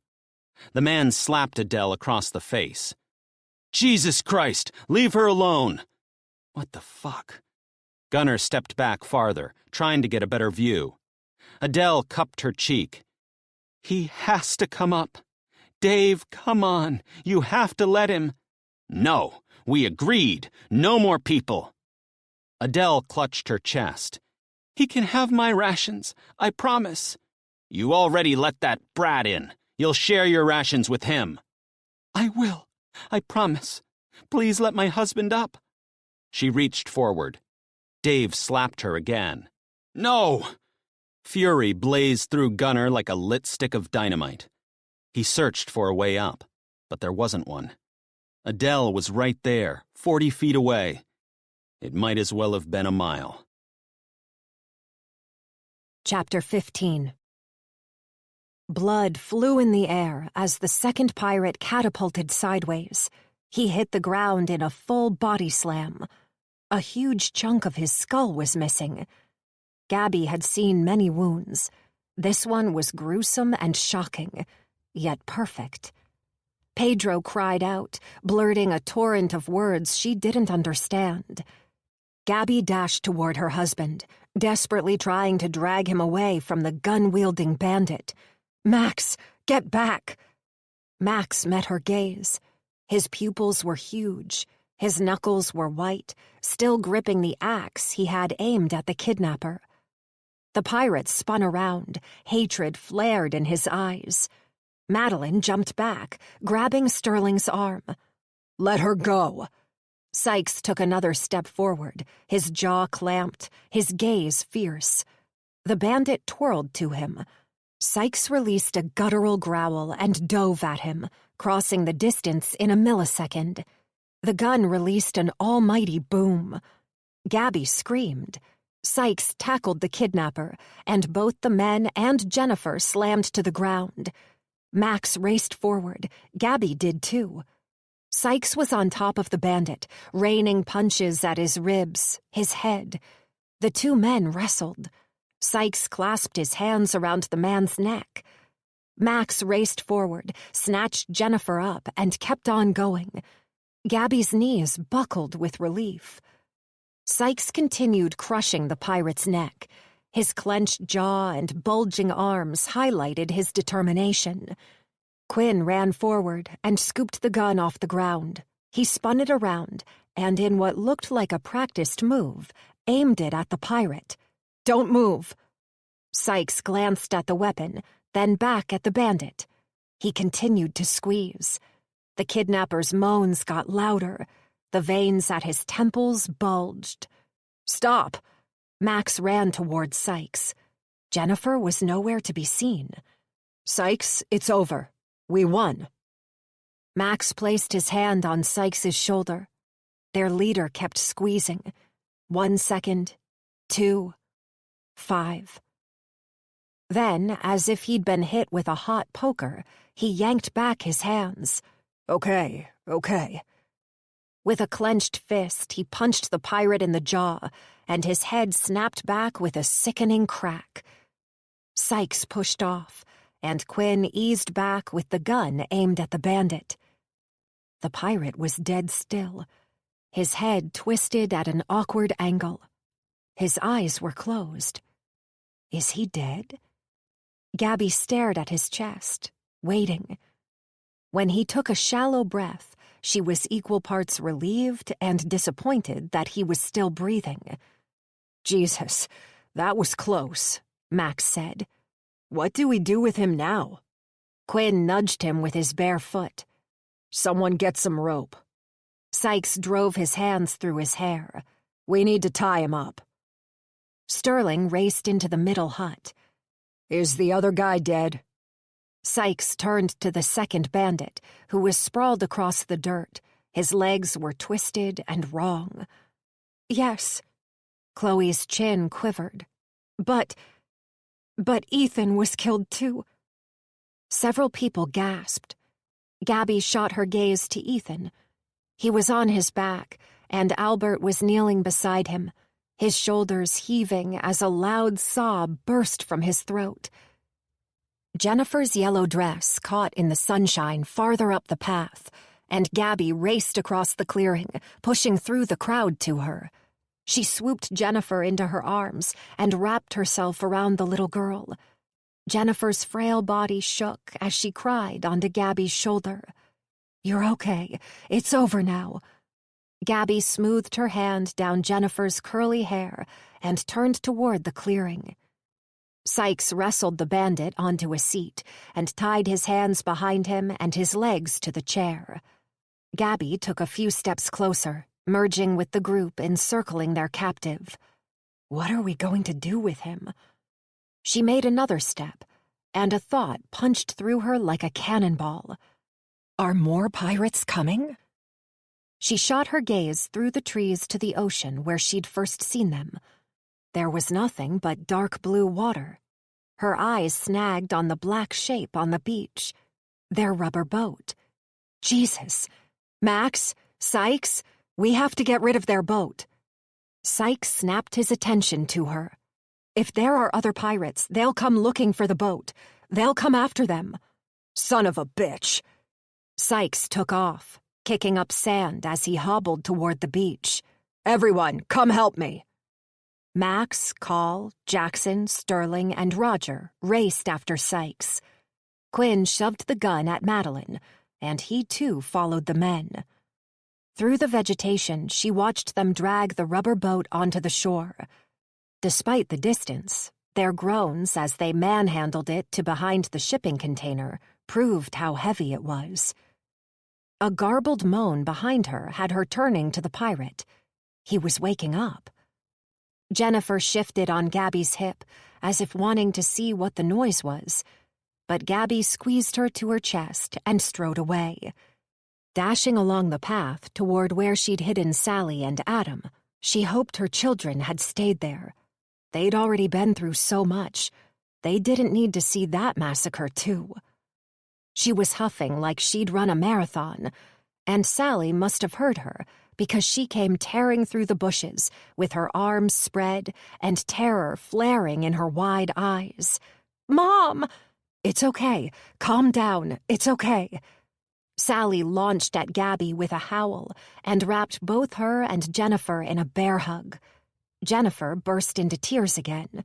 "What happened, Mom?" Gabby squeezed her daughter to her side. "The bad men have been caught now. They won't hurt us." Adam stepped onto the path. His face was flushed white. "But we heard gunshots." "Yes." Gabby was about to say that everyone was safe, but it wasn't true. Yet again, one of the survivors had died. Oh, God, poor Ethan. It could have been her or Max, or any of them. Ethan had just been unlucky. It tore her to shreds that she was relieved it wasn't any of her family. But that was what their lives had become, taking precautions where possible, praying for the best, and accepting luck when it occasionally came their way. Gabby eased the little girl off her chest and put her down. "Sally, can you please look after Jennifer?" Tears streaked Sally's cheeks. "Where are you going?" "I need to help the others." Sally cocked her head. Her fierce eyes drilled into Gabby's. "Something happened, didn't it? What are you trying to hide?" Sally clamped her jaw, aging her another 5 years. Gabby was tempted to lie, but how could she? Hiding Ethan's murder was impossible. It was better that her children heard it from her, rather than one of the other survivors, and especially not Albert. The poor man was distraught. Gabby squatted, reaching for both Sally's and Jennifer's hands. She squeezed her eyes shut and tried to formulate the best way to explain what happened. There was no best way. Opening her eyes, she shared her gaze between her children. Unfortunately, Ethan was shot by one of the bad men. Sally's irises darkened as she tugged her lip into her mouth. He passed away. Tears spilled from Adam's eyes. He inhaled a wobbly breath and flicked at his cheeks as if angry that he was crying. But why? What did they want? "I don't know, buddy." "They tried to take me." Jennifer's voice was brittle, timid. Sally darted her questioning gaze to her mom. "Yes, but we saved her." Gabby squeezed Jennifer's palm to her own and swung it back and forward, trying to make light of a shocking reality. "Are they dead?" Her daughter's steely gaze carved a slice off Gabby's heart. She was too young to ask such a brutal question, especially when it looked like she wanted the answer to be yes. A pang of guilt gripped Gabby. Her children were being exposed to things that no child should. Clearing her throat, she met Sally's gaze. "One of the pirates is dead, but one of them is still alive." Adam stepped forward. "He's alive?" The muscles along his jaw bulged as he clamped his teeth. "Then someone needs to kill him." The blood drained from Gabby at the resolve in her son's voice. Chapter 16. Gunner's heart tore to shreds. He couldn't believe the horror he was witnessing on the rooftop above him. Adele was on her knees, begging to a man. No, not a man. An asshole. "Dave, please!" Adele clasped her hands, pleading. "Let Gunner up!" "No, you know the rules." "But this is different. He's not a random." "Everyone in there is alive because of me." He pointed behind him. "Because of my rules. I said no more people." Adele shoved him in the chest. "No!" Dave slapped her again, and she stumbled over. "Leave her alone!" Gunner's heart was a thundering jackhammer. The man jabbed a finger at Adele's forehead. "Do that again, and I'll lock you and your little bitch out, too." Adele crawled toward him. "No, please, please, Dave. He's family." "I won't stay," Gunner yelled up to them. "I know you won't. I promise I just want to see my wife and daughter, then I'll go. You can see her right here." Fucking hell, who is this asshole? Adele stood again, her hands clenched into fists. "I'll go down to Gunner." Adele reached for the rope. "Fine, but if you go down there, you're not coming back up. He's already given us an extra." "What's going on?" Another voice boomed, and Gunner just about melted. Thank God. It was Hank. "Dad!" Adele ran to him. Gunner didn't recognize his father-in-law. He'd lost about 20 pounds and had a huge white beard. "Gunner's here. He's finally home. Tell Dave he has to let him up." Adele disappeared from view. Gunner stepped back farther and climbed onto a forklift. Adele clutched her father's arm. Hank turned his gaze to Gunner. "How you doing, son?"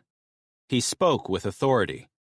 Hank may have had an early discharge from the Navy, but the Navy never left him. "I'm alive, sir." "He can't climb up, Dad.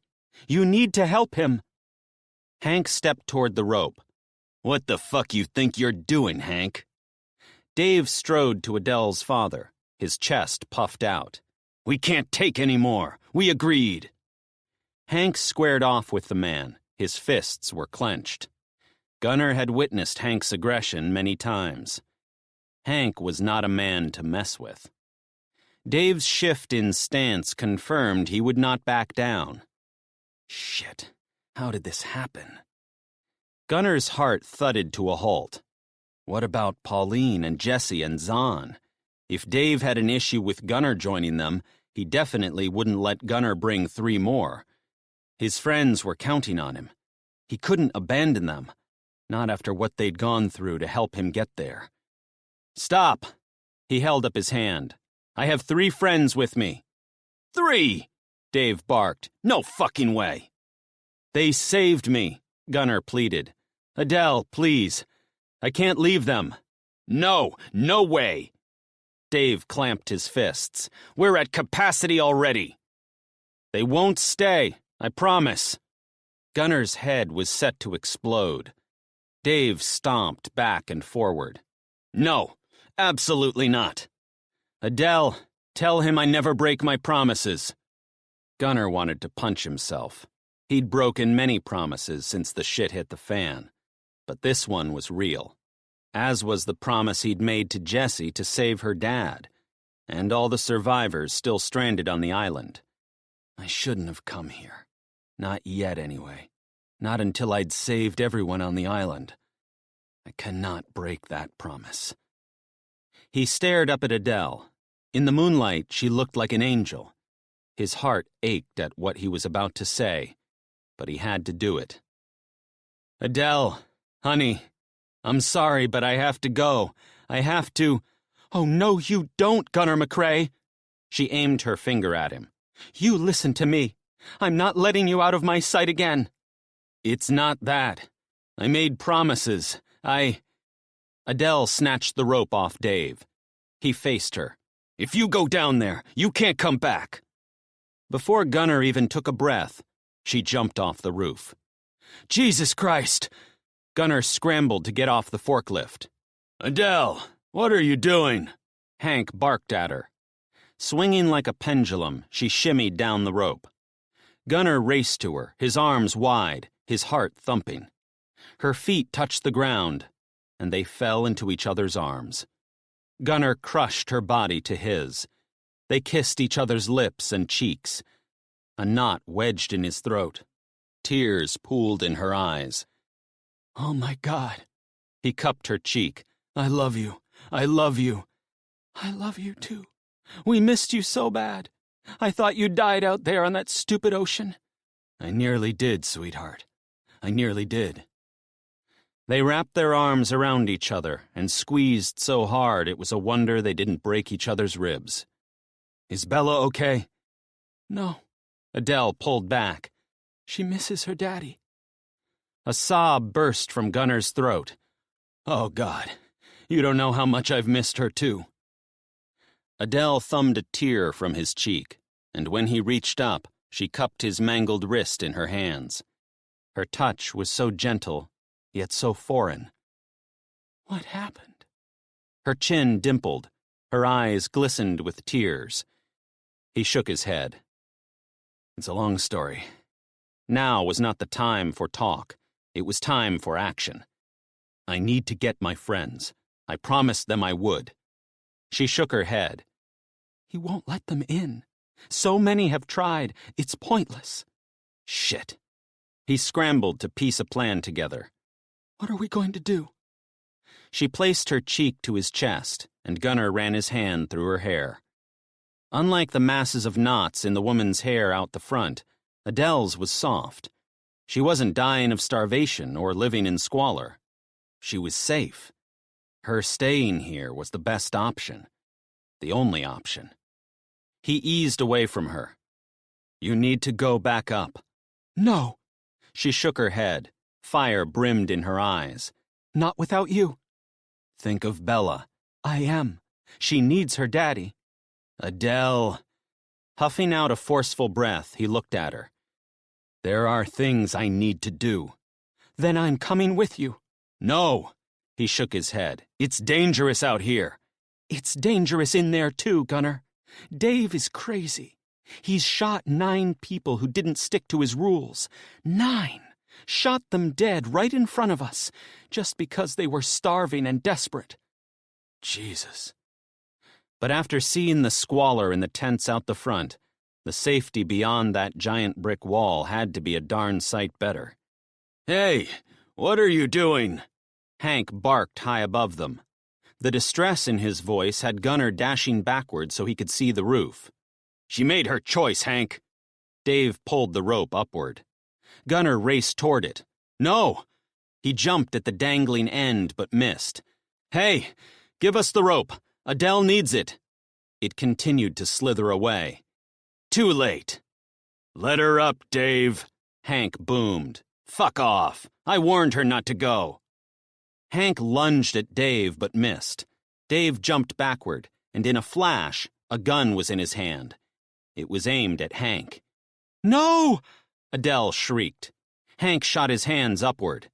Jesus Christ, Dave. What are you doing? Reminding you who's in charge. Come on. I know that. You've been my boss for years. Then you know I'm a man of my word. With one hand, he continued to drag the rope up. The other hand held the gun, unwavering in its direction. I told her not to go down there. For fuck's sake, don't be an ass, Hank hollered. Let her back up, please, Gunner pleaded. The end of the rope disappeared, and Dave stood. He put both hands on the weapon. You gonna give me trouble, Hank? You going to let my daughter in again? She let that stupid kid in. I see it as a fair exchange. The moon was behind the 2 men, silhouetting them, adding a 1,000,000-watt light to their rigid stances. Shit, this is crazy. Hank's fists were clenched. His posture was rigid. He's preparing to do something reckless. Jesus, Dave, Adele cried. I told you I'd share with the boy. Hank let out a roar and dove at his boss. The 2 of them slammed into the roof. The gun exploded. Adele screamed. Gunner clutched Adele's hand and dragged her behind the forklift. Horror crawled through him. Once again, his plans had gone catastrophically wrong. Dad! Adele screamed. Dad! Dave was standing over Hank, the weapon aimed at his head. Dad! Hank got to his knees. He raised his hands.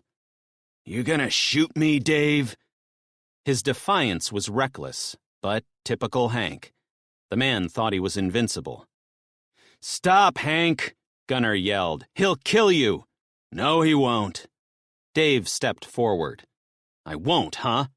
No, Daddy, stop it! Adele's voice was shrill, desperate.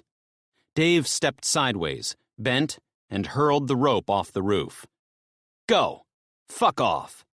Hank shook his head. Dave, come on! Don't do this! Dave stood, feet apart, both hands on the gun and the weapon aimed at Hank's head. Now! Hank got to his feet, his hands raised. Dave, you're making a mistake. Shut up and get down there before I change my mind and shoot you. What about Bella? The agony in Adele's voice carved a chunk off Gunner's heart. You got 2 choices, Hank. Dave's voice was evil, sickening. Go yourself, or I'll shoot you and your precious Bella and toss both of you down. Adele squealed. No. All right, Hank blurted. All right, Jesus. I'll go, but I'm taking my granddaughter with me.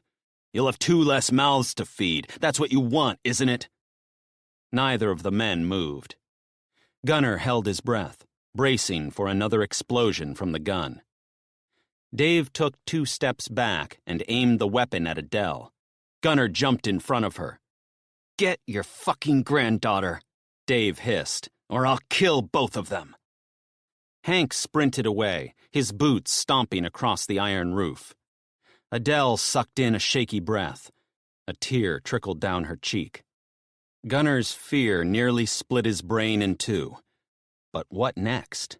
His entire family was at the mercy of the chaotic world around them. A dog howled somewhere in the darkness behind them again, and shivers rained down Gunner's back. The seconds ticked on, and every one of them had another shocking thought shunting through his mind. Is Bella okay? How did this happen? What the hell are we going to do next? Dread crawled across Adele's enormous eyes as she stared up at the roof. Dave hadn't moved. His weapon was still aimed at them. Maybe we could make a run for it. But even as Gunner had that thought, he slapped it away. They wouldn't go anywhere without Bella. A loud bang had him darting his attention back to the roof. Hank appeared. Gunner's breath hitched. His baby girl was with him. Bella! Her name choked on his tongue. Bella! Her gaze snapped toward him.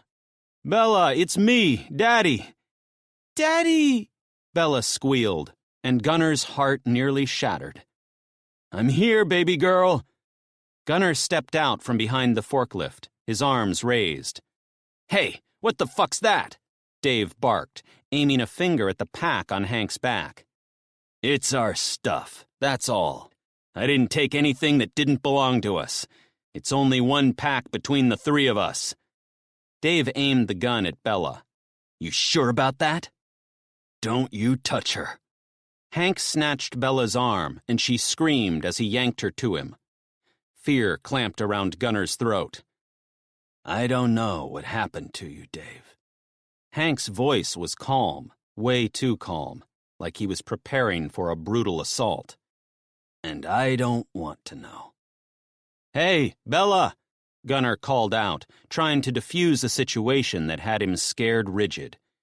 You need to come down to Mommy and Daddy. Hank's going to tell you how. You need to be a brave girl, okay? Hank tossed the pack over the side, and it fell with a dull thud 10 feet from Gunner. Then he knelt in front of his granddaughter, but his words were beyond Gunner's reach. Bella climbed onto Hank's back and put her arms around his neck. Hank stood with Bella's legs wrapped around him. Oh, Jesus. Gunner ran forward. You hang on, Bella. You hear me, baby girl?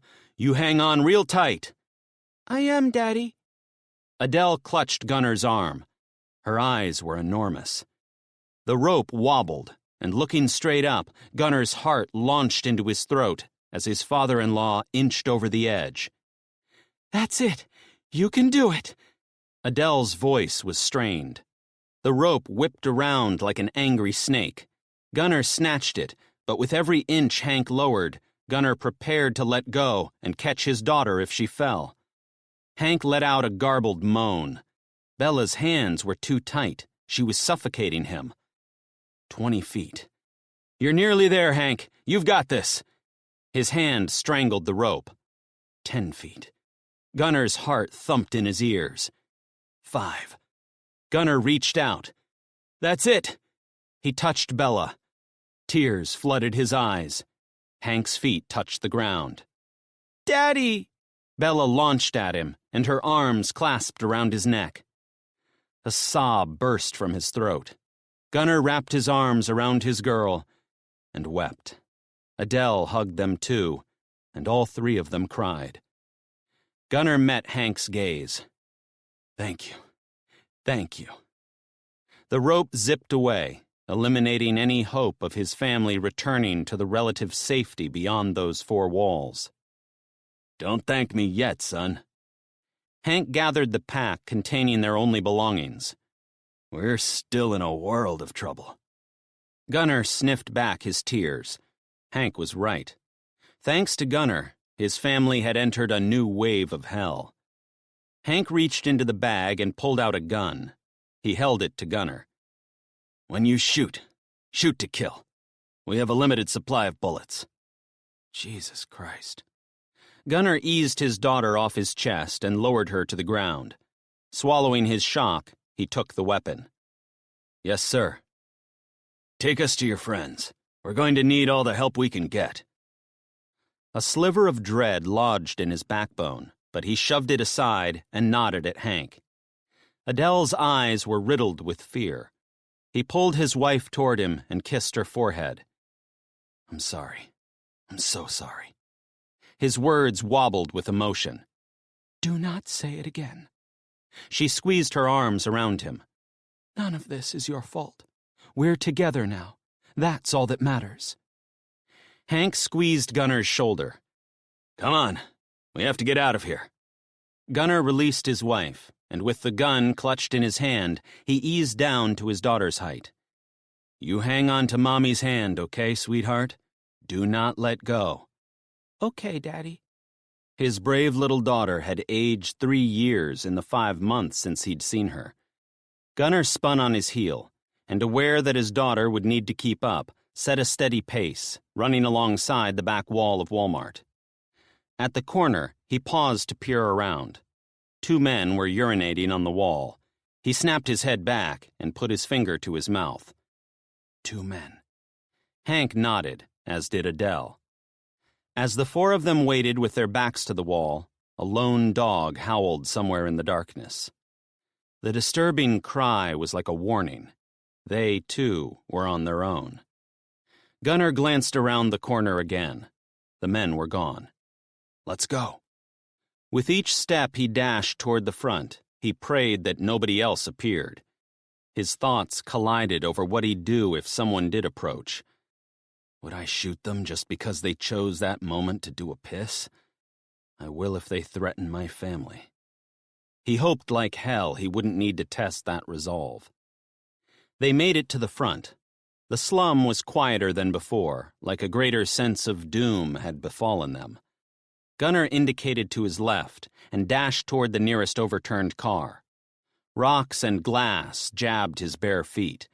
The foul stench invaded his nostrils. The eerie silence screamed in his ears. He ducked behind a car, and his family shuffled in with him. So far, so good. They repeated the move to the next car. Each step was taking them farther from hell, but closer to the unknown. They didn't know where their next meal was coming from. They didn't have a roof over their heads. They had no water. A rumbling noise pierced the silence. A shout rang out from the slum, then another. The rumble got louder. "They're here!" someone shouted. The joy in their voice was a dramatic contrast to the setting. Gunner peered over the hood of a Dodge Ram. "Supplies," Hank said, matter of fact. Gunner blinked at him. "Sometimes the government remembers we're here, and they toss us some scraps." People emerged from the tents in droves. They began cheering and hugging each other. "That's why they camp here," Adele said. "Otherwise, they miss out." A pair of headlights pierced the darkness like tiger's eyes. "We need supplies, too. We have to—" Gunner shifted forward. Hank gripped Gunner's shoulder. "Trust me, you don't want to go near that mob." Gunner climbed onto the Dodge's tray for a better look. The khaki-green truck was just like the old Army troop carrier they'd seen in Rugged Shores, but this one had cloth covering the back, concealing what it contained.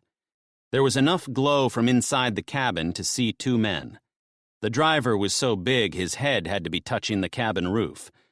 His male passenger had a rifle aimed out the front windshield. They were clean-shaven. Even from this distance, Gunner noted that they looked healthy. They were not starving like the people they were about to feed. These men were living in comfort. Gunner's blood boiled. This was not the America he knew.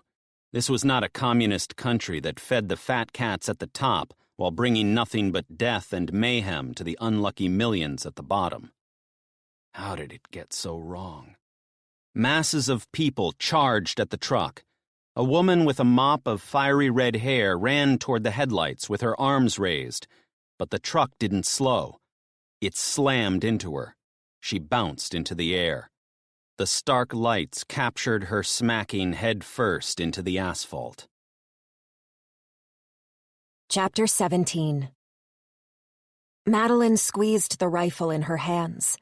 She'd never held a weapon before. It was heavier than she'd imagined, but the power she felt surprised her. It would be so easy to aim the gun at the asshole and pull the trigger. She could do it. He'd tried to kidnap Jennifer. He deserved to die. But that would be too easy for him. Professor Flint hadn't paid for his crimes. Dying in his sleep had been inadequate punishment. He should have suffered for the rest of his life, like she had. The pirate should suffer too. Maybe I should shoot off his hand, the hand he'd touched Jennifer with. Or shoot him in his leg, right where his main artery was, and watch his pathetic life ooze out of him. Albert and his friends were still with Ethan, sobbing, heavy and mournful over his lifeless body. As far as Madeline could tell, she was the only survivor in the clearing with the pirate. Gladys had been carried into the sleeping hut to change out of her wet clothes, and if she was watching Madeline, it wasn't obvious. Maybe she could say he tried to escape, and that's why she shot him. The asshole grunted. His eyes rolled, and when they snagged on her, he straightened his neck and looked right at her. A smile crawled across his face, cocky and creepy. She squeezed her hands tighter around the weapon. Shoot him. Do it. Do it now.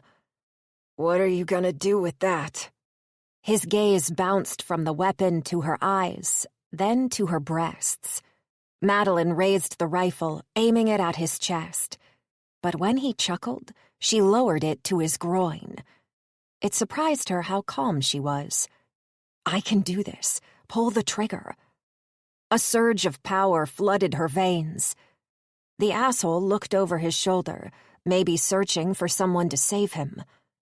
Gabby appeared on the path, but then she tucked into the shadows, as if trying to hide, yet not wanting to miss any action. When the bandit shifted his gaze to her, Gabby turned and walked away. Is she giving me permission to shoot? All sound evaporated.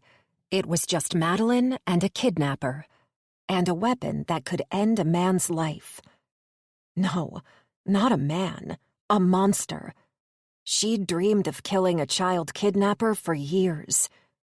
Voices cut through the silence. They're coming. Quick, do it.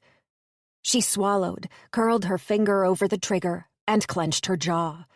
Sykes stormed into the clearing. Sterling was right behind him. Madeline's heart pounded in her neck. Hey, Maddie. Sterling's hand was on hers. You did great. She dragged her attention from the asshole's bloodshot eyes and looked into her lover's. Sterling's pupils were huge. His expression was a cocktail of relief and alarm. He knows of my nightmares. Would he forgive me if I shot a bullet through a kidnapper's cold heart? But what would that make me? A murderer? Judge? Jury? And executioner? But I'm about to be a mother. I need to protect my baby from men like this. Sykes appeared at her other side, and the rifle was removed from her hands. Sterling wrapped his arm around her waist and guided her from their hostage.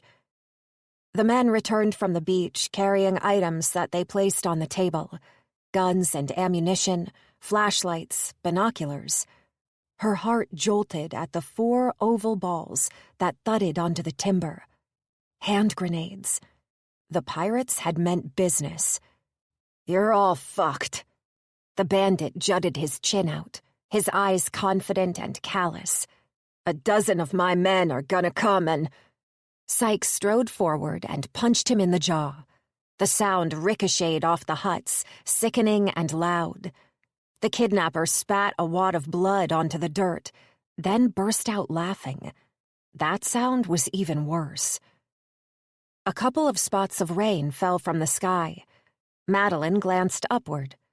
A storm cloud had rolled in overhead, dark and menacing, just like the trouble that had rolled onto their beach. In a flash, the few drops became hundreds, and just like they did every time it began to pour, everyone picked up something and made their way into the huts. She looked over her shoulder, and a sob caught in her throat. Albert was holding Ethan, and the sorrow on his face appeared to choke him as much as it did Madeline. He carried him into the communications hut. Maybe it was a fitting homage that his final night would be in the room where he'd spent most of his time. Louis, Noel, Dennis, and Michael followed Albert. When everyone else crammed into the kitchen hut with Madeline, it was as if they'd all decided to leave the 5 men alone to mourn the loss of their friend.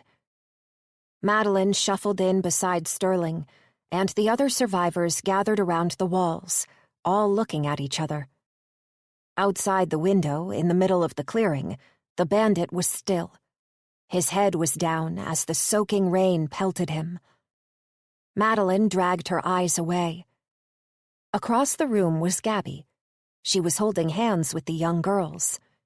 Sally's eyes were red-rimmed, and she looked much more distraught than Jennifer did. Gabby, however, didn't look upset. Her eyes blazed with anger, and when she met Madeline's gaze, she had a feeling Gabby was silently trying to convey something to her.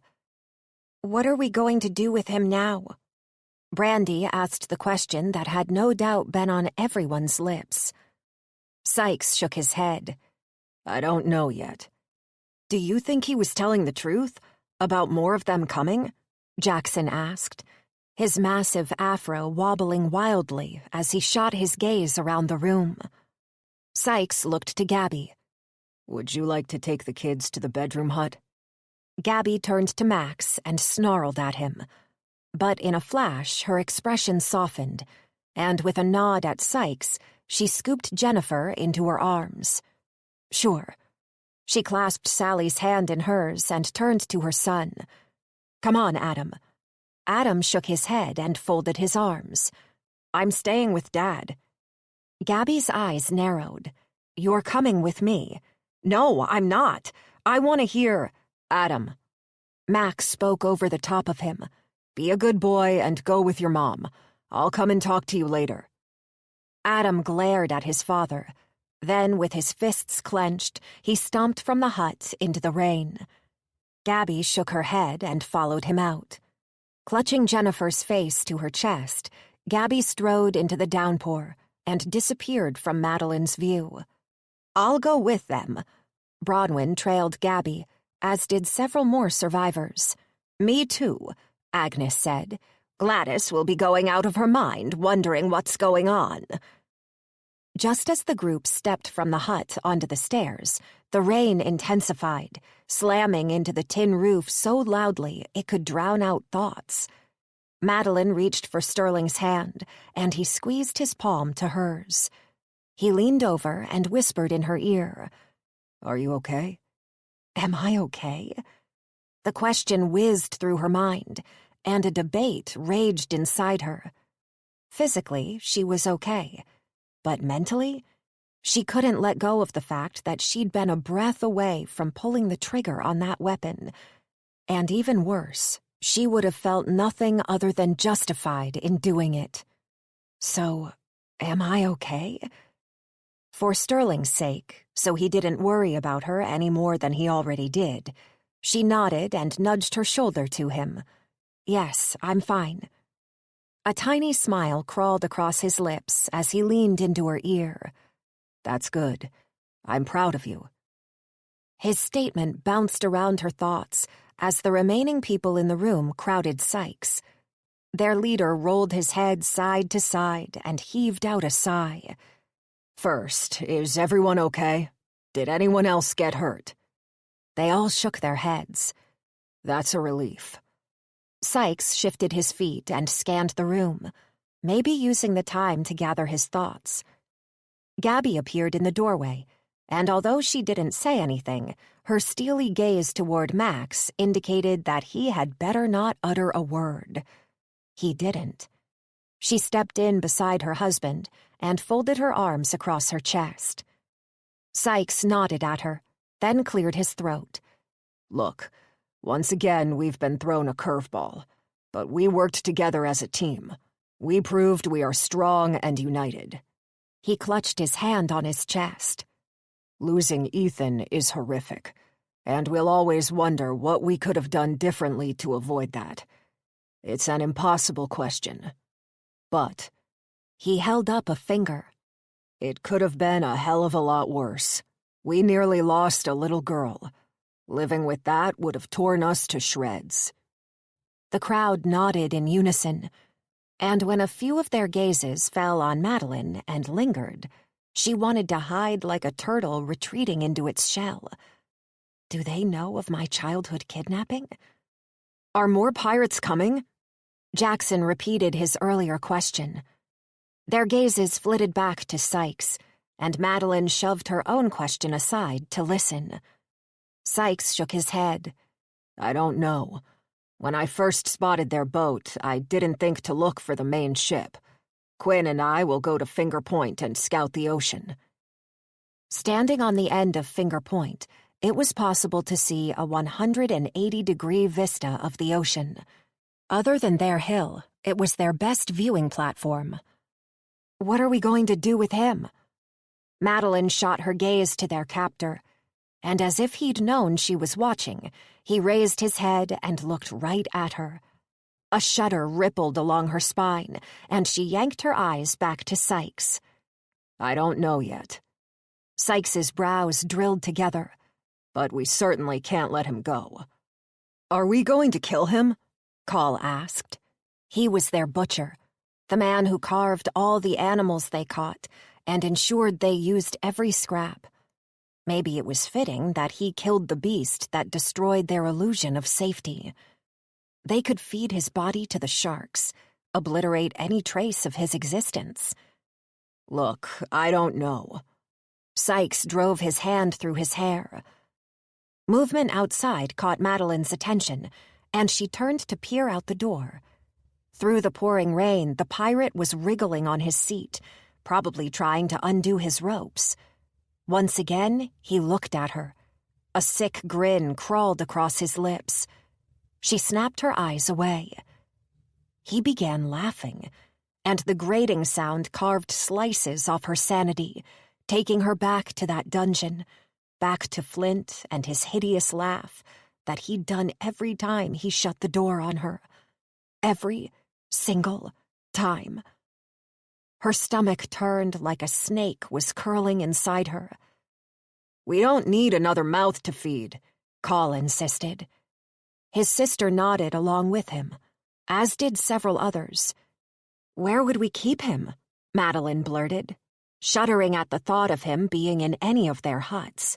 He didn't deserve that luxury. Okay, listen, we have a lot to discuss. Let's see if there's another ship out there first, because if they're planning on an attack, then we need to get ready. An attack?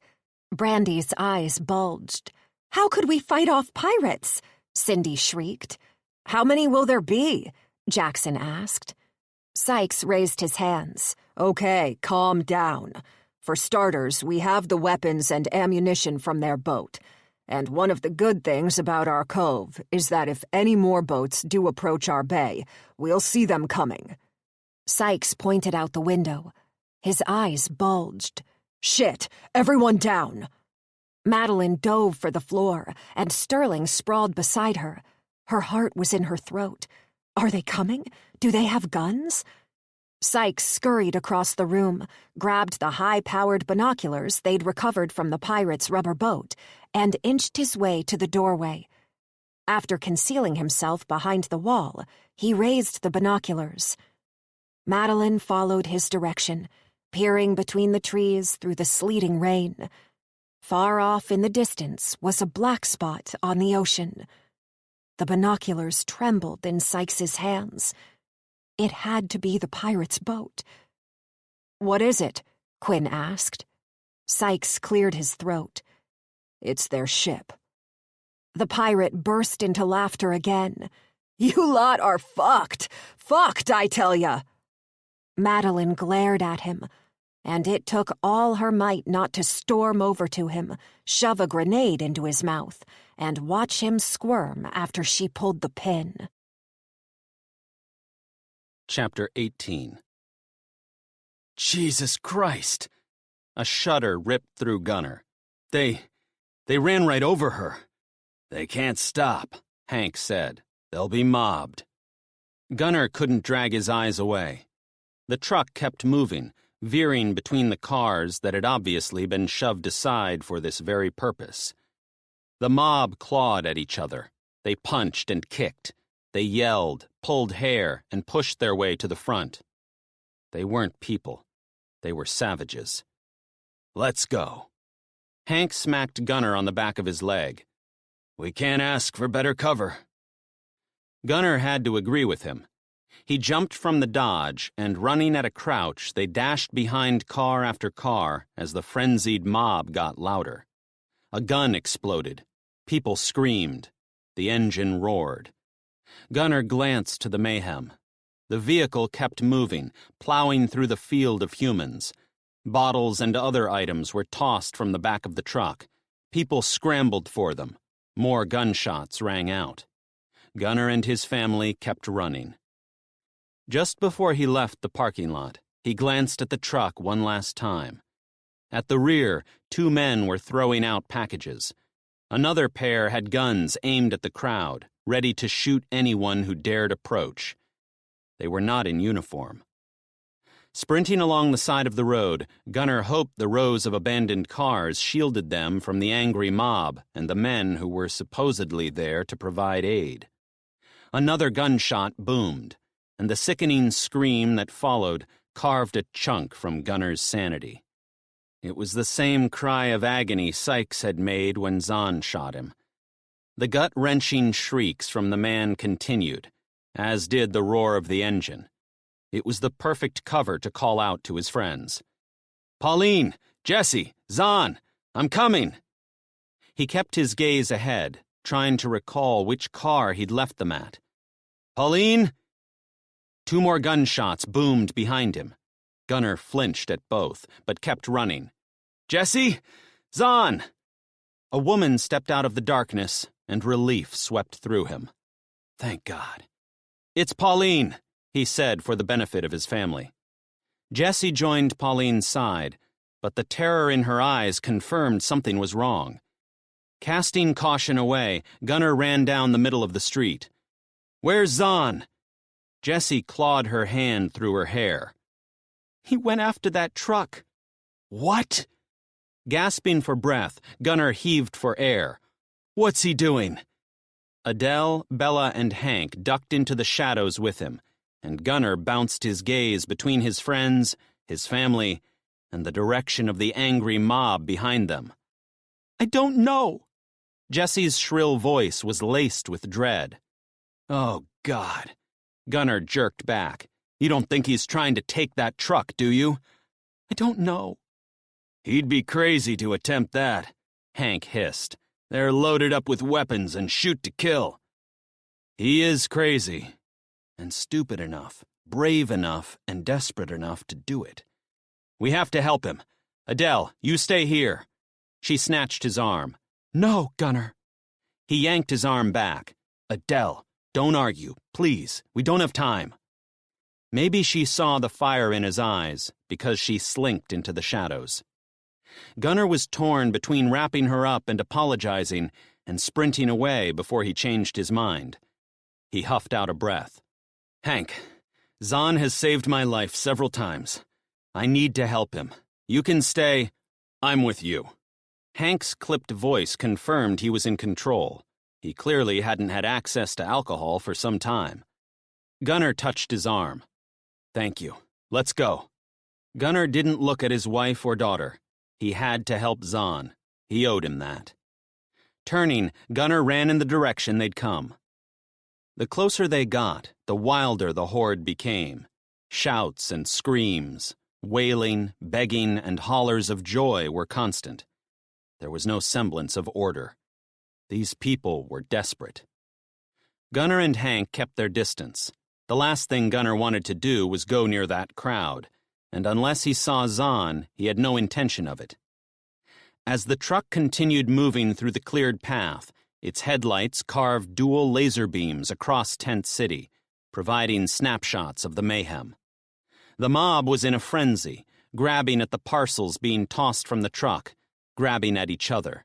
As many punches were thrown as there were cheers.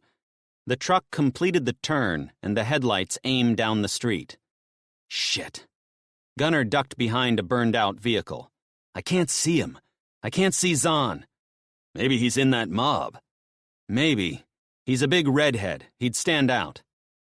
The truck crunched higher in gear as it drove away from Walmart. People raced after it, arms stretched forward, desperate for scraps. Gunfire split the silence, and Gunnar and Hank ducked. But the gunfire wasn't single shots here and there. This was full on, one after the other. People shrieked. Glass shattered. Cries of agony clamped a fist around Gunnar's heart. He pictured Zahn, bloody and screaming. The gunfire continued in short bursts, and the truck careened into an abandoned car, but kept going. Sparks sprayed like mini fireworks. "What's happening?" Hank blurted. "I don't know, but I can guarantee Zahn's in the middle of it." People scrambled to the back of the truck, their whoops for joy louder than before. Gunfire exploded again, but these didn't seem crazed. These were precise. 1, 2, 3. Careening sideways, the truck slammed into another car in an explosion of glass. The crowd cheered. Inside the front cabin, the armed men darted their gazes left and right. Gunnar's heart launched to his throat. There he is! Zahn was hanging onto the side of the truck, his gun aimed forward. That crazy bastard, Gunnar hissed. 2 shots rang out. Sparks pinged off the truck's side mirror. Zahn launched forward and grabbed onto the rifle that was sticking out the passenger window. The gun exploded. Zahn hollered, and the gun went flying. The people chasing the truck cheered. Zahn yanked open the door and aimed his weapon inside. "Get out!" he boomed. The passenger snapped his hands up, but the brute in the driver's seat aimed his chunky revolver and fired. The blast was huge. Blood splattered the windshield, and his passenger jolted sideways. "Fuck!" the driver hollered. He'd shot his own man. As the truck continued, Zahn yanked the body from the cabin and tossed it out. The mob raced to it and kicked and cheered with equal measure. "Get out!" Zahn yelled, his gun aimed at the driver. The truck ricocheted off another car. The gun exploded. The driver howled, his face a mask of terror. "Get out or I'll shoot you for real!" The driver's door flung open and he tumbled from the cabin. He tried to run, but it was more of a hobble. The rampaging savages were on him in an instant, and he disappeared in a frenzy of kicks and punches. "Come on!" Gunnar raced into the middle of the street, desperate for Zahn to see him. Zahn clutched the steering wheel and ramped up a gear. The crazy bastard had a massive smirk on his face. "Who is this guy?" "Zahn," Gunnar grinned. "The man who saved my life." The truck accelerated, and Gunnar stood his ground on the road's center line and waved his arms overhead. Zahn returned the wave. "Good, he's seen us. I'll get in the back. You get up front with Zahn." Gunnar moved to the side of the road and readied to jump onto the moving truck. "Roger that." Zahn slowed the truck, and Gunnar raced to the rear. Once it was at a crawl, he climbed into the back and came face to face with a body. He scrambled away. Shit! Even in the dim light, the wounds to the man's face were ghastly. Jesus. Had Zahn killed him? Oh, God. It was so wrong. Everything was wrong. Guilt scraped over his sanity. They were no better than these men who'd run over that innocent woman. But this was what America had come to. Survival of the fittest. Every man for himself. The truck door slammed. "Hey there, I'm Hank Preston." "Zahn." Their brief exchange reached Gunnar through the rectangular window in the rear of the cabin. "That was mighty fine work back there, son." Hank didn't give praise often. It was more than deserved. "It wasn't nothing." After a gritty crunch shifted the truck up a gear, they accelerated away, heading toward Gunnar's family, Jesse and Pauline. Shit, my daughter can't see this bloody body. Gunnar grabbed the dead man's arm and, bracing himself so he didn't topple out, He dragged the body forward and rolled it off the back. It fell with a sickening crunch, landing face down. His jaw dropped at the crowd of people racing after the truck. "Get moving, Zahn!" Gunnar yelled. "They're chasing us!" The truck revved, and Gunnar tumbled ass over. He rolled to his knees, and a series of shouts had him looking out to the street. Kicking and cheering, a mob swarmed around the body he'd tossed. Bile shot up Gunnar's throat, and he snapped his gaze away. But his eyes snagged on the smear of blood across the tray, evidence of what he'd done. Shit! Scanning the contents of the truck, he searched for something to wipe it with. It was crammed full of cartons, food and drinks. Yes! Thank you, Zahn! Their bold labels were easy enough to read. Lentils, asparagus, chili, bags of rice, flour, and coffee beans were stacked along one side. Gunnar was torn.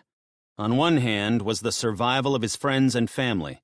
On the other were those poor people living in that slum behind him. It may be survival of the fittest, but they could still show compassion. As Hank and Zahn chatted in the front, Gunnar grabbed a massive bag of rice and tossed it out the back. He raced to the boxes, grabbed one at random, and threw it out too. Cheers of joy rang out from the crowd. Gunnar threw another box, and another. Each time he glanced out, there were less people trailing him. He picked up his pace, desperate to ensure they were distracted enough to stop following. 6 boxes later, and the crowd had gone. All too soon, the truck slowed, and when it stopped, Gunnar jumped out. Jessie ran to Zahn, her arms outstretched. He lifted her, and she squealed as Zahn spun her around. Adele, Bella, and Pauline emerged from the shadows. Smiles of relief were plastered across their faces. When Zahn put Jessie down, Gunnar strode to him and clapped his shoulder. "God damn it, Zahn. You're one crazy bastard." He shrugged. "We're gonna need that truck." "He's amazing, isn't he?" Jessie's eyes glowed in the moonlight as she nudged her shoulder to the big redhead. "Adele, this is my friend Zahn. I wouldn't be here if it wasn't for him. None of us would." Adele strode forward and wrapped her arms around Zahn. "Thank you. I don't know how I can ever repay you." "Oh, it's nothing." Zahn's face twisted like he'd sat on a porcupine. Jessie giggled, and Gunnar burst out laughing.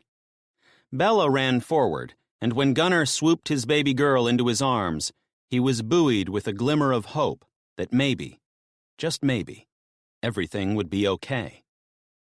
"I don't want to break up this party," Hank barked, "but we need to keep moving while it's dark." He turned to Gunnar. "I hope you got a plan." Gunnar smiled at Jessie. "We sure do. Jessie, this is where you take over. Get us to your bunker." She saluted. "All right then, let's go." "Jessie's in the front with me," Zahn announced.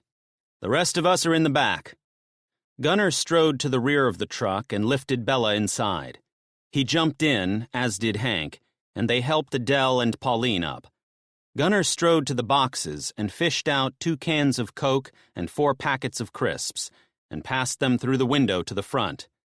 "Hey, Zahn, you did really good back there.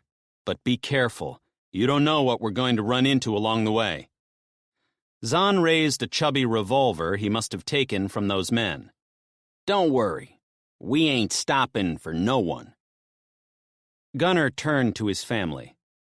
He'd thought once he reached American soil, the number of fatalities on his hands would stop growing. He'd been wrong. So wrong. Adele and Bella sat atop a box each, and Adele opened a packet of 2-minute noodles. Pauline had a can of cola in one hand, and as she munched on a corn chip, her eyes rolled. "Oh, yeah. Junk food." Gunnar chuckled. The truck lurched forward, and he pulled another box out and sat with his wife with their daughter wedged between them. As Bella gnawed away on the raw noodles, Gunnar's mind was mush.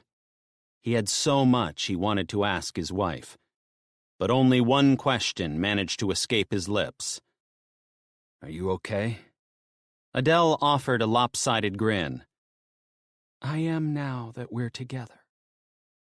Nodding, Gunnar sighed and curled his mangled wrist over his wife's shoulder, tugging her to him. He'd been praying for this moment for months, but he'd thought they'd be in their home, safe, happy, and healthy. Never like this, living on a knife edge, where one mistake could get them all killed. When is it going to end? Gunnar glanced at Pauline.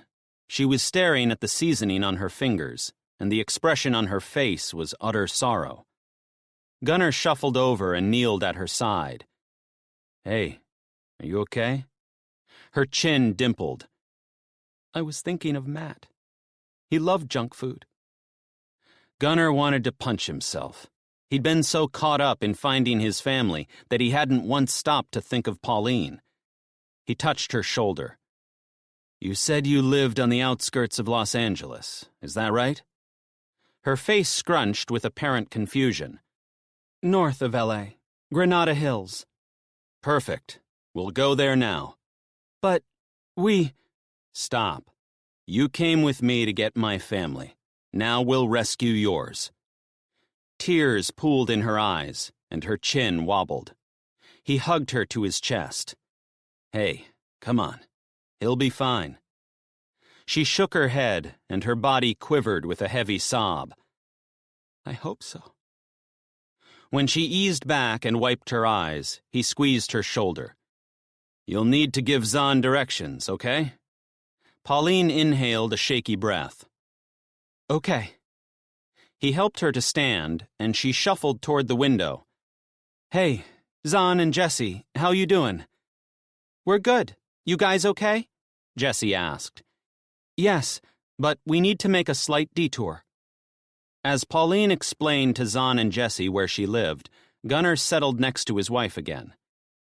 I have so much to ask, but I don't know where to begin. Adele nodded. I know what you mean. Where were you when the EMP happened? Gunnar asked the first question that popped into his head. I ducked into town to grab a few things, so I was halfway home when the car died. Bella flashed her green eyes at him. We had to walk all the way up the hill, Daddy. Gunnar tousled his daughter's hair, something he'd been dreaming about doing for months. I bet you've been a big help for Mommy. We lived in the attic. Yes, I saw that. He met Adele's gaze. How long were you there? It was 7 weeks before Dad came for us. She shook her head and lowered her gaze to Bella. He understood. Adele had stories too, but they weren't ones their daughter should hear. Gunnar turned to Hank. Thank you for looking after them. Wouldn't have it any other way. How about you tell us what took you so long? Gunnar heaved a heavy sigh, and with the tires humming as they crossed miles and miles of asphalt, and Pauline directing Zahn where to go, Gunnar relayed their living nightmare.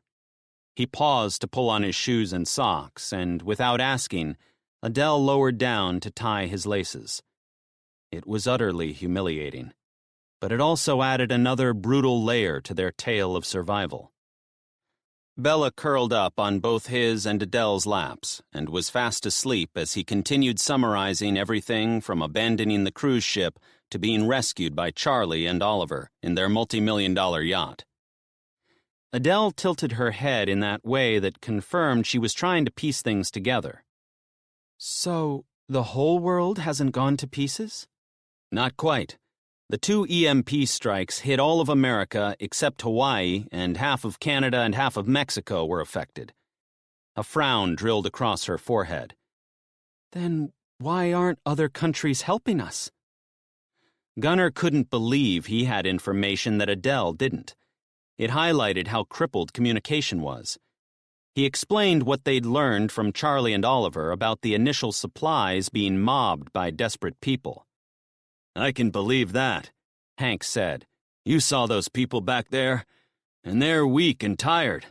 Imagine it 5 months ago when people still had some grunt in them.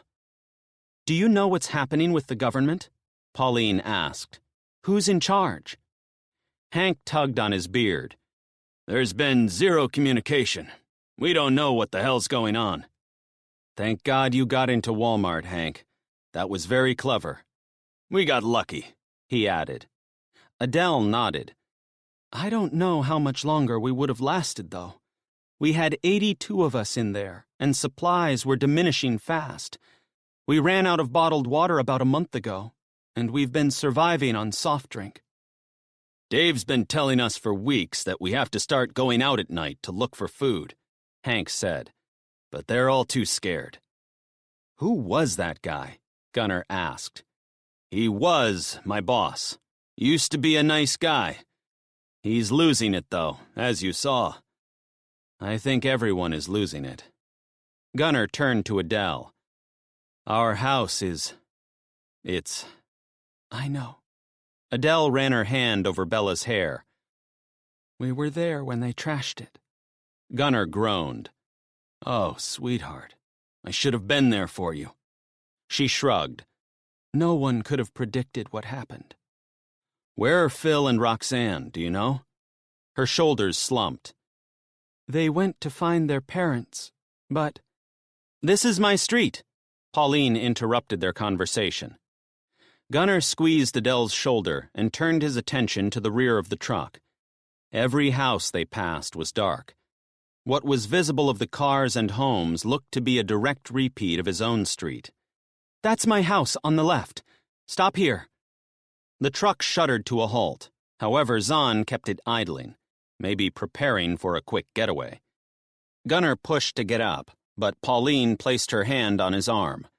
"Stay here, please. I need to do this on my own." Gunnar nodded. He knew exactly how she felt. "Okay, sing out if you need me." She squeezed her eyes shut, then snapped them open with a huff. "I will."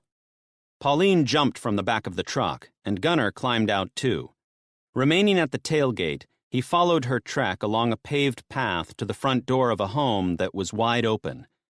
When she disappeared inside, he turned to Adele and shook his head.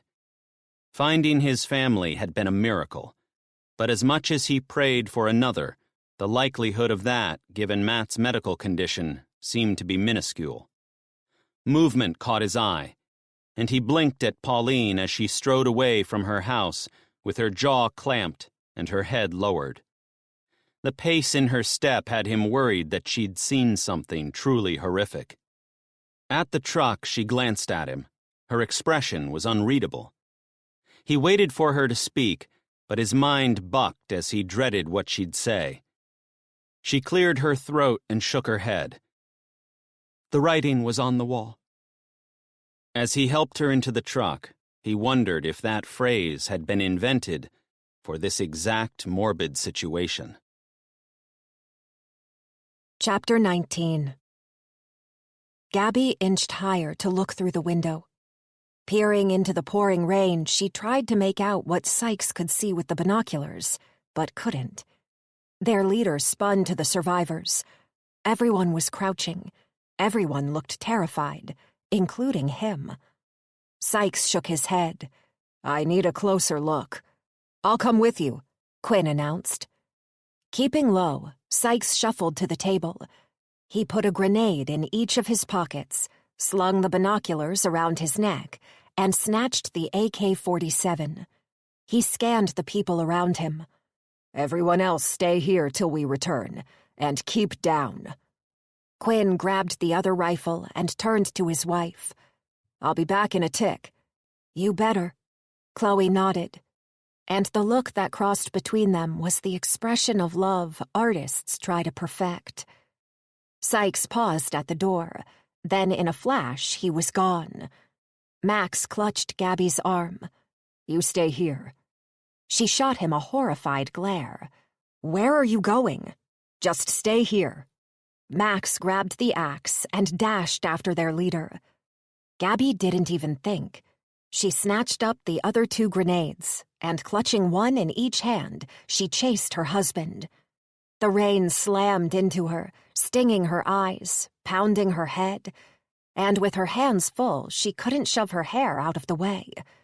She didn't want to risk shoving the grenades into her tiny skirt pockets. Knowing her clumsiness, she'd pull the damn pins trying to yank them out.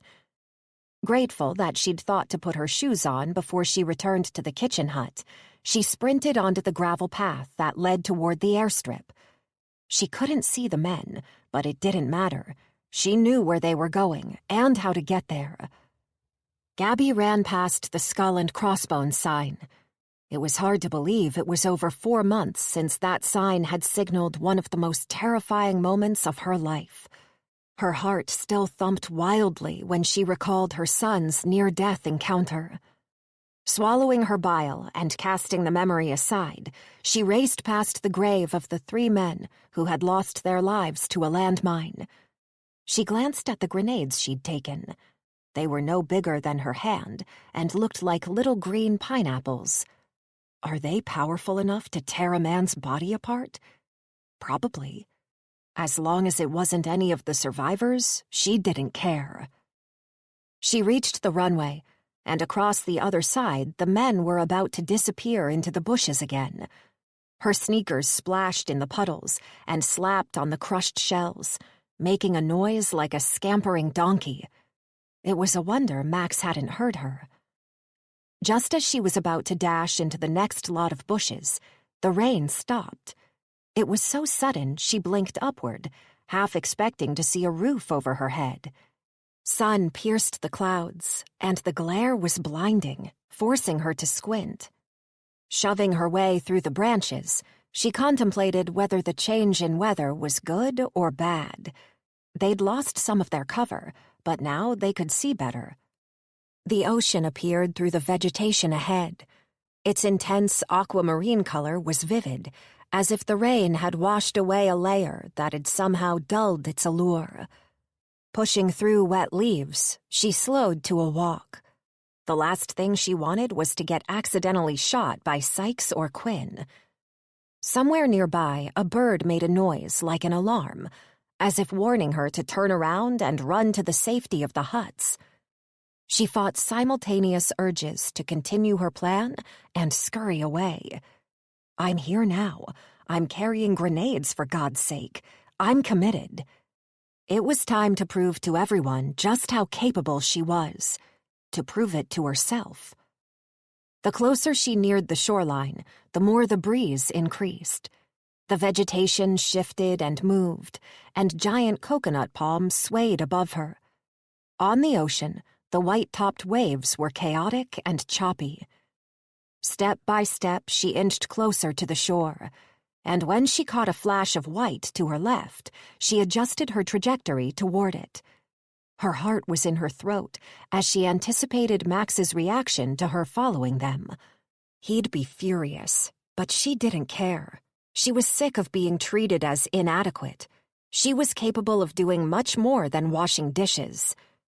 Clamping her fingers tighter around the grenades, she shoved a massive leaf aside with her elbow. 3 faces turned to her. Sykes spun with the AK-47. He was so quick, a breath snagged in her throat. "Son of a bitch!" Sykes scowled. "Get down!" Gabby hunched over and waddled toward the 3 men. Max's eyes drilled into her. His face was red, and his nostrils flared. If he were a volcano, he'd be set to explode. "What are you doing?" he hissed. Crouching beside him, she concealed the grenades from his view. "Helping." She clenched her jaw, determined to appear fearless. Max shook his head and returned his gaze to the ocean. Sykes and Quinn were both looking through binoculars. But other than ocean, waves, clouds, and a few birds, she had no idea what else they could see. If the pirates' main boat was out there, it had either drifted from view or was too far out for the naked eye. "Can you see them?" she whispered. Sykes shook his head. "No." A noise as foreign as it was distinct drifted over the waves. An engine. All 4 of them hunched lower, and Sykes and Quinn snapped the binoculars from one side to the next. With the howling wind, it was impossible to work out where it was coming from. It was getting louder, yet the source was still hidden from view. Sykes flinched and ducked lower. Got them. Quinn shifted his binoculars in the same direction. Gabby crouched further. The boat was heading toward them, approaching from the opposite side of their cove. What do you see? It's an old fishing trawler, Sykes said. Look at the rust on that thing. It's a wonder it floats. Gabby shook her head. I meant the pirates. How many are there? The entrance to their cove was between where they were hiding and the pirates' boat. Do you think they went right around our island in search of their friends, and now they've come back for another look? They've got their binoculars pointed at our beach, so that'd be my guess, Sykes murmured. Thank God we hid their rubber boat. A trickle of sweat oozed down Quinn's cheek. Sykes moaned. Maybe they didn't see their men actually go into our bay. That'd be a blessing, Gabby said.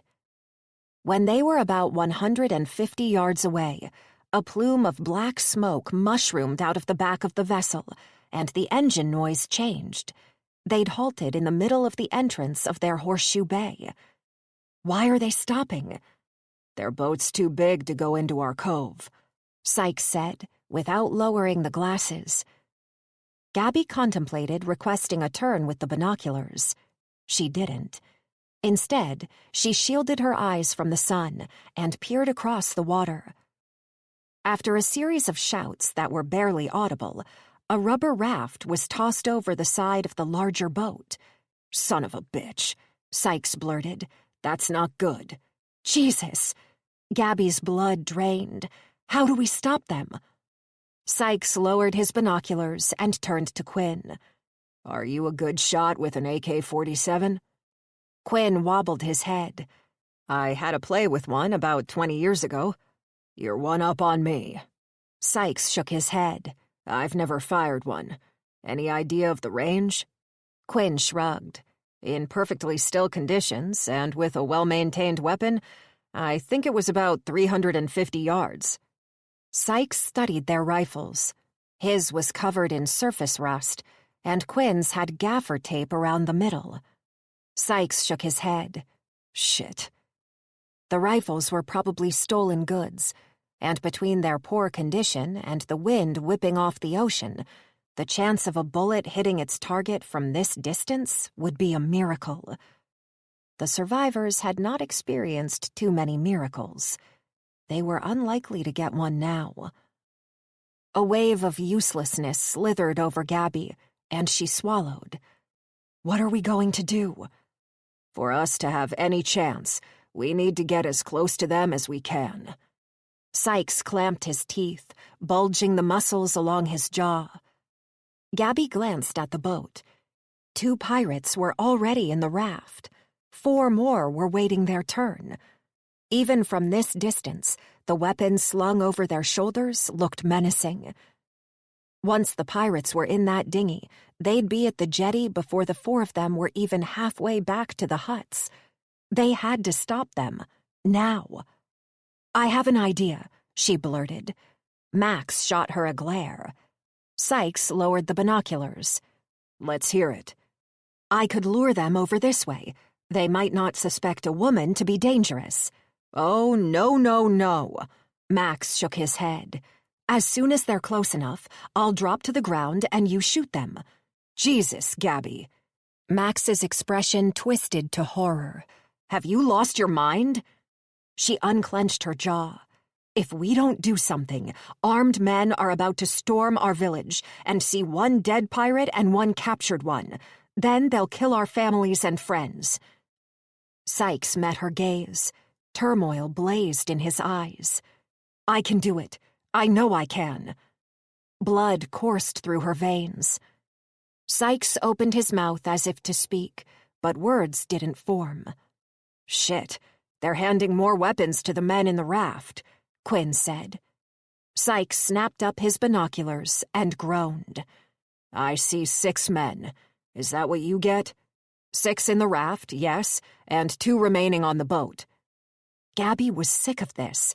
We need action, and we need it now. Look, time's run out. The only plan we have is mine. Now tell me how to use these." She raised the grenades.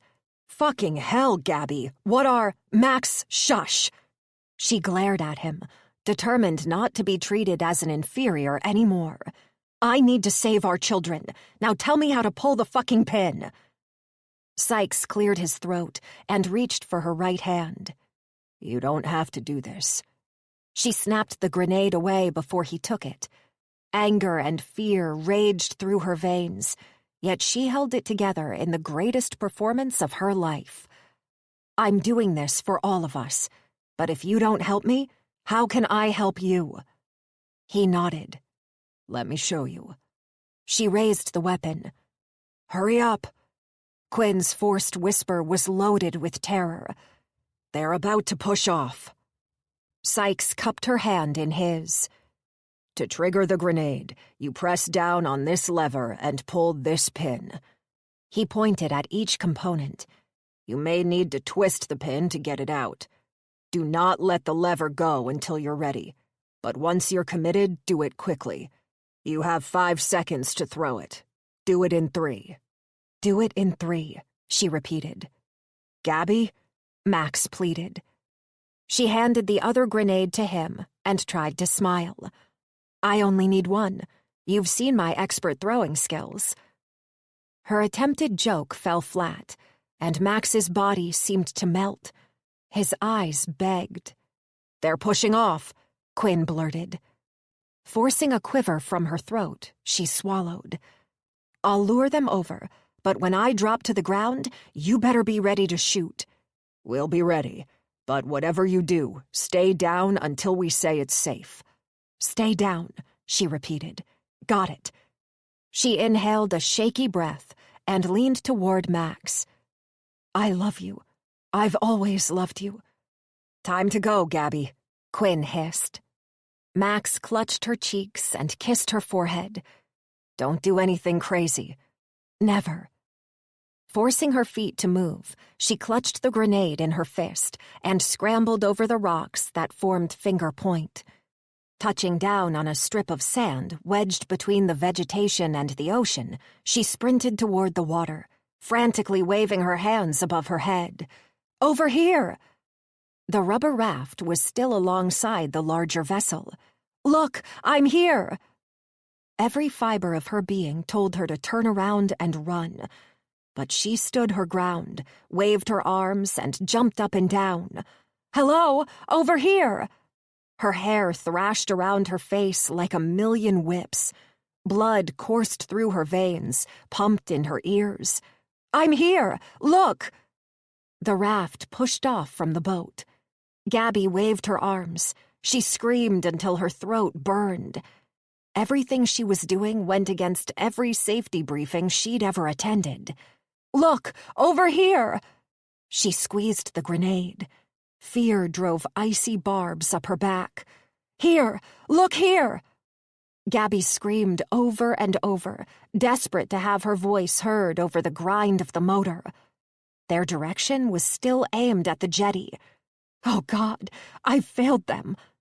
She whipped off her shirt and waved it overhead, hoping the flash of red would catch their attention. Her fingers trembled, as did her knees. A shout drifted to her. 2 of their faces turned her way. She frantically waved. "Yes, that's right, over here!" Ever so slightly, the boat turned. Oh my God, it worked! Gabby had been in deadly situations before, dozens of them.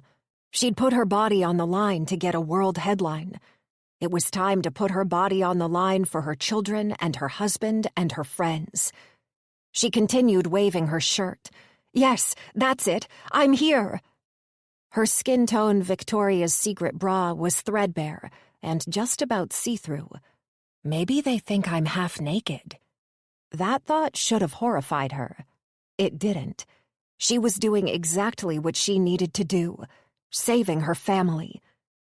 Once she'd confirmed they were definitely heading toward her, she was torn between putting her shirt on and distracting them enough to draw them closer. She opted for the latter. Beaming an enormous smile like she was over the moon to see them, she skipped up the beach, luring the pirates toward a gap between a series of rocks that acted like nature's little landing dock. Hopefully, it would look like she was leading them to a place to bring their boat ashore. "Yes, that's it," she yelled. "Come on, you bastards, come and get me."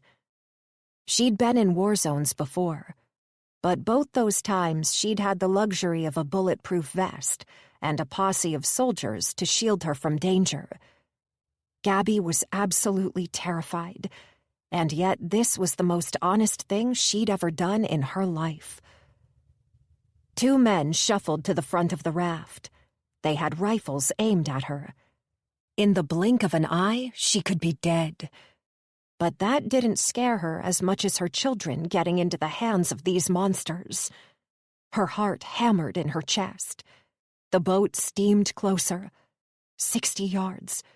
She clenched her fist around the grenade so tight she feared she'd crush it. Her pulse beat faster, harder, thumping in her ears and taking her terror to maximum capacity. 40 yards. All sound evaporated. Every second took an hour. She'd stepped into a time warp where nothing existed but her and a bunch of men who could kill her in a heartbeat. 20 yards. Now! Bile shot up Gabby's throat as she dropped to her stomach on the sand. Gunfire blazed around her. Clenching her jaw, she pressed into the sand. Screams rang about. A high-pitched hiss confirmed the boat had been punctured. Another scream was followed by a huge splash. The grenade. Gabby rolled onto her back and yanked out the pin. 1, 2. She flipped sideways, hurled the weapon at the raft, rolled onto her stomach, and as she squeezed her eyes shut, a massive explosion reverberated about their cove. Chapter 20. Zahn yawned. He had no idea how long he'd been driving, but the sun was coming up, confirming he'd gone right through the night. Back at home, when he was focusing on catching a prime gator, he could go all night. But that was on a full belly and a good night's sleep. The cookies Gunner shoved through the window a little while ago had barely touched the sides. It got him thinking about those desperate people back at Walmart. He'd been starving many times in his life. The worst was on that fucking yacht after they'd capsized. He would have tried to kill a shark with his bare hands if Jesse had let him. It was probably good that he hadn't, on account of him being so weak and all. Zahn eased on the brake, ready to dodge around another car. Since they'd left Santa Barbara, the two main roads he'd traveled were full of abandoned cars. Some cars he'd had to shove aside with the truck to get around them, but most were spaced far enough apart to weave the truck between. He didn't mind ramming them, made him feel like the Terminator, except they didn't have nobody chasing him. In fact, he ain't seen nobody else since Walmart. Maybe everyone was dead. He sure hoped not, for Jessie's sake. She'd been talking about seeing her mom and brother non-stop since they'd figured out how to get their asses off the island. Jessie was asleep on the seat beside him, and the others in the back had gone all quiet too. He didn't want to wake her none, but according to the road sign he'd just passed, he was coming up to that intersection Jessie mentioned, and he couldn't remember which way she'd said to go. He placed his hand on her knee, just above one of them jagged scars from the shark attack. "Hey, Jessie." She jolted upright. Sorry, I didn't want to wake you, but it's okay." She wiped the back of her hand over her mouth. "You all right?" "Yeah, we're approaching that road you talked about." She rubbed her eyes and rolled her neck. "I must have zonked out. Where are we?" "Near Bakersfield." "Oh, right." She glanced out the windshield. "The sun's rising." Zahn had seen many daybreaks, but he couldn't remember begging for one so much as this time. The fucking night had gone on forever. The truck's headlights lit up a flash of white across the road, something huge. Zahn tapped the brake and squinted ahead. "Holy shit! Is that—" "A plane!" Jessie lurched forward on her seat. Jesus, it would have fallen right out of the sky. Zahn slowed, but as the plane wreck was blocking the whole road, he had no choice but to stop. He hadn't stopped since they'd left Pauline's house. 40 feet away from the wreck, he stomped the brake. "Hey, Gunner, you gotta come see this." Zahn grabbed the revolver he'd nicked from the asshole driver, and Jesse took Gunner's handgun. They climbed out of the truck. Holy shit. Gunner stepped next to Zahn. The plane was huge, way bigger than the one that had fucked up the cruise ship. The front of the aircraft had slammed into a petrol tanker, tipping the truck right over, and the tail was missing altogether. The fuselage was in 2 pieces, cracked open like a boiled egg. Deep gouges were clawed along the side, like it had scraped across the ground for miles before it crashed into that tanker. The blackened truck and front half of the plane confirmed it had been one hell of a fireball when it crashed. If someone had survived the fall from the sky, they sure wouldn't have survived the landing. A flash of light glinted off one of the plane's shattered windows as the sun cast its first rays of the day. Zahn strode to the wreck and peered inside. It was a burned-out shell, nothing salvageable in there. "We'll have to go around it." Gunner strolled to the end where the tail was missing. Behind the plane was a giant gully where it had carved through a paddock and taken out a whole section of log and barbed wire fencing. In the distance, a homestead that had been in its path was a goner. Nothing but chunks of timber and mangled tin remained. "We should be able to get around this way." Gunner shielded his eyes from the emerging sun and pointed out grooves in the grass that other cars must have taken. Zahn climbed into the truck, tossed the gun onto the passenger seat, and started the engine. Getting around the plane and back onto the road was piss easy. For an old truck, it sure did have some grunt. Everyone climbed in again, and Jessie turned to the window connecting them to the back. "Only another hour or so and we'll be there." She smiled at Zahn. It was the sweetest thing he'd seen in days. He hoped she was still smiling when they got to her mama, though. Coming into Bakersfield, 2 things happened. One was the number of stalled cars on the road doubled, making him have to go way slower than he wanted. The other was the sun lit everything up, giving him a much better view of how bad things were. Zahn had thought the graffiti and trashing of homes would have been just in them big cities. He'd been wrong. Bakersfield looked like it had been deserted for years. It wasn't just the abandoned cars and shops. There was something else about it, a real creepiness. And Zahn didn't do creepy. Maybe it was the weeds growing through the pavement, or the power poles that leaned over the middle of the road. A pack of dogs raced along the main street ahead of him, and Zahn was thinking he should shoot 1 or 2 of them for a bit of grub. Until Jessie did her mind-reading thing and shook her head. She touched his arm. "We'll have plenty of real food soon, I promise." He wanted to tell her that she shouldn't be making promises she may not be able to keep, but he kept his trap shut, 'cause she was smiling like she'd had a bath in milk and honey. That was another thing he'd like, a bath. Usually Zahn could be covered head to toe in dirt and shit and it didn't bother him none. But with Jessie around, every time he got a whiff of his pits, he hoped like hell she didn't smell it too. The road out of Bakersfield didn't have so many cars, and after half an hour or so of driving past overgrown paddocks that had no livestock, he had to shift into lower gear to get the truck up the hillside. Jessie started itching on her seat, and Zahn was both excited for her and shit scared. After the crap they'd been witnessing since they jumped out of that chopper, he wasn't sure that everything was gonna be okay.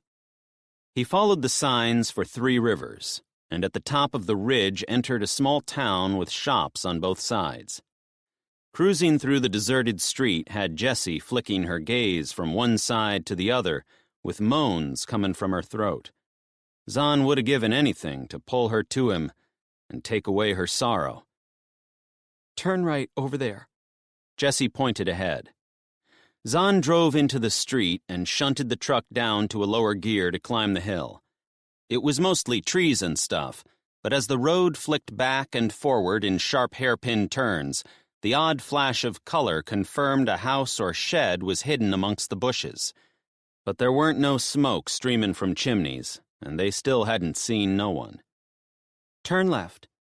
He drove onto a narrow asphalt road that had more potholes than his mama had hairs on her chin, and that was saying something. Slow down. Jessie pointed. Up there. See that track on the right? Yep. Zahn crunched it into first gear and rolled onto the track. Branches on either side brushed against the truck as they pushed through. With each hole they bounced over, Zahn's bad feeling got even worse. Okay, pull over here. Frowning, he stopped the truck and killed the engine. They was surrounded by nothing but woods. There ain't no way anyone was living there. Jessie slapped his arm. Come on! Squealing, she jumped out of the truck. She grabbed his hand, and running side by side, they raced up a track. Mom! Mom! Jessie called out as they jumped over a log crossing the path. Mom! Jessie fell to her knees, and Zahn thought she'd fallen over, but she put her hand around a pipe that was sticking out of the ground. Mom, it's Jessie! Mom, I'm here! Jessie's here! Jessie? A voice bounced up from the pipe. Yes, I'm here! Jessie jumped to her feet, and clutching Zahn's hand again, she ran toward a rocky cliff. As if it were an act in a magic show, a crack appeared in the rock wall, and a door opened. A woman dashed out, squinting at the light like she'd been hibernating for winter. Jessie? She opened her arms. Mom! Jessie dropped Zahn's hand, raced forward, and wrapped her mom in a bear hug. They was both crying and cheering. A young dude came out of the door, followed by 4 more people. They was all squinting and clapping and cheering. You made it! I knew you would! Where's your father? Jessie eased back from her mama, but still clasped her hand. Oh, Mom, I'll tell you in a minute, but first meet my friends. This is Zahn. Zahn's heart shriveled like a dead toad. Friends? I thought we was way past just friends. And here's Gunnar, Pauline, Adele, Hank, and this is Bella. Everyone, this is my mom, Debbie. She pointed at the kid whose hair was black as Jessie's. And my brother, Jack. A woman came tearing out of the door. Her face was all red like she'd face-planted in a patch of stinging nettles. Jessie, oh my God, you made it. Is Ethan with you? And the other men, are they okay? Jessie turned back to her mother. Hey, Mom, can we go inside first? We have so much to tell you. Yes, of course. You must be starving. Hold up, Gunnar said. Should we move our truck first, or at least take the supplies out of the back? Oh, yes. Jessie grinned at her mom. We've got a pile of food and stuff in the truck we stole. Should we drive in further? Yes. Jessie's mama bugged out her eyes, and it had Zahn wondering if it was because she'd mentioned food or the stolen truck. I'll drop the barrier and meet you at the hatch. Jessie grabbed Zahn's hand. We'll get the truck. She turned to Gunnar. You guys stay here. Back behind the wheel, Zahn started the engine, and with Jessie in the passenger seat, she directed him along the path they'd walked earlier. Ahead was the log they'd jumped over, and Zahn was about to point it out to Jessie when the fucking thing vanished with a loud boom. What the fuck? Her smile was enormous. Dad designed it. The log is held up with car jacks. One flick and it falls into a hollow Dad and the others dug out. Dropping it is easy, but putting it back into place is a royal pain. Without electricity, it's a manual wind job. I volunteer you. She giggled. Zahn didn't mind none. He'd jack up a mountain of logs if she giggled like that each time she asked. He kicked the truck into gear, and they bounced over the hollow where the log was hidden, and she directed him to stop farther along the path. A hatch suddenly appeared out of the ground, and Debbie stood out it. Stop here, Jessie said. He killed the engine and jumped out. and as if they'd planned it, Gunnar and the others, along with a pile of women he didn't know, stood in a line and started passing boxes of stuff from the back of the truck to the hatch. It didn't take too long, and once it was done, Jessie led him and the others through the secret door her mama had come barreling out of earlier. Zahn had to duck his head to enter. The passage was narrow and dark, similar to the outdoor shitter his grandmama used to have in her backyard. It kinda smelled that way, too, damp and rotten, like something had died a long time ago and they was still trying to get rid of the stink. At the end of the passage, they stepped into a room that had 2 tables in the middle. Light streamed in from a dozen or so holes punched into the ceiling. Around the walls was shelves loaded with all sorts of stuff. Jars and cans and boxes and cooking equipment. A kitchen with a narrow bench was along a wall with a sink at one side. Ropes were strung across the ceiling, and Zahn guessed that something they'd slaughtered was now dangling in thin strips along them ropes. The women Zahn didn't know was putting all the new boxes of stuff onto shelves, and they was doing it so quick, Zahn had a rotten feeling they had no intention of sharing. Sit. Debbie pulled out a few chairs around the table. Jessie reached for Zahn's hand and dragged him into the seat. They sat side by side, their legs touching and her hand squeezed in his. He always felt good inside when she sat with him like this, like a furnace was in his chest, making gold nuggets for safekeeping. Maybe we are more than just friends after all. As the others found their spots around the table, Debbie and 2 chicks, who Jessie still hadn't introduced, messed about in the kitchen. Zahn hoped they was making up some grub, 'cause he was eyeing off them meat strips and wasn't gonna be ashamed if he snatched a few either. Drinks were put in front of him, and Zahn gulped the water in one go. It was so fresh it must have been scooped direct from a mountain stream. Jessie gasped as a plate was put in the center of the table. Bread! Oh my God! She reached for a slice. Zahn didn't wait for no invite neither. We didn't have bread for months. Jessie spoke with a mouthful. A crowd gathered around. Some sat in the seats and nodded at Zahn. He nodded back. They was all women and kids. No men amongst them. As the plate was handed around, a silence fell on the room, as if they was all waiting on a secret to be told or something. Debbie sat beside Jessie and put her hand on Jessie's arm. Tell me, is your dad alive? And the other men? Her eyes were huge, like she was expecting the worst. Yes, Mom, he is. They all are. At least we think so. Jessie shot her gaze to Gunnar and back again. All the dads are stuck on a deserted island. Debbie's hand flew to her mouth. What? As Zahn chomped through his fill of bread, Jessie and Gunnar and Pauline told him all about what happened after the EMP strikes fucked up the ship. It took forever, and each time he thought they was at the end, they had another story. The room got so dark they lit 2 candles and one of them old-fashioned kerosene lanterns that his grandmama used to keep on her back porch. Jessie turned to Gunnar. We need to figure out how to save Dad, right? You promised. Yes, Gunnar nodded. We planned to rescue everyone still stuck there, and we had thought it would be easy as asking the Navy to go get them. But he shook his head. What's going on, Mom? Jessie tugged on a loop in her ear. Have you had any communication? Debbie sighed and glanced at another woman across from her. We've been trying, haven't we, Fran? The woman with the beetroot-colored face nodded. We can't believe how stupid we were. All the planning we did to get this compound ready, and yet we still failed. We'd all had different jobs for our prepping. Us ladies were mostly on food preparation and storage and getting the area down here safe and comfortable. We all learned how to hunt and shoot, but none of us... She swept her hand toward the women around the table. Learned how to use the ham radios. Not one. The men got their licenses and did the training. At first the airways were so crammed with chatter that we couldn't work anything out at all. We've spent hours and wasted loads of battery life getting the radios powered up. Every 3 days we try again, and occasionally we find a signal and listen in, but even yesterday nobody could tell us what was going on.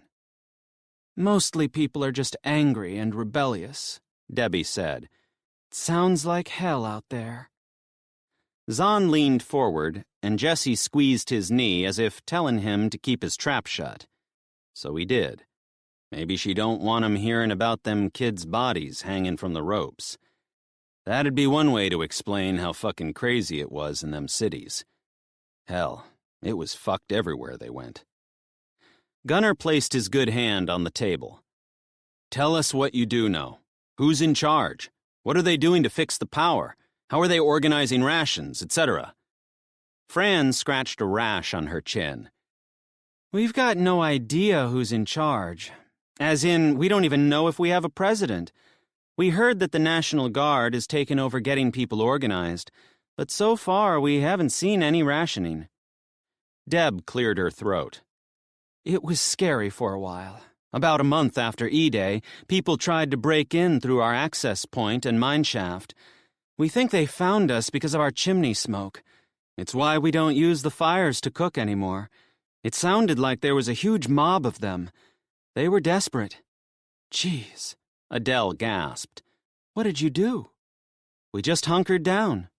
Debbie shrugged. It was a few days before they went away, but they stole our chickens and 3 solar panels and raided our crops, Debbie added. Fran scratched at her neck like it was burning. Thankfully, though, they didn't find the cars. Yeah, Debbie said. We're so glad the men blasted that hole in the hillside to build the garage, or the cars would be gone too. Man, we had some fights with them over that, didn't we, Fran? Yeah, but Ethan knew what he was doing. Fran's eyes got all wet like she was going to burst into tears. Anyway, Debbie shrugged. We've been locked up in here ever since. We limit our ventures outdoors to absolute necessities, and we've had very little contact with the outside world. How long have you been here? Pauline asked. Jack and I were here 2 days after E-Day. Debbie rubbed Jesse's brother's arm, patting him as if he was a dog. Fran and Cheryl and her kids met us the next day, and Sylvia, you took about a week. Yeah. Sylvia was scrawny like she ain't eaten in years. Kathy and I were waiting for Louis and Noel. It was stupid, but we actually thought the men would somehow make it back from the cruise. Anyway, I eventually picked up Kathy and her daughters, and we made it here. It was damn scary. People were like savages. Where is Kathy? Jesse asked. Debbie's face sunk. We don't know. She wasn't coping very well in here. One night, she took the kids and her Jeep and... Debbie ran her finger so close to her eye she was going to poke herself. She never came back. Oh, geez, Mom. Jessie shook her head. Debbie dropped her gaze to the bread plate, and as if in some kind of trance, she reached over, plucked a crumb, and put it in her mouth. It can be claustrophobic down here. For the first, 10 weeks or so, we stayed locked up inside 24/7. But since Kathy left, we've had to go out a few times. We've fetched water from the stream, and Jack and Kane here, she pointed at the tallest boy amongst them. They've shot 2 raccoons, and this was a coyote. She nodded at the strips of meat dangling off the ropes. But even so, we've barely ventured more than 50 yards from the compound. Debbie shrugged. The worst thing about Kathy leaving was the Jeep she took. We needed that car. Your Jeep worked? Hank asked. Yeah. Part of our prepping plans was to make sure we had cars that would work after an EMP strike. Thankfully, we've got another one and a motorcycle. Hank nodded. That's mighty clever of you. Not us. Debbie's chin wobbled. Albert and the men had planned this for years. To be honest, I never thought we'd use this place. Ever. It was their idea. The guys loved it. It was more than a hobby. We can't believe they aren't here with us. Debbie turned to Jesse. Is it as bad out there as we've been hearing on the radio? It's fucked, Zahn blurted. But when everyone looked at him, he wished he'd kept his trap shut. Sorry, he shrugged, but it's the truth. Zahn's right, Mom. I've never seen anything like it. Lucky you're in here.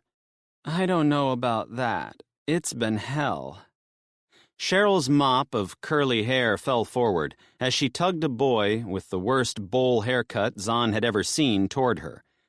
Yes, we have food and water and a bed to sleep on, but we're stuck inside all day long. Not knowing what's going on or when it will end makes it worse. Much worse. And without our men... She shook her head. We worry so much. It's not going to end any time soon, Hank said.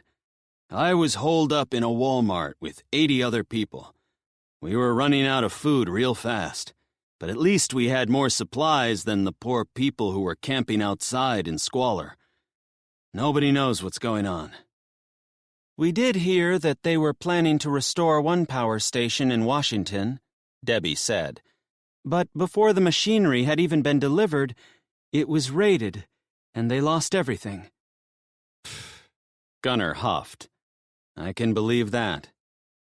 Gunnar told him about them dudes on the fancy yacht and what they'd had to say about supplies getting mobbed. The great unwanted. Jesus. Debbie's brows bunched together. But I guess that's what Albert and the men are now. And your other friends. The great unwanted. She looked at Zahn, then Gunnar. What are we going to do? How will we get them home? Zahn grunted. They're better off where they are. Gunnar's gaze shot to Zahn, and his eyes drilled into him like he had a pitchfork in his neck. What? Once again, Zahn wished he'd kept his trap shut. Chapter 21.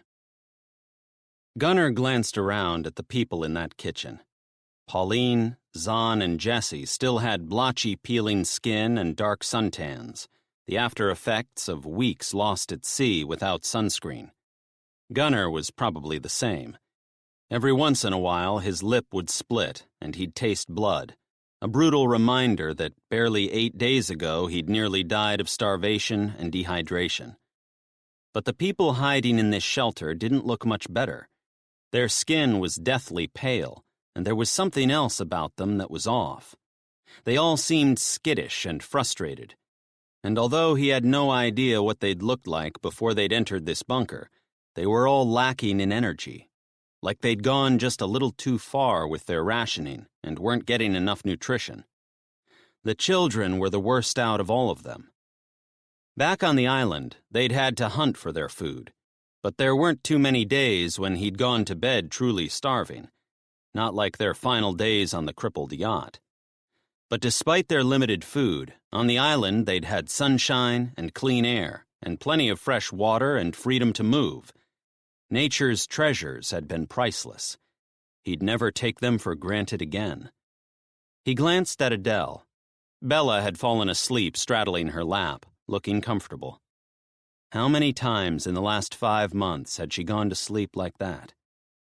They'd bought Bella a new bed for Christmas last year, and she'd spent hours decorating it with stickers of butterflies and fairies. When would she have her own little bed again? When would his family have their own roof over their heads? When would they be safe enough to roam free outside? An alarm went off in the kitchen, jolting Gunnar from his tumbling thoughts. It was an old-fashioned egg timer, and Fran moved to the corner of the kitchen to turn it off. Okay, kids. Cheryl lifted the little girl off her lap and put her down. Brush your teeth. Time for bed.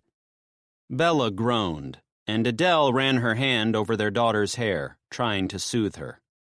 Sorry. Debbie leaned back on her chair. Our light sources are limited. We have a timer to ration our use. In lockdown, there's no choice but an early bedtime. Zahn's brows drilled together, and he shot his gaze to Jessie. She shrugged. I told you we were serious preppers. The children didn't argue with Cheryl. Instead, her kids, along with Jessie's brother, followed one after the other down a narrow passage. Jessie rose from her chair and reached for the lantern. "Come on, guys. I'll show you around." Debbie strode on ahead and disappeared into the darkness. Gunnar went to reach for Bella, but stopped. A lead ball dropped in his stomach as he looked at his mangled wrist. How can I pick up my sleeping baby with only one hand? What if I drop her? Adele met his gaze. The worry in her expression confirmed she sensed his turmoil. She nodded, maybe silently indicating that he could do this. Yes, I can. Of course I can. He curled his mangled stump around his daughter's back and hooked his good hand under her arm. When he hoisted her up, she wrapped her arms and legs around him and squeezed. A lump formed in his throat. As he followed Adele and the rest of the group behind Jessie, he could barely breathe. He'd waited way too long to hold his little girl. She smelled of tropical flowers and tranquility. But the lumps of her spine and curves of her ribs confirmed that she too had suffered serious rationing in the months since E-Day. All the time he was away from his family, he tried to picture what they'd been going through. He'd never considered them rationing food. He'd always thought the government would provide for everyone. He was wrong. So very, very wrong.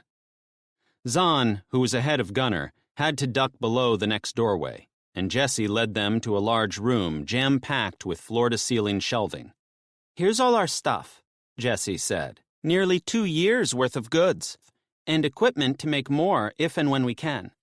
She pointed out the hand grain mill, canning machine, and food dehydrator. There were empty jars, pots and pans, and a complete range of kitchen utensils. Gunnar scanned the labels on giant tins. Creamed corn, pickles, beans, hundreds of jars filled the shelves with everything from tomato puree to oils. Huge bags of rice, oats, flour, and popcorn took up the entire bottom row. The range and quantity were impressive. They truly were prepared to live down here for years. He hoped it didn't come to that. Debbie was waiting for them in the next room. It was long and narrow with a curved ceiling. That's right, this is an abandoned gold mine. It could have tunnels that went on forever. How safe is it? Old mines collapsed all the time, and now there were 15 people living in it. Lined along one wall of the room were 6 bunk beds with 3 single beds in each stack. 18 beds in total. When he'd pictured them sleeping in the safety of the compound Jessie had told them about, he'd envisaged holding his wife and daughter until all 3 of them fell asleep in each other's arms. That was not going to happen. These beds were tiny, like the makers had a 12-year-old child in mind when they'd built them. Gunnar was going to struggle. Zahn, however, was going to suffer. He had no idea how Albert had ever planned to sleep in one. But he couldn't complain, not after some of the sleeping arrangements he'd had since E-Day, and not when millions of Americans were probably sleeping on concrete floors. Debbie assigned a bed to each of them. Thankfully, there was enough for everyone and a couple to spare. Just 2 small candles supplied light to the bedroom area, and it was like the dimness was sapping the last of Gunnar's energy. As soon as he'd been allocated his middle bunk, an overwhelming blanket of weariness engulfed him.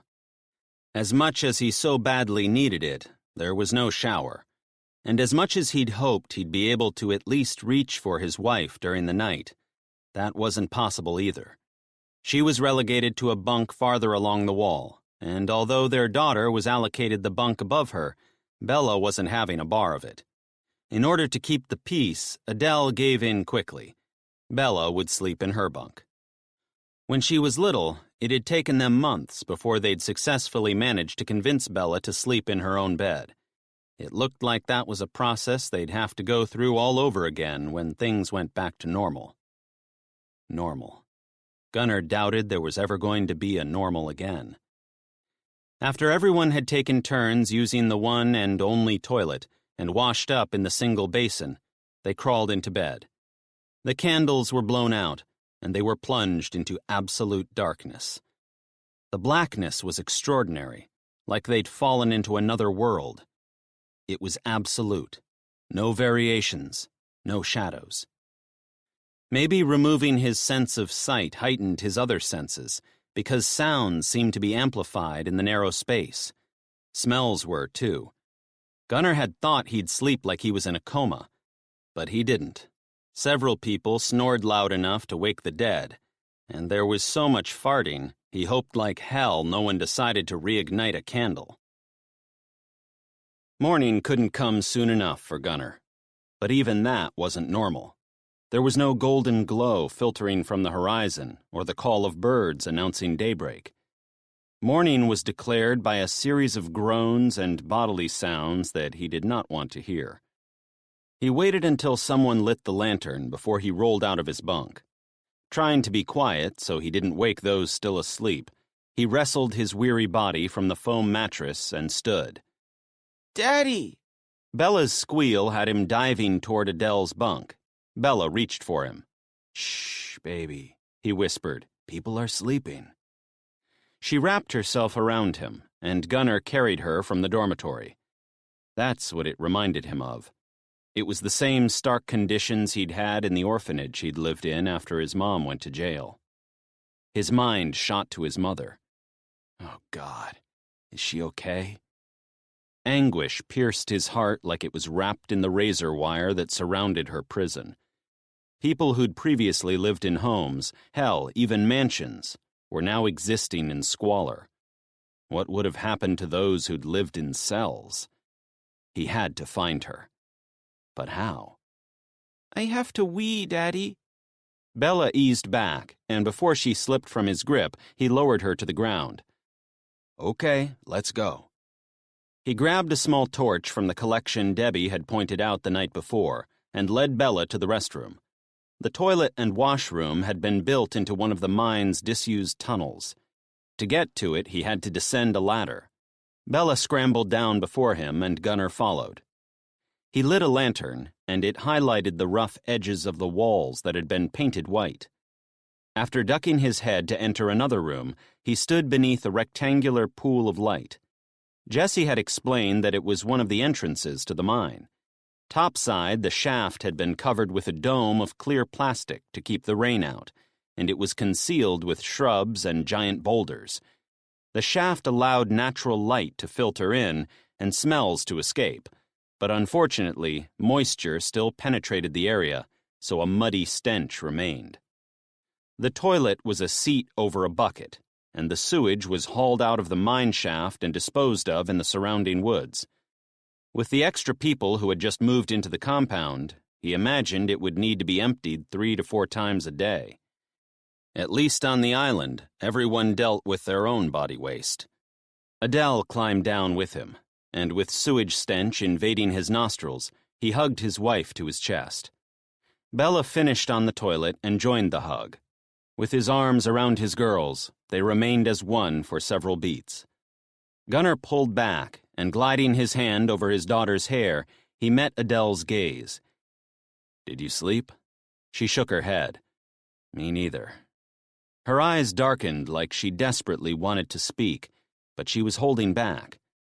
The turmoil in her eyes twisted his insides, and he hated that she was keeping something from him. Reaching between them, he cupped her cheek. Hey, what's wrong? She leaned into his palm, sighed, and eased closer. I don't want to seem ungrateful, she whispered, but I don't know if I can stay in this mine for very long. He nodded. I know, but it's safe here. Yes, but at what cost? Those other kids, they look like zombies. At least at Walmart we had room to move.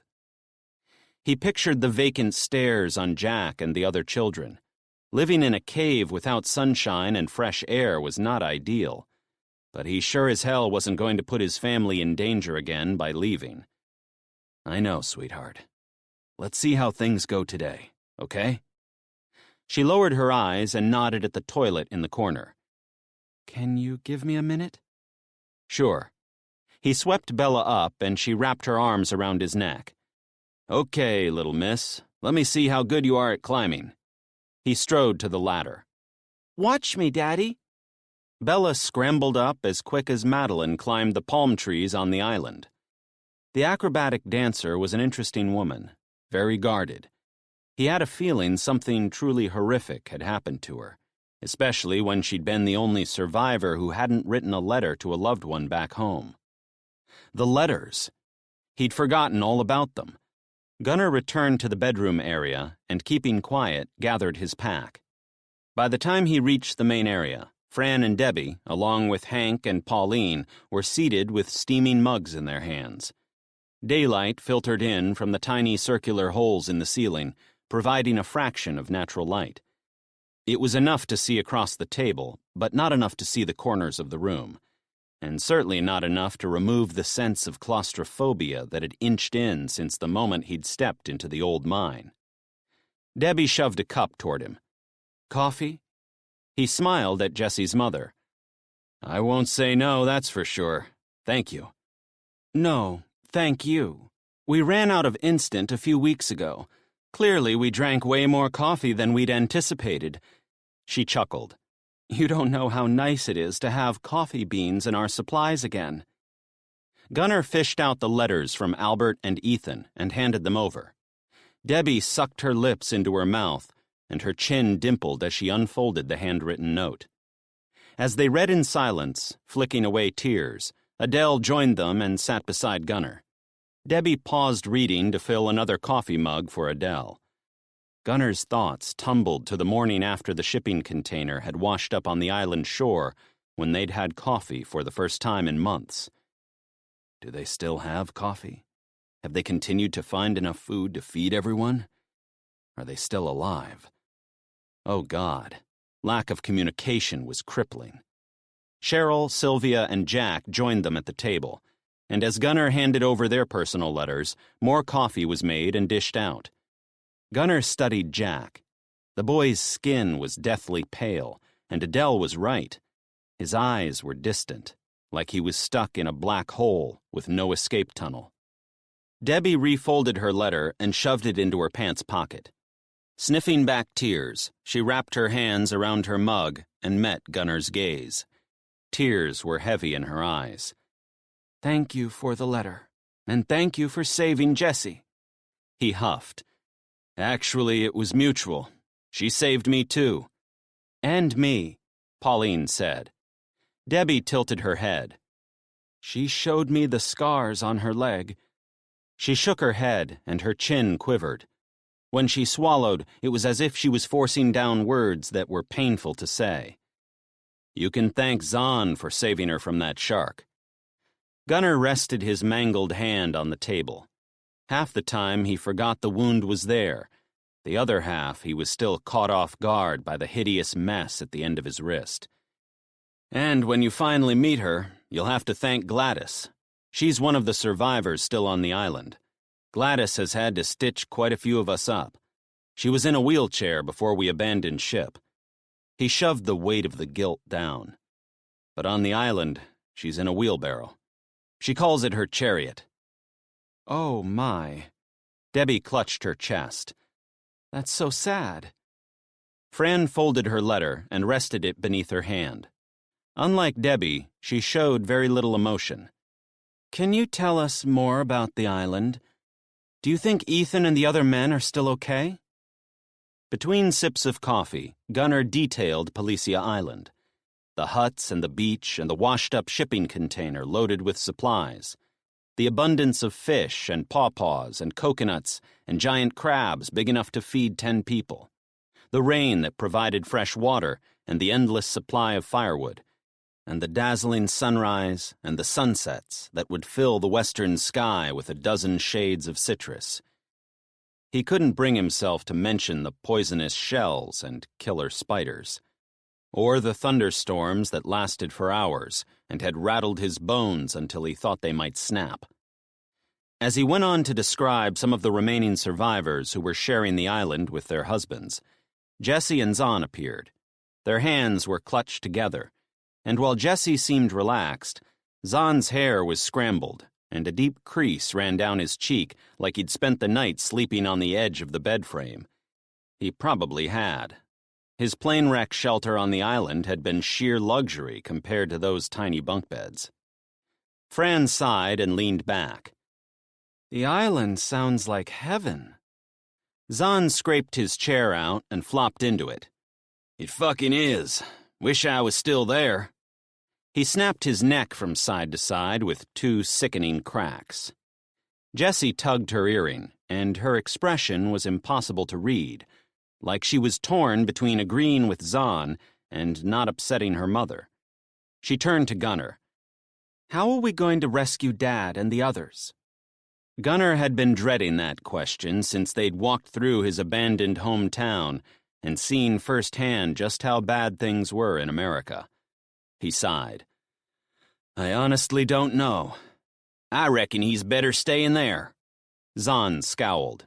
We all would have been. At least we could move around on the island. Everyone turned to Zahn as he picked at something in his teeth. Except for a dripping noise somewhere in the tunnel, the room fell silent. It was as if everyone was thinking the same thing. What? Zahn's eyes shot to Jessie, then a couple of other people, then back to Jessie. Gunnar turned to Adele, who had their daughter on her lap. When she met his gaze, her eyes flared. She nodded as if she was confident they were both thinking the same thing. He turned his attention to Zahn.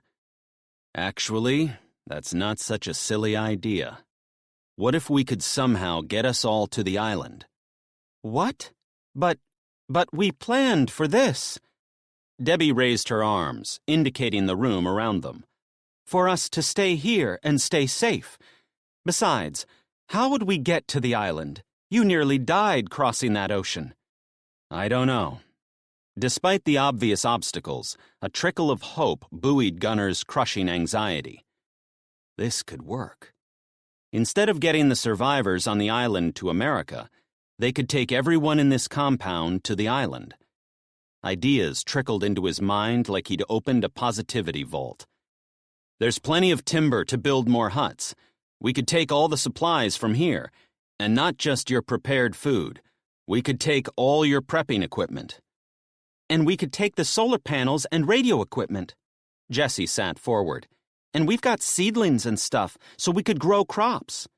Hang on a minute. Debbie held up her hands and glared at her daughter. How would we get there? Her expression indicated she was not happy with Jessie's comment. We don't have a boat, let alone one big enough to take all of us and our supplies. Gunnar's gut twisted. He had no idea. The glimmer of hope was dwindling by the second.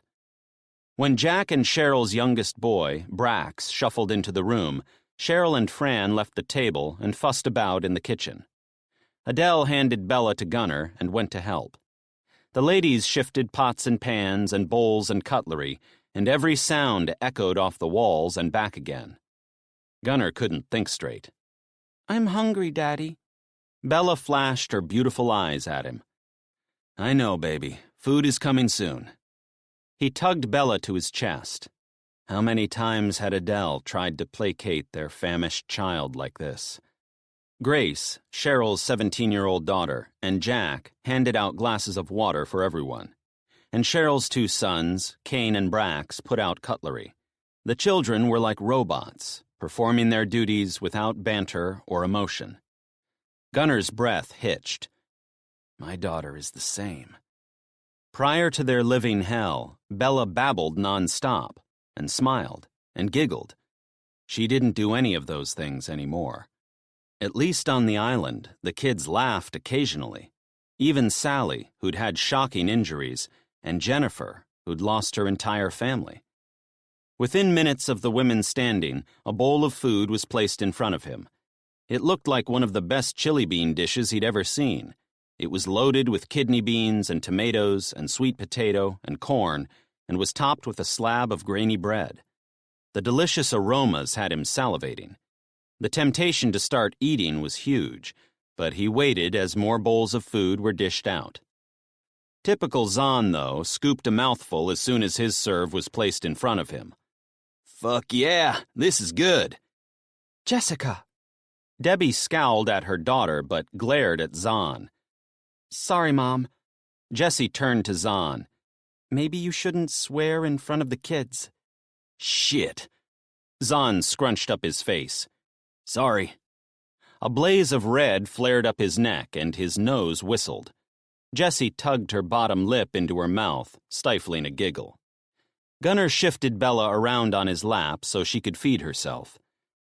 Thank you, ladies. This smells amazing. Fran shrugged. It's one of our specialties, Tex-Mex beans. Sorry, but we've run out of eggs to top it with, now that the chickens are gone. Gunnar shook his head. Please, there's no need to apologize. We are just so grateful to be here and have a meal. She nodded. Well, I hope you like it. A small grin rippled across her lips. Because we've pre-made and canned enough of this to last a year. Sounds perfect. Gunnar picked up his spoon. Yeah, until you've eaten it nearly every day for weeks. Jack kept his eyes down as he spoke. Adele met Gunnar's gaze, and her expression confirmed that her earlier judgment of Jack's demeanor hadn't swayed. Debbie seemed to shrink a fraction over her son's comment as if embarrassed. When those people found us because of the smoke, she huffed, we had to stop using the wood-fired oven. That narrowed our meal choices down a bit, and because they took 3 of our 5 solar panels, our stored battery power is less than we'd planned. Thankfully, we've made a stack of meals that didn't need heating to prepare, so when we make bread or rice or pasta, it's a treat. She picked up her allocated slice of bread and cocked one eyebrow. You came on the right day. I can assure you we truly appreciate it. Gunnar ate a mouthful of beans. They were spicy and sweet and absolutely delicious, and the bread was amazing. Other than the clattering of cutlery, silence fell on the room, as if everyone was pondering their previous conversation. He sure was. Gunnar rested his spoon and turned to his father-in-law seated on the other side of Adele. Hey, Hank, I don't suppose you have any contacts in the Navy who could help with a boat? Hank frowned as he cleared his throat. Even if I did, how would I contact them? And loaning us a boat, well, I doubt that'd be something they'd agree to. Gunnar scooped up more beans and tried to think. But with the clattering cutlery and the endless loop of questions scraping through his mind, it was impossible. But even if we did find one, Pauline's brows drilled together.